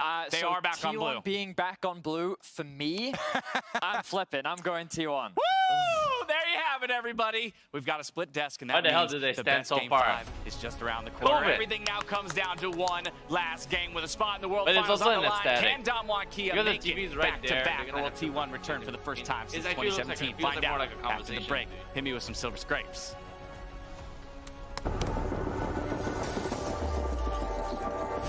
Have you not heard of COVID though?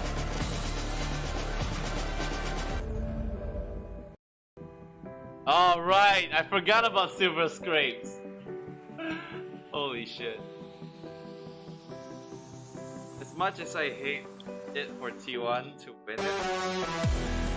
Go T1!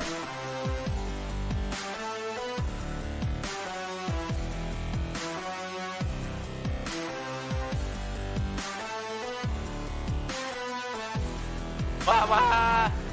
Wah wah! Wah wah wah! Wah wah wah wah! Wah wah!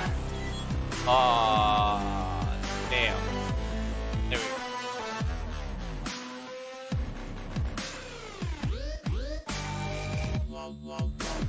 Wait, no, I'm on the wrong one. Should be his.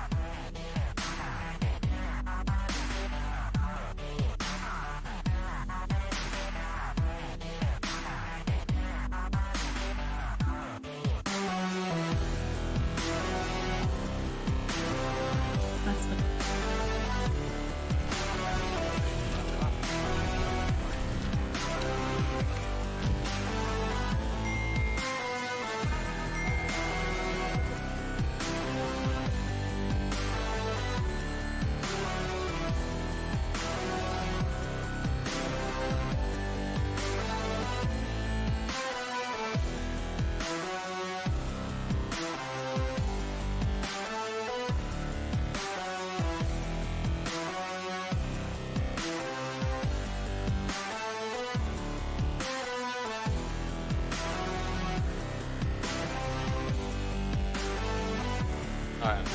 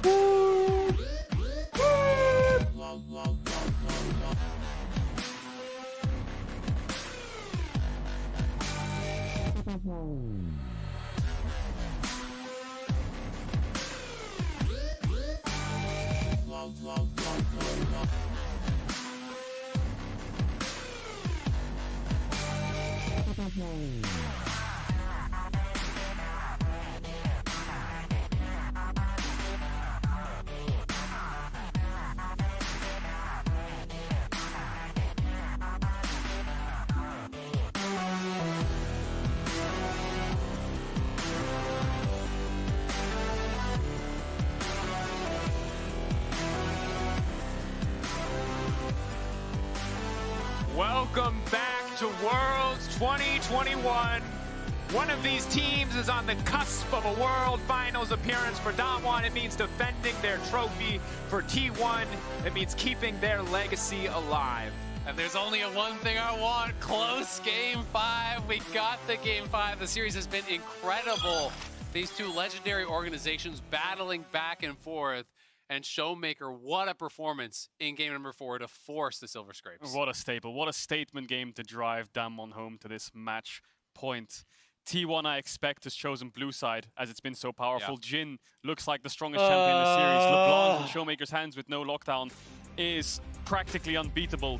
So this is the draft. This is the draft where you put everything on the line. This is the draft where Comer is against Faker. And I think draft has been the most important thing for T1 in this series. Absolutely. To me, it's about proactivity. One word. They need to be able to play aggressive. They need to be able to dictate the pace of the game. It is the LeBlanc ban here on blue side for T1. Not going to be willing to give that to Showmaker. And the question becomes, are there any adaptations from Damwon? Do you leave up one of the super OPs to try to trade for the Jin? If you think they're going to go first big Jin, you could do something like leaving up TF and say, all right, you can only have one. You must choose here.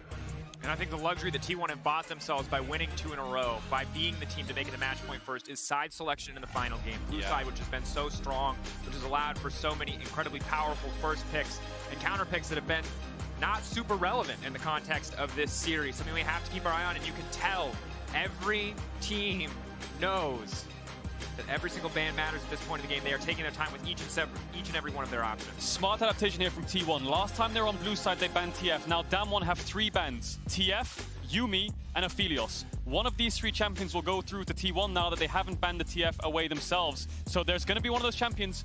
Do Damwon want to find some kind of trade-off by not banning one and picking the other? Exactly. That's what you go for then in that situation. You just trade the OPs. But the question is, what OP do you leave up? Or are they not even willing to do so?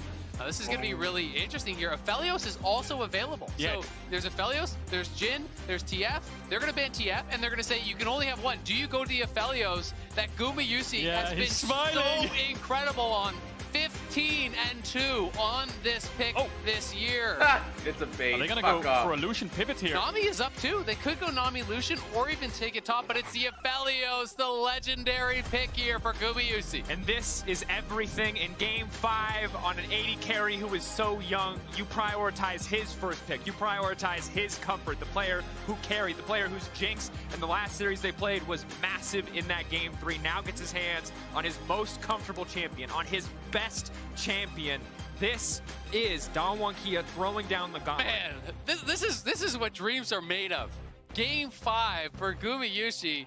You know, this young player, this rookie player going up against Damwon. You're in game 5 of the World Semifinals. You get your pick. You get your 15-2 Aphelios. Ball's in your court. Comfort is indeed key in a game like this, but Damwon are no strangers to these kind of situations. They've been in 5-game series before, and they must have known going into this draft that Aphelios was going across to goOOOO. They're going to match it with a Ziggs, and it looks like Kana fancies his hands at a Kennen. Syndra still up, Jungle's still up, and that's going to be a Kennen match into the graves. And while Ziggs has not been a first priority ban, he was frequently banned in the second phase when they were trying to pinch the 80 carry pool. This champion has 2 phases. One, you can leave him alone on the bot side, ignore him and free up his fourth roam. 2, you can draft something to make a kill lane, and you can look to get bloody on the bot side as fast as possible. Also really enables a lot of side lane comps because you can actually play through mid, defend that tier 1 tower mid really, really effectively. It is going to be the Xin here, so now we have to see, do Damwon want to match picks here? Do they want to go towards a jungle here? Or are they going to go for a big mid lane pick here for a Showmaker? Mix things up. They can pick anything, right? You can go Leona here and ban away things like the Thresh, like Rakan as well. Support can be picked. You can match jungle here and pick something like Trundle or Kiana into the Xin Zhao. Or you can just play it safe and pick Syndra and ban away 2. All their options are in their hands, and we saw how effectively T1 used red side to win against the blue side with the last pick support. This time around, looks like Damwon's going to go for the Rakan, maybe ban away things like the Leona. And while not picking jungle here might cost them in the second ban phase, I have to say, when Damwon have had proactive engage, when they had proactive engage in the last team, they look so much more confident, so much more dominant in the early game. Seeing Barrel back on this Rakan after a stellar game 4 is a good look for Damwon. And it's building the beginnings of a way to take down goOOOO on this Aphelios. The Rakan goes in, the Graves ult over the top, the Ziggs ult over the top. If there is another dive buddy drafted here from Damwon, someone who can fly into that back line and really threaten them, you're going to have an overwhelming amount of damage there to really be able to punish. For Damwon, it's all about denying the support pairings here to keep this Aphelios safe, because they already have a lot of the tools they need to actually kill it off. At the end of the day, in this draft, respect to T1, they look at their rookie members and they say, we will give you your comfort picks. Faker and Carrier will wait, they will take their time, they will suffer these additional bans. Definitely. Limit that away, see how deep the pool goes. The support pool evolution in this series has been game defining. 2 more champions limited. Now, Rakan locked in. Damwon Kia won't have the luxury of the last counter pick. What does Carrier have up his sleeve? You expect some kind of engaged spot with Kiana banned away. Are we going to get Canyon's Talon for Game 5? We indeed are, and what does that open up? That opens up last pick for Showmaker. Cassidy and Ban coming in. Makes me wonder if T1 want to blind pick some kind of control mage. And this just makes a lot of sense. You know, I talked about the beginnings of the composition to be able to set up this sort of dive composition, and that is what you need to really slam it home. The talent as well to pair up with that Rakan. It's going to be a blind Azir here for T1, and we have to find out what is the support pairing, because a lot of these common ones are already taken off the table here to keep Gumiuchi's Aphelios safe. Yeah, expecting some kind of engage, some kind of follow-up. We talked about Carrier's Silas, but I don't think it's going to come out. Showmaker has Syndra available, he has Orianna available, he has Control Mages available, but it's just going to be the blind pick, the Zillion pick into a blind composition of Damwon where they can pick some kind of DPS mage in mid now instead of some kind of burst mage. Exactly, it was really interesting. When Damwon was hovering the Azir, I was saying, well, that would be a really good answer. So they've kind of taken away this high DPS champion from Damwon and then picked the Zillion because it's about the burst. The Zillion can be pretty effective into the Zoe, but he has been lights out on this champion all year long. Both these teams know each other so damn well. Ghost was hovering Azir to taunt Faker. Carrier was hovering Zoe to taunt Showmaker. I think both of them knew exactly how this draft would pan out from the first 3 picks. And man, these compositions are spicy. Huge team fight for T1. Huge scaling for T1 on the opposite side of Damwon. Really big pick potential. Really good single target damage and a lot of range. The range, that is such an X factor because while the scaling is there for T1, Ziggs, Zoe, you have to be able to close the gap. You have to be able to actually get in on them. And their engage tools are very limited. As T1, you're basically relying on a flank. You're relying on speeding someone up as a Zillion, sending them in. So much. Damwon on the other side has go buttons. They have the Rakan. The Rakan flies in with the Talon. Graves ult over the top. The Ziggs ult over the top. They can fish for picks with the Zoe as well if they control vision. So it is Damwon with the more proactive comp. And if the series has been assigned so far, it's the teams that have the ability to play proactive that have been winning. And I'm now it all comes down to this, an entire year of hard work for both of these organizations. T1 finding their 5-man as we entered Worlds, now find themselves in a Game 5 versus Damwon Kia. Like one of the strongest, if not the strongest team in the world, but only one of these teams can advance to the World Finals. And for one man on that stage, Faker, it has been much more than one long year. He has been trying to get back to the World Finals for 4 straight years, has been trying to win for 5 years. Dude, if you're this is a man who's synonymous with dominance in League of Legends, and he's I'll one give step you a away. skin. The stakes could not be higher. This is the beginning of the end. Exactly, for Khan's last dance, Blue or side Faker 13, with 5 red years side of an 7. empty international trophy cabinet. No way. There's a talent available here. Pressure There's no way builds. that it's going to be just 7. Quick flash to what's on the line. Of course, for now, it is a finals appearance. Can't get too far ahead of themselves. The hard work does not stop here, even if you can find a win, but a loss will send you home empty-handed. For Khan, as you highlighted, a loss will send him away from the world of League of Legends. Everything here, you can see no more aggressive 5-mans on the top side. Nobody wants to risk it all on a 5v5 at level 1. Both teams just laying down what vision they can, setting up lines of skirmish, and giving respect to the opposite side. If it's correct, if it's exactly on 13-7 in that when the final game ends, game, will the I owe you a rookies skin. rise You to can the call occasion whatever here skin you want. or crumble against the overwhelming amount of experience their Totally. opponents have? Totally. Yeah, this is the 3rd time Damwon are in an international 5-game series. Against Mad Lions, they triumphed. Against RNG, they fell. And now against T1, they're currently 1-1 with international best-of-5s at 5 games. T1, no strangers to them as well, Faker especially. And Faker and Showmaker, naturally, the matchup we'll keep our eyes on, is even in the level 1, they're already trading blows. But Showmaker, doing what he can to come out on top as both sides pop the Corrupting Potion. I do want to cast our eyes down to the bottom side of the map. Last time we saw the Zillion, we talked about the greed. It can fall behind early. It can be picked apart, and it was not picked apart by Damwon Kia. But this time around, it's a different matchup. And in this matchup, we don't even need to talk about bot lane anymore. I take it back. They're just going to fight in mid lane 24/7. And this is one of those things where it's right blood in the water in mid lane. That draws junglers. If they are trading this aggressively, both of these guys have already used 2 corrupting potion charges, 20 seconds into laning, and Faker's still low, having done so. Yeah, Damwon leashed on the bot side of the map. Owner solo started, both junglers pathing top side. Ghost has TP, so 3 teleports on the side of Damwon. goOOOO running the heal for more combat summoners, expecting T1 to have the bot push. Mid and top will be contested. Absolutely, and T1 trying to play aggressively through that, utilize that range advantage.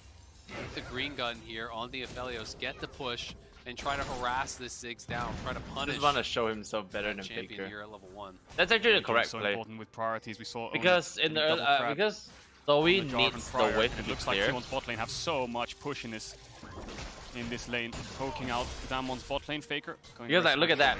As soon as the wave comes in, for both Faker mid wins in laners. terms of trading. High stakes trading here in the early game. Neither jungle in the area, so they both continue to do so. But Showmaker taking the bad end of a lot of these trades. Pop the biscuit just to gain a little bit of health. He does get pushed in anymore, but high stakes across every lane. Good news for the side of T1, that early lane phase is paying off. They get level 2 first in the Zillion lane. They're able to keep up that pressure early on, and Aphelios' first guns are just so solid for early laning. And it feels so critical for Faker to have a good start coming off of that last game. Showmaker absolutely running over T1 with the LeBlanc, and it's been a back and forth battle between these two. Whoever gets the edge here in Game 5 could be the critical member. And Kana on Kennen, his most played throughout the entire year. We talked about comfort for goOOOO. Faker will get cancelled there by Canyon. This is comfort for Kana. He can't afford to have a game like Game 3, where yes, T1 won, but his impact was very, very little until the final fight. He needs to make sure he's on point in this 5-game series. Pressure to do so, and now supported by owners. He moves into the top side. Khan Right, locked up, Khan stunned, red buff, taking first blood again to T1 in 4 out of 5 games. Khan first blooded in what could be his final game here potentially at Worlds. That's gotta get the nerves going. We'll see if they can make a play here on the other side, but it's the TP down, it's the flash down, and Owner did not have to expend his. Yeah, and it's a cannon wave as well, so it looks like Kana can save his TP as well if he wants to. He could run back to that lane pretty happily. Wow. Save TP for bot lane. T1's bot lane have so much push and can Dude, start look at that. forcing Faker Ghost and Barrel trading back well to unlock right now. Carrier on the Zillion to move towards top side first. Faker and now you have a TP literally- advantage on top of that to keep them safe. And if Damwon want to push out bots, 1 TP ward behind, that could be a double kill if Kana's level 6. So this early game so good for T1. Certainly is, and of course Back for the when bottom side, his they've opted slot for was the TP stolen for Ghost, and while by- that can be helpful in skirmishes across the map, it means they don't have an Ignite to pair in this lane. Very low kill pressure onto the Aphelios and the Zillion here. He definitely Difficult feels for them to as- find anything feels without as more Azir is jungle a support. good You can see champion. Showmaker poking his head around on the bottom side of the map, giving us a little thumbs up. So they do have solid vision control there to try to mitigate any potential bottom side plays, but for now, T1 400 gold lead sitting pretty comfortably in this early game. Yeah, Damwon doing a good job though tracking Canyon. They spotted him down on the Krugs. Then they put a ward on Raptors. They have multiple wards, 3 in fact, across that bottom side river. They've got a pink on top side trying to keep Khan safe. So they are trying to play with respect to Owner, who got that first blood and is going to have a strong early game. Yeah, I think the big thing for Damwon in their wins is just they unlock the game through mid. They have so much agency with their mid jungle to push Faker back and keep him under his tower, but for now it feels like they aren't able to force anything out of Faker. They don't have great setup to do so. And once he hits level 6, he should be able to negate ganks pretty easily. Has TP up, will probably use that to get back to the lane. Showmaker's not and getting will any scale very, very strong the longer this game any goes on. opportunity Exactly, to do anything. it's all about the setup, as you said. In those previous games, it was about landing a scatter, in comes Canyon, landing a chain, in comes Canyon. And this time around, they don't have that easy setup, and it's Owner circumventing that river ward here, looking for a potential lane gank. How close to 6 is Kana? Ticking, eyes on the experience bar. Lands the mark, that's 2. Would want 3 for the stun, and already you can see Owner's recall. Looks like that will not be their opportunity, but Khan sweating just a little bit, not entirely certain where the enemy jungler is. Yeah, Canyon only has a small camp advantage right now. Has base and will come out onto the map. Beryl notoriously runs mid on the first base from bot. He knows Ghost has TP and he can catch a wave for free. So Carrier showing in bot here gives Damwon some kind of window in the mid top side right now. With Beryl being around, he can find some kind of engage and help Damwon unlock this top side of the map, which is struggling, especially in top lane as Owner finds Canyon. In the area, knowing Showmaker's right behind him, has the heal as well, but the bubble will not connect. Owner forced to flash out early. Yeah, good flash. If the slow connects, Showmaker can flash over the wall and chase him down, pick up his flash, and then flash again. So He knows he needs to flash before any kind of slow or CC comes through. Especially because they know Beryl is missing and Carry was not in position to actually match the roam. So you have to play with respect to the fact that you would be in a 2v3 situation if you do get caught there. And Dom1, as a result, will take that topside scuttle. They have a little bit of tempo here on the map now, and Owner is going to be pushed back into kind of this defensive posture. Faker still yet to base, expecting him to TP back towards the mid lane. Ghost saved his TP in case anything kicks off topside. And the difference we saw from all the 4 games and this one now is Ghost has TP. Normally we saw 4v4s up towards the Herald, but Ghost saving it means if Damwon are the ones first to pull the trigger and go towards the top side, Ghost will be able to match a 5v4 numbers advantage. And on the other side of the table, it's Kana who actually saved his TP. Khan had to TP back. Kana did not invest his. So if T1 play towards bot side, they're the ones with the man advantage. Whereas if Damwon can play towards top side, they will have the extra man. And cross-mapping is what we've been seeing all series long. Yeah. And I think the big thing to keep your eye on as well is that the Zilean has made it through this lane phase relatively unscathed. There has not been room to put a lot of jungle attention down here. And that just means that Damwon Kia, again, are going to have to solve the puzzle of the Zilean, something they struggled with very heavily the last time we saw it come out. They absolutely did, but I will say they're less all in on one little point of damage. You know, against the Zoe, yes, the sleep can one-shot you, but Zoe doesn't have to commit in the same way that a Syndra has to spend the ultimate and really commit to that. You know, Ziggs, I don't think it's as much of a commitment as that of the MF and the Jarvan when they're just dropping all these ultimates to get a kill. So I think that the Zilean is still going to scale incredibly well, still going to be a big threat, but Damwon have better ways, I feel, to deal with it in this game than they did in the previous. Yeah, a lot more kind of zone control. They can use the Zoe to kind of pop it before actually engaging or using any big cooldowns like the Unleashed power from Syndra. But here it is. T1 moving towards the top side to contest the Herald. Ghost has TP who just base, so he can match. It's going to be a 5v5 for this Herald. This could be game deciding if one team decides to pull the trigger and commit to a full engage. Kana is split and doesn't have flash for 10 seconds. Yushi, Master of Felios, perfect guns for a fight like this. Red and White Canyon leaping over the wall, but has been stunned, has been locked up. It looks like Herald will just drop in favor of T1. Damwon Kia, do they want to keep this fight going? That's going to be a Sleepy Zen. Debating, non-committal CC, they don't have to overextend for anything. Kerio is level 6 though, makes this so hard for them to keep going. For now, T1 just taking the Herald and walking away unscathed. Yeah, Beryl, if he full commits there, what's the follow-up? Maybe a Ziggs ult could come in, but then Kana's positioning is great, and Canyon was a little bit zoned away as the fight started. T1 get the Herald, and they get out. And you have to remember, Faker was on the side there. So if all 5 members of Damwon are piling in towards this slept target, Faker is going to sweep in behind you on the Azir. So good positioning there from T1. Kana in some trouble. In the area, Beryl leaping through. That's going to be the knockup flashing forward, getting the ult down. But Kana exhausted, will get dropped. Canyon takes the kill. NT. And it doesn't feel like that was the flash to go for from Kana. Expending that is a pretty big tool to use. The exhaust easily shuts it down from Beryl. They are able to get the kill. And now Kana is going to be set pretty far back on this top side. Not going to have much pressure on the Graves whatsoever for the next couple minutes. And giving a kill over to Canyon, who now has the Yomus. He's unlocked on the map. What a powerhouse jungler he has been the last 2 years. I think undisputedly the best jungler in the world for the last 2 years. Playing Talon, an assassin jungler that can find his way into fights and solo carry them if he can find the picks. The only trouble is he's up against the Zilean. Carrier's Zilean, which was phenomenal in T1's victory in the previous games. And now they're sieging onto this bot tower. Owner has Herald, Faker has TP. Gumayushi able to steal away a plate there. Power the chakra when you're so close, your attack speed is so high, he just shreds through it. But Damwon Kia arrive in time to make sure they don't lose anything else. That said, Owner here available on the bottom side, but Beryl and Canyon are a menacing duo if Owner overstays or overextends. With Zilean in the area, though, Owner doesn't have to be too scared.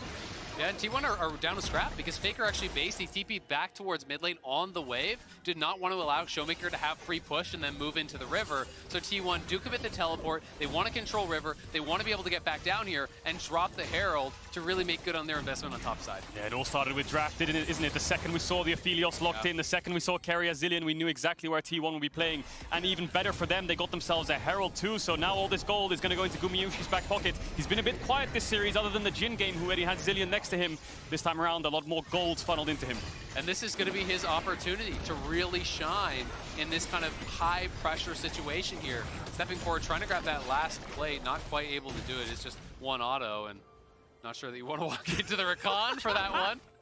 The debate, though, you have to respect it. And again, getting your comfort pick in a game 5, so excellent to have. But then the expectations on you rise. Gumayushi needs to make it out of there. He's been sped up. Good slow from the Graviton to stop any potential follow-up from Beryl, but that's a sleep connecting. Recon ready to kick the fight off. Carry has to debate where the ult's going to go. He has already used it on his carry, but he could still drop in the end. Double bomb, the knockback. Gumayushi now in trouble. The heal coming out. Tries to fire back with the ultimate, but it will not work. Ghost grabbing the kill. The satchel so nice there from Ghost. Immediate knockback on Gumayushi. As soon as the revive comes through, he can Gumiyushi get was back to the saving tower. on Does go down. Flash, I don't know why. And while Faker is pushing mid, he's getting a farm advantage. He did take a play. It does mean a big kill onto Gumiushi. Both summoners down, Zillion ult down, Zillion exhaust down, and Dom1 get the Dragon to boot. Yeah, they're not playing through mid as much anymore now. They're just trying to match lanes and try to find picks. Showmaker with a massive bubble through the wall to make sure Gumiushi dies. He lost both summoners, but the trade-off is Faker gets some plates and is a little bit ahead in CS. If this bubble connects, Faker would be in trouble. Fighting out, that's the knockup, but Canyon's in the area. The knockback is there. Barrel now in trouble, but Faker's gonna make it out to safety. Good damage trading back. Barrel flashing a little bit early, but it doesn't know where the Zin is, so it doesn't want to risk it. Yeah, I think he was a bit scared there because the wall was pushing him up against the wall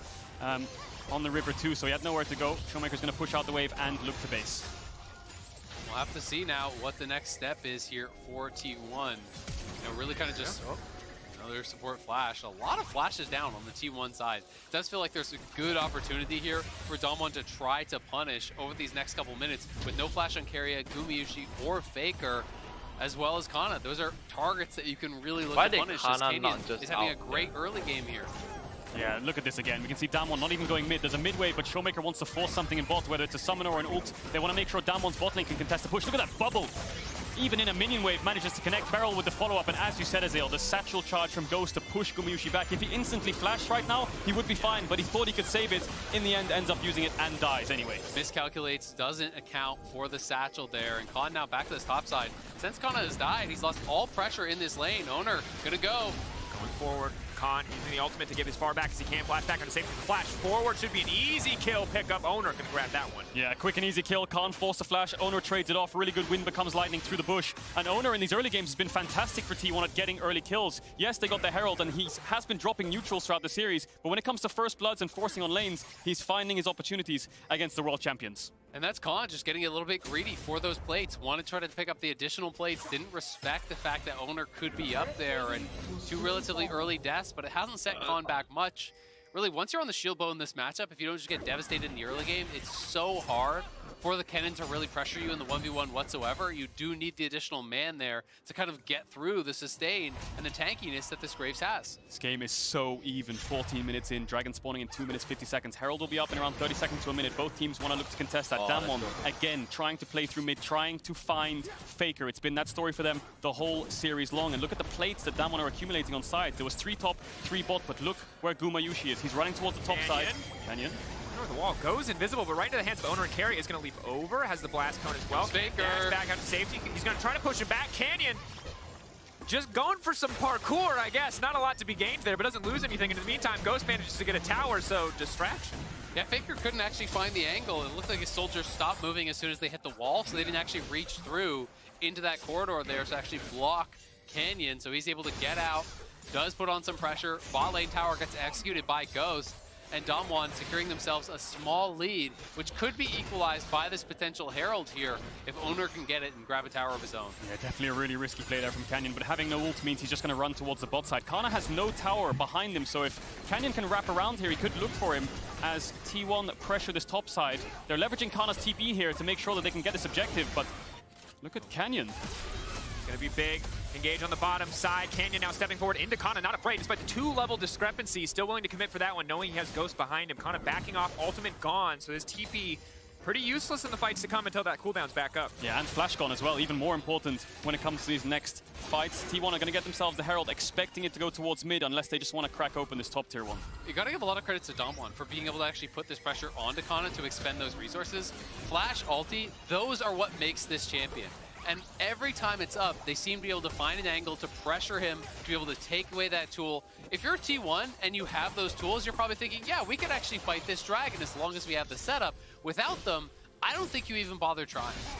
And it gets harder as we get later into the game because they do not have a traditional tank support. All they have is the Zin. It's hard for them to move into Fog of War and place vision. You are against a Zoe, a Talon, a Ziggs, a Bomb, a Talon, a Bubble can come from nowhere and take you out. It's very hard to regain control of a side of the map without pushing out your lanes first. Absolutely. They also don't really have any hard engage, right? You're just hoping for some sort of a flanking play. You're hoping to be able to chase someone down, utilizing that Zillion speed. But that gets so hard when you are playing from behind. If Dom1 grab this Infernal at that third dragon, whoever has setup at the Drake is going to be so advantaged because T1 walking blind into this Dom1 comp feels near impossible. It definitely does. And it looks like Kana's just going to catch the bot wave. 4-man grouped up for T1. Similar to every single game, mid-wave contest, 15 seconds on the Dragon. T1 have two options. Just push this mid-wave and go top and trade gold for the Dragon and fight the third, or push this mid-wave, herald it, and brute force their way into this bot side river. Khan is pushing bot, and he's moving towards T1. Damwon relying on poke to try to push T1 back. And Khan is actually playing in the jungle. He was trying to hope that he could find Kana on that red buff, trying to path up there. And if he spotted them, he would be able to push him out, maybe even force that ultimate once more. Bubble. Now, Canyon off to the side, engaging on Kana. Another ultimate forced out. He will not find an opportunity to use it in a team fight. In the meantime, the Herald has collapsed. He will not be able to break the tower. Canyon going to start soloing the Dragon here. It's a tense battle in the mid lane. No doubt if Damwon Kia fight into T1 that they will lose out, but Damwon Kia are not going to let that happen. Finding these pickoffs on ultimates and key cooldowns, now taking the second Dragon of the game. Yeah, T1 are grouping up to try and force their way into River, but Showmaker and Canyon are picking them apart slowly and surely with their abilities to keep them pushed back. They're going to get the Dragon. They're on Dragons now, pushing towards that Mountain Soul point, and T1 wasn't able to cross-map for anything. Faker might get this tower, but he might also be in trouble.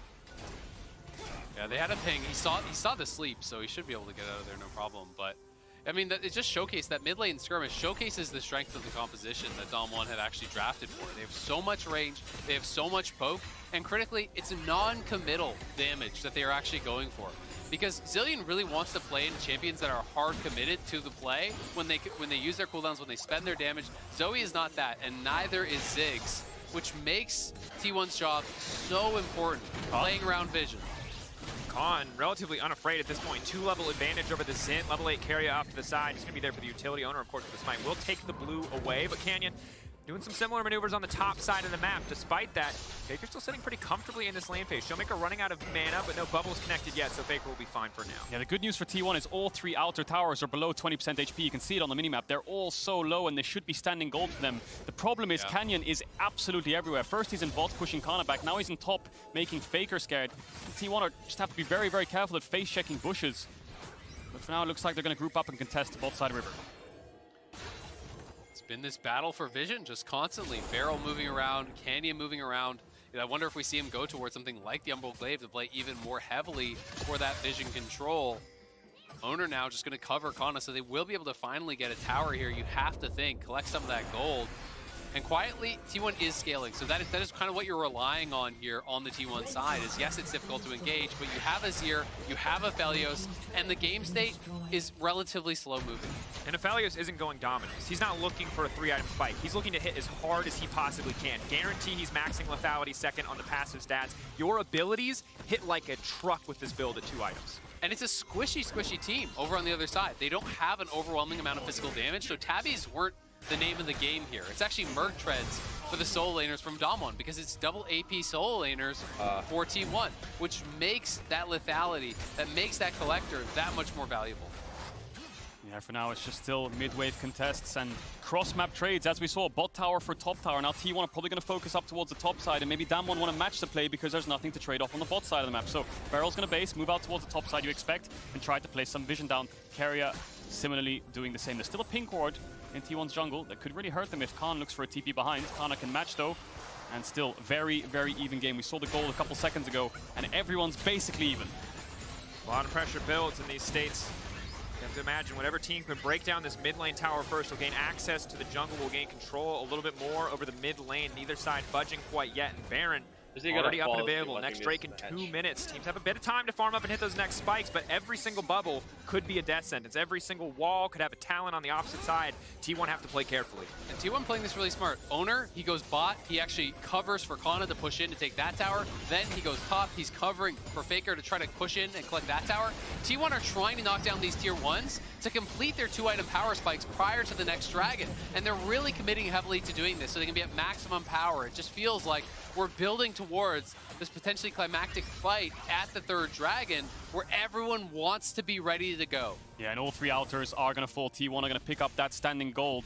And you're completely right. Azale, the next fight will blow the entire game open. But there is a world where Damwon go for Dragon and T1 rush Nash. Azir, Aphelios, this is probably the fastest Nash combo you can get from your carries alone. So T1, if they keep vision towards the top side, they can keep threatening this with these 2 powerhouse late game champions. But I think it's so difficult to pull off. If you just leave Canyon or Khan to solo the Dragon bot side, you have Zoe and Ziggs, and you're playing red side. You can poke over the wall into that Baron pit. I think it makes that kind of play really, really difficult for T1. On top of that, RNG favoring Damwon Kia a little bit. You got extra walls for the Talon, you got extra walls for the Zoe. That much easier to find these picks in the setup, and you can see the map is Bias dark. Rift.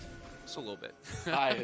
And that's the thing. Poke is going to be T1's biggest crutch in these fights, but grouping up and finding massive engages is going to be big for them. They can look to force Baron if they want. Owner can tank it up, hunting. and Kana can get into position. Owner.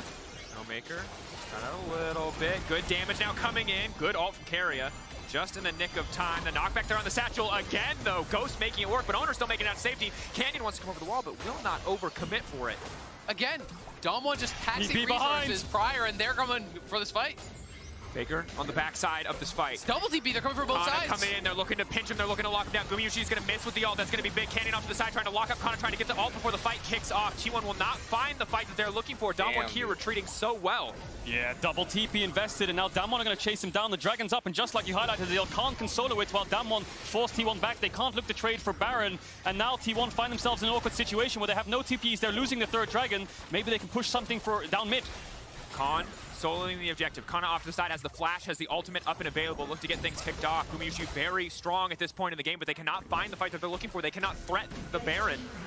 Damwon are just playing it out way too well. I mean, they're marking all the options here for T1. They force out the Xin ult, the Xin flash, Carrier's ult as well. They mark both sides on the T1 flank, but they're going in. Going over the wall.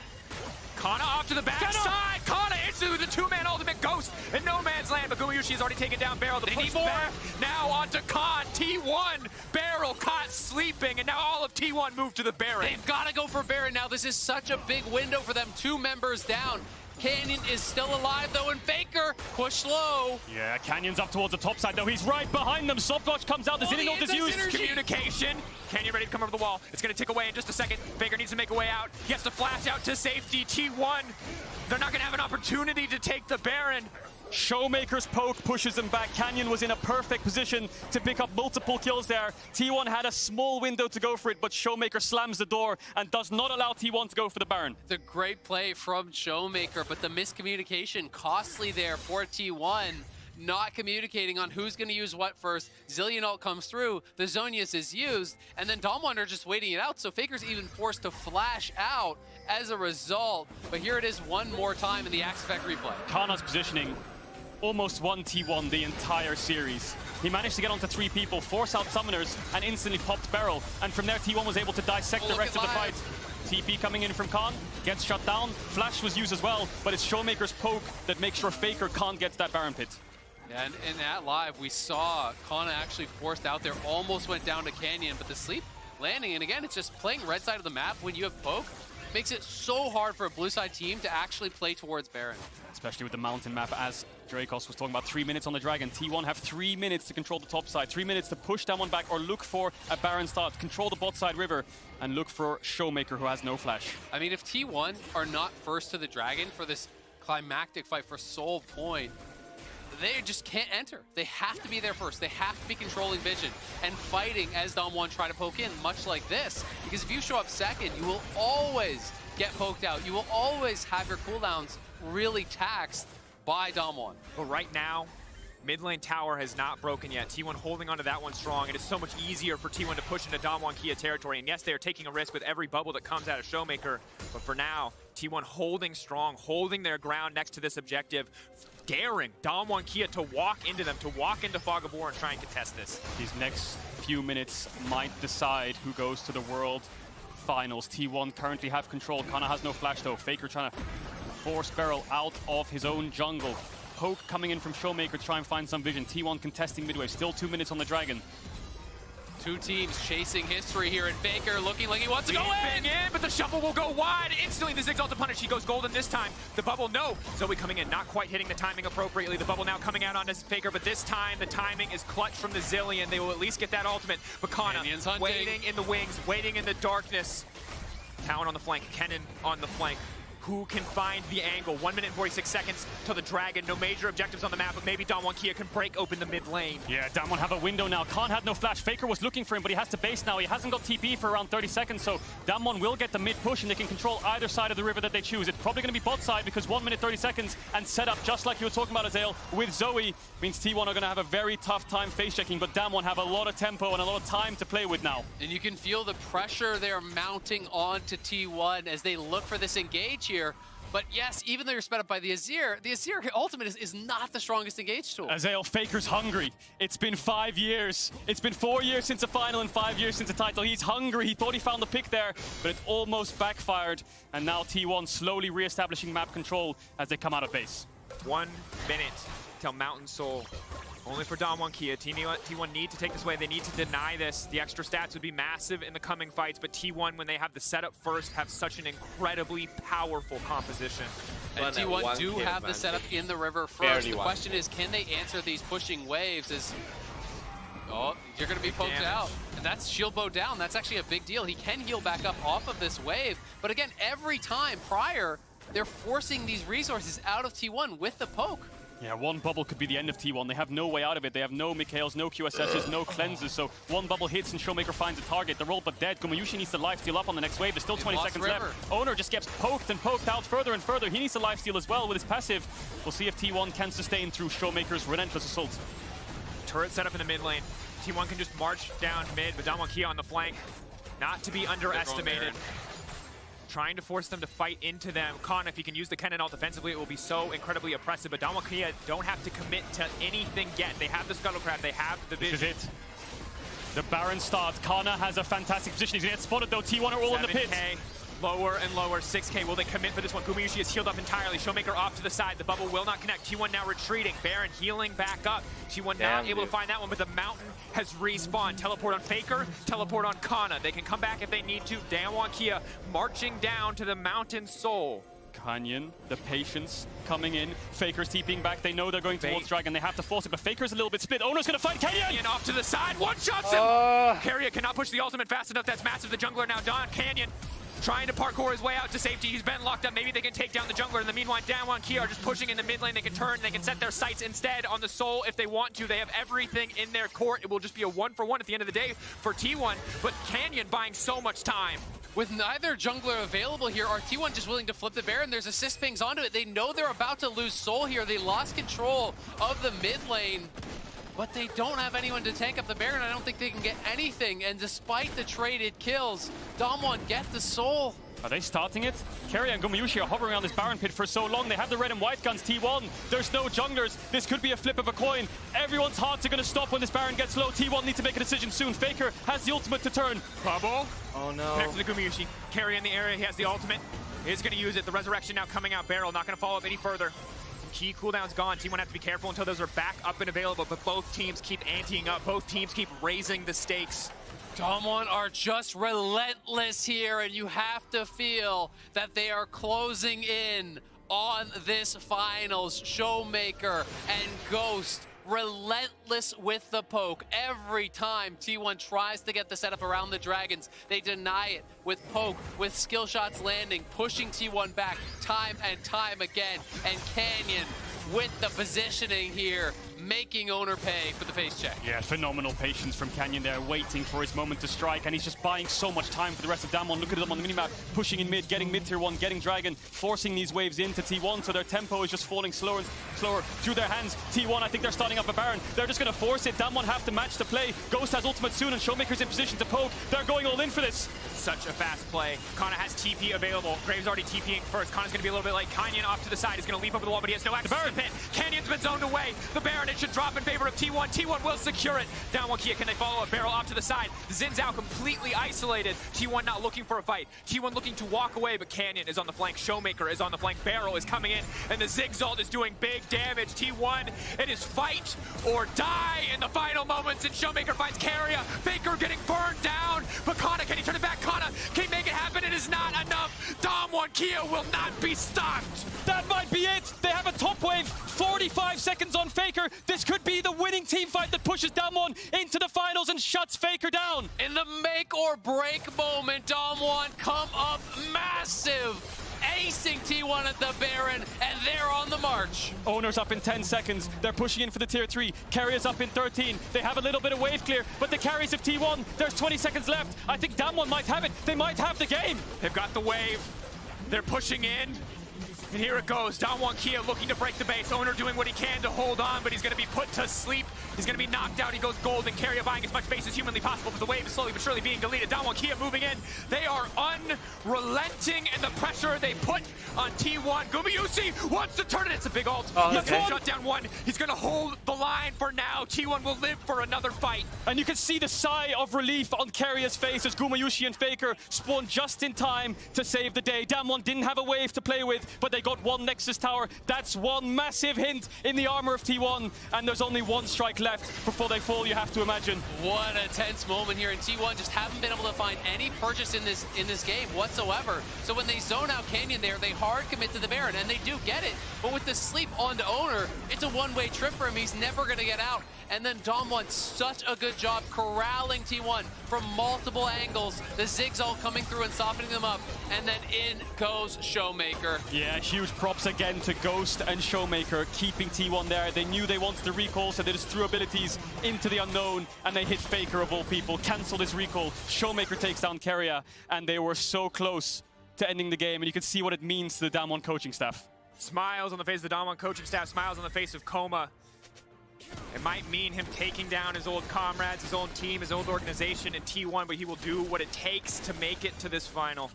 And it's so tough now for T1. You have these players who have the ability to carry a fight. You've got the level 16 Aphelios, you've got the level 16 Azir, but Damwon will not give you that fight. They have been surgical through this game 5, not stepping a foot wrong.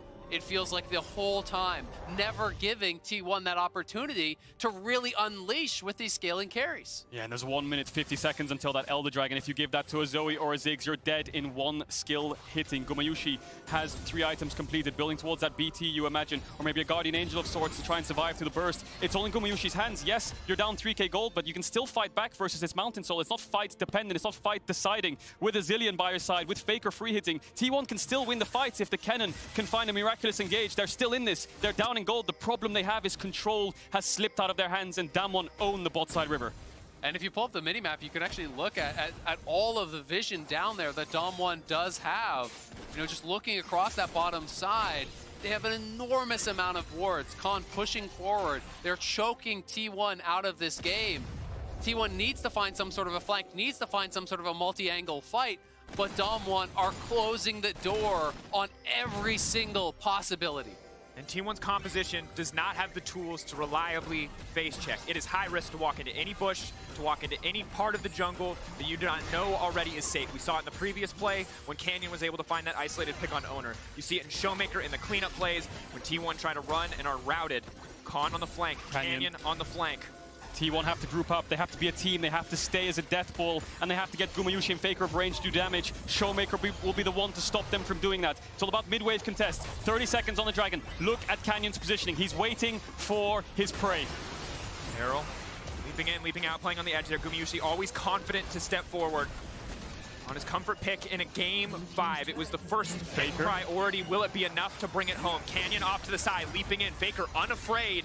As Canyon's forced to retreat. They've spotted the flank out from the town. That's big in the fight to come.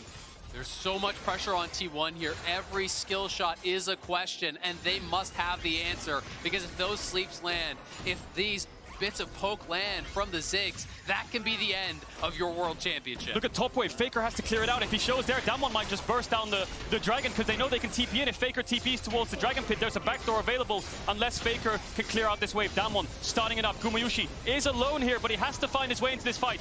The slow take on the Elder Dragon. T1 have time to work with, but again, a single decision, a single mistake will cost them the game, will cost them their shot at the World Final. 50-50. TP now coming in. Everything being bet on this smite. Faker Owner. goes to sleep. Kana now stepping forward. 3K getting lower. The Kana dragon, going all the the way dragon. trying to lock up the but who's going to get it? No! In the end, it is Canyon.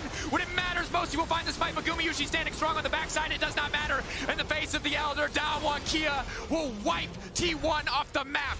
They're going to TP top as well. They have the Elder Dragon. They have a wave. They have everything they need to go to the World Finals. And damn old legends and old legacies. Goodbye, Faker. Goodbye, T1. Hello, Damwon and Showmaker. They will defend their title in the finals and look to go back to back. T1 into game 4. For every They question didn't need to T1 do this. posed, Damwon had an answer. Game They didn't 5 need was to risk incredible from everything them. on game Never 5. allowing the Aphelios, the Azir to take effect. Never allowing them to find that fight. T1 forced into a no-win situation where they have to hard engage, but they don't have the tools to do it. The new era of the LCK has well and truly arrived, as it is Damwon standing above the rest once more.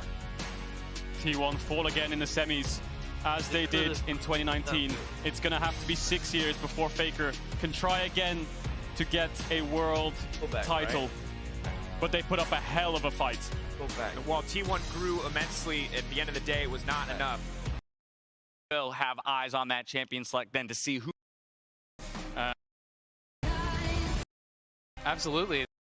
The Worlds 2021.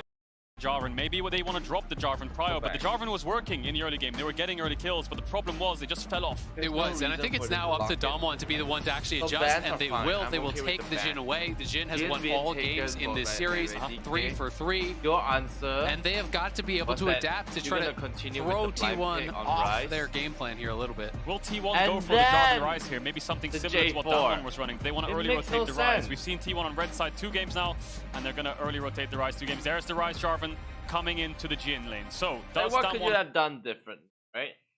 I'm okay with the Rise. Rise wasn't the biggest problem. But you're committing the J4 based off a singular Jhin.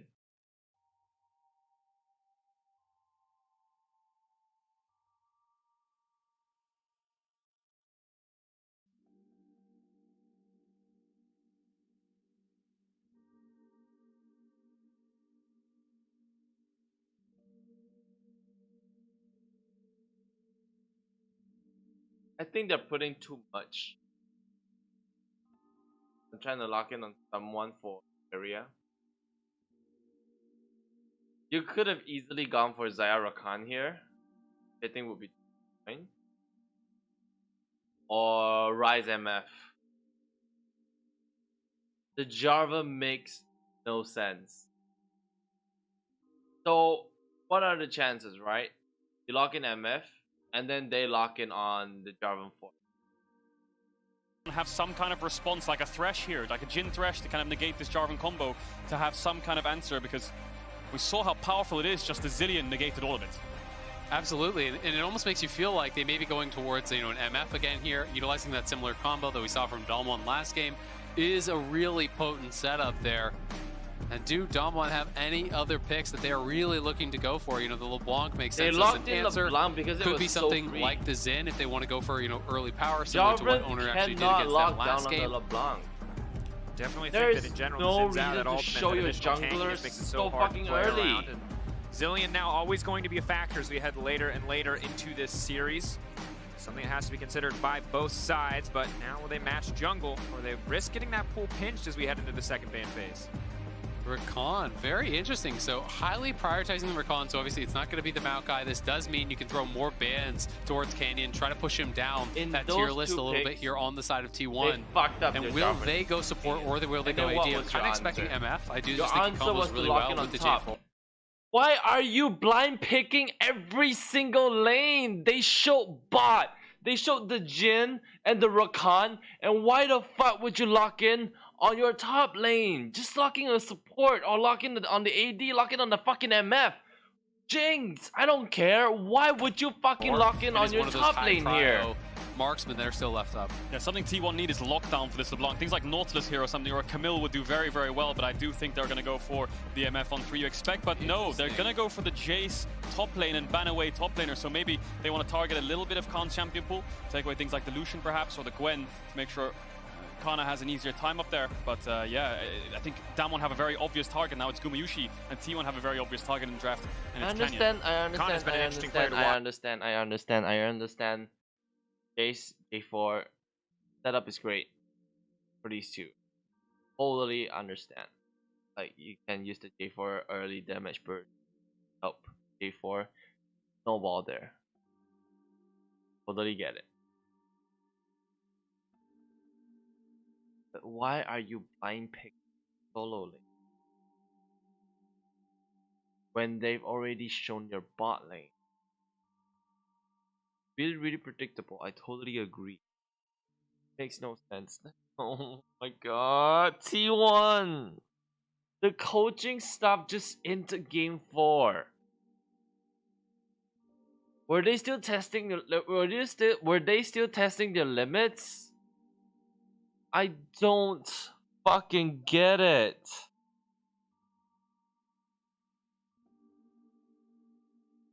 I do not fucking get it.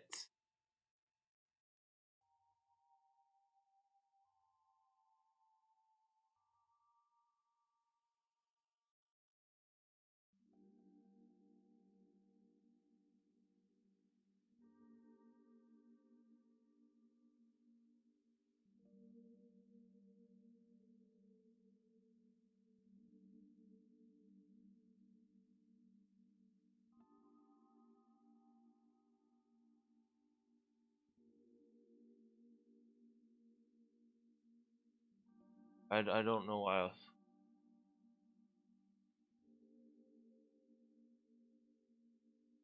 His walls is built with this disappointment. Now no one can take down Damwon. Not ED. Not JG. Damwon won. Third year they're gonna trap themselves up to the quote unquote biggest legacy.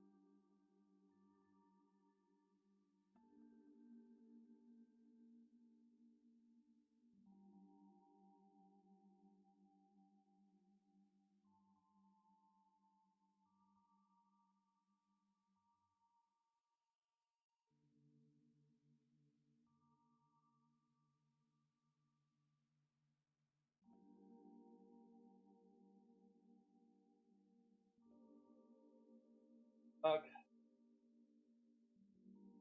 I am so tilted. I don't. That's it.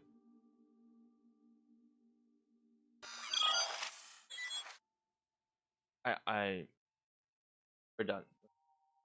Thanks for watching. I'll be back tomorrow for Gen G against EDG. See you guys tomorrow.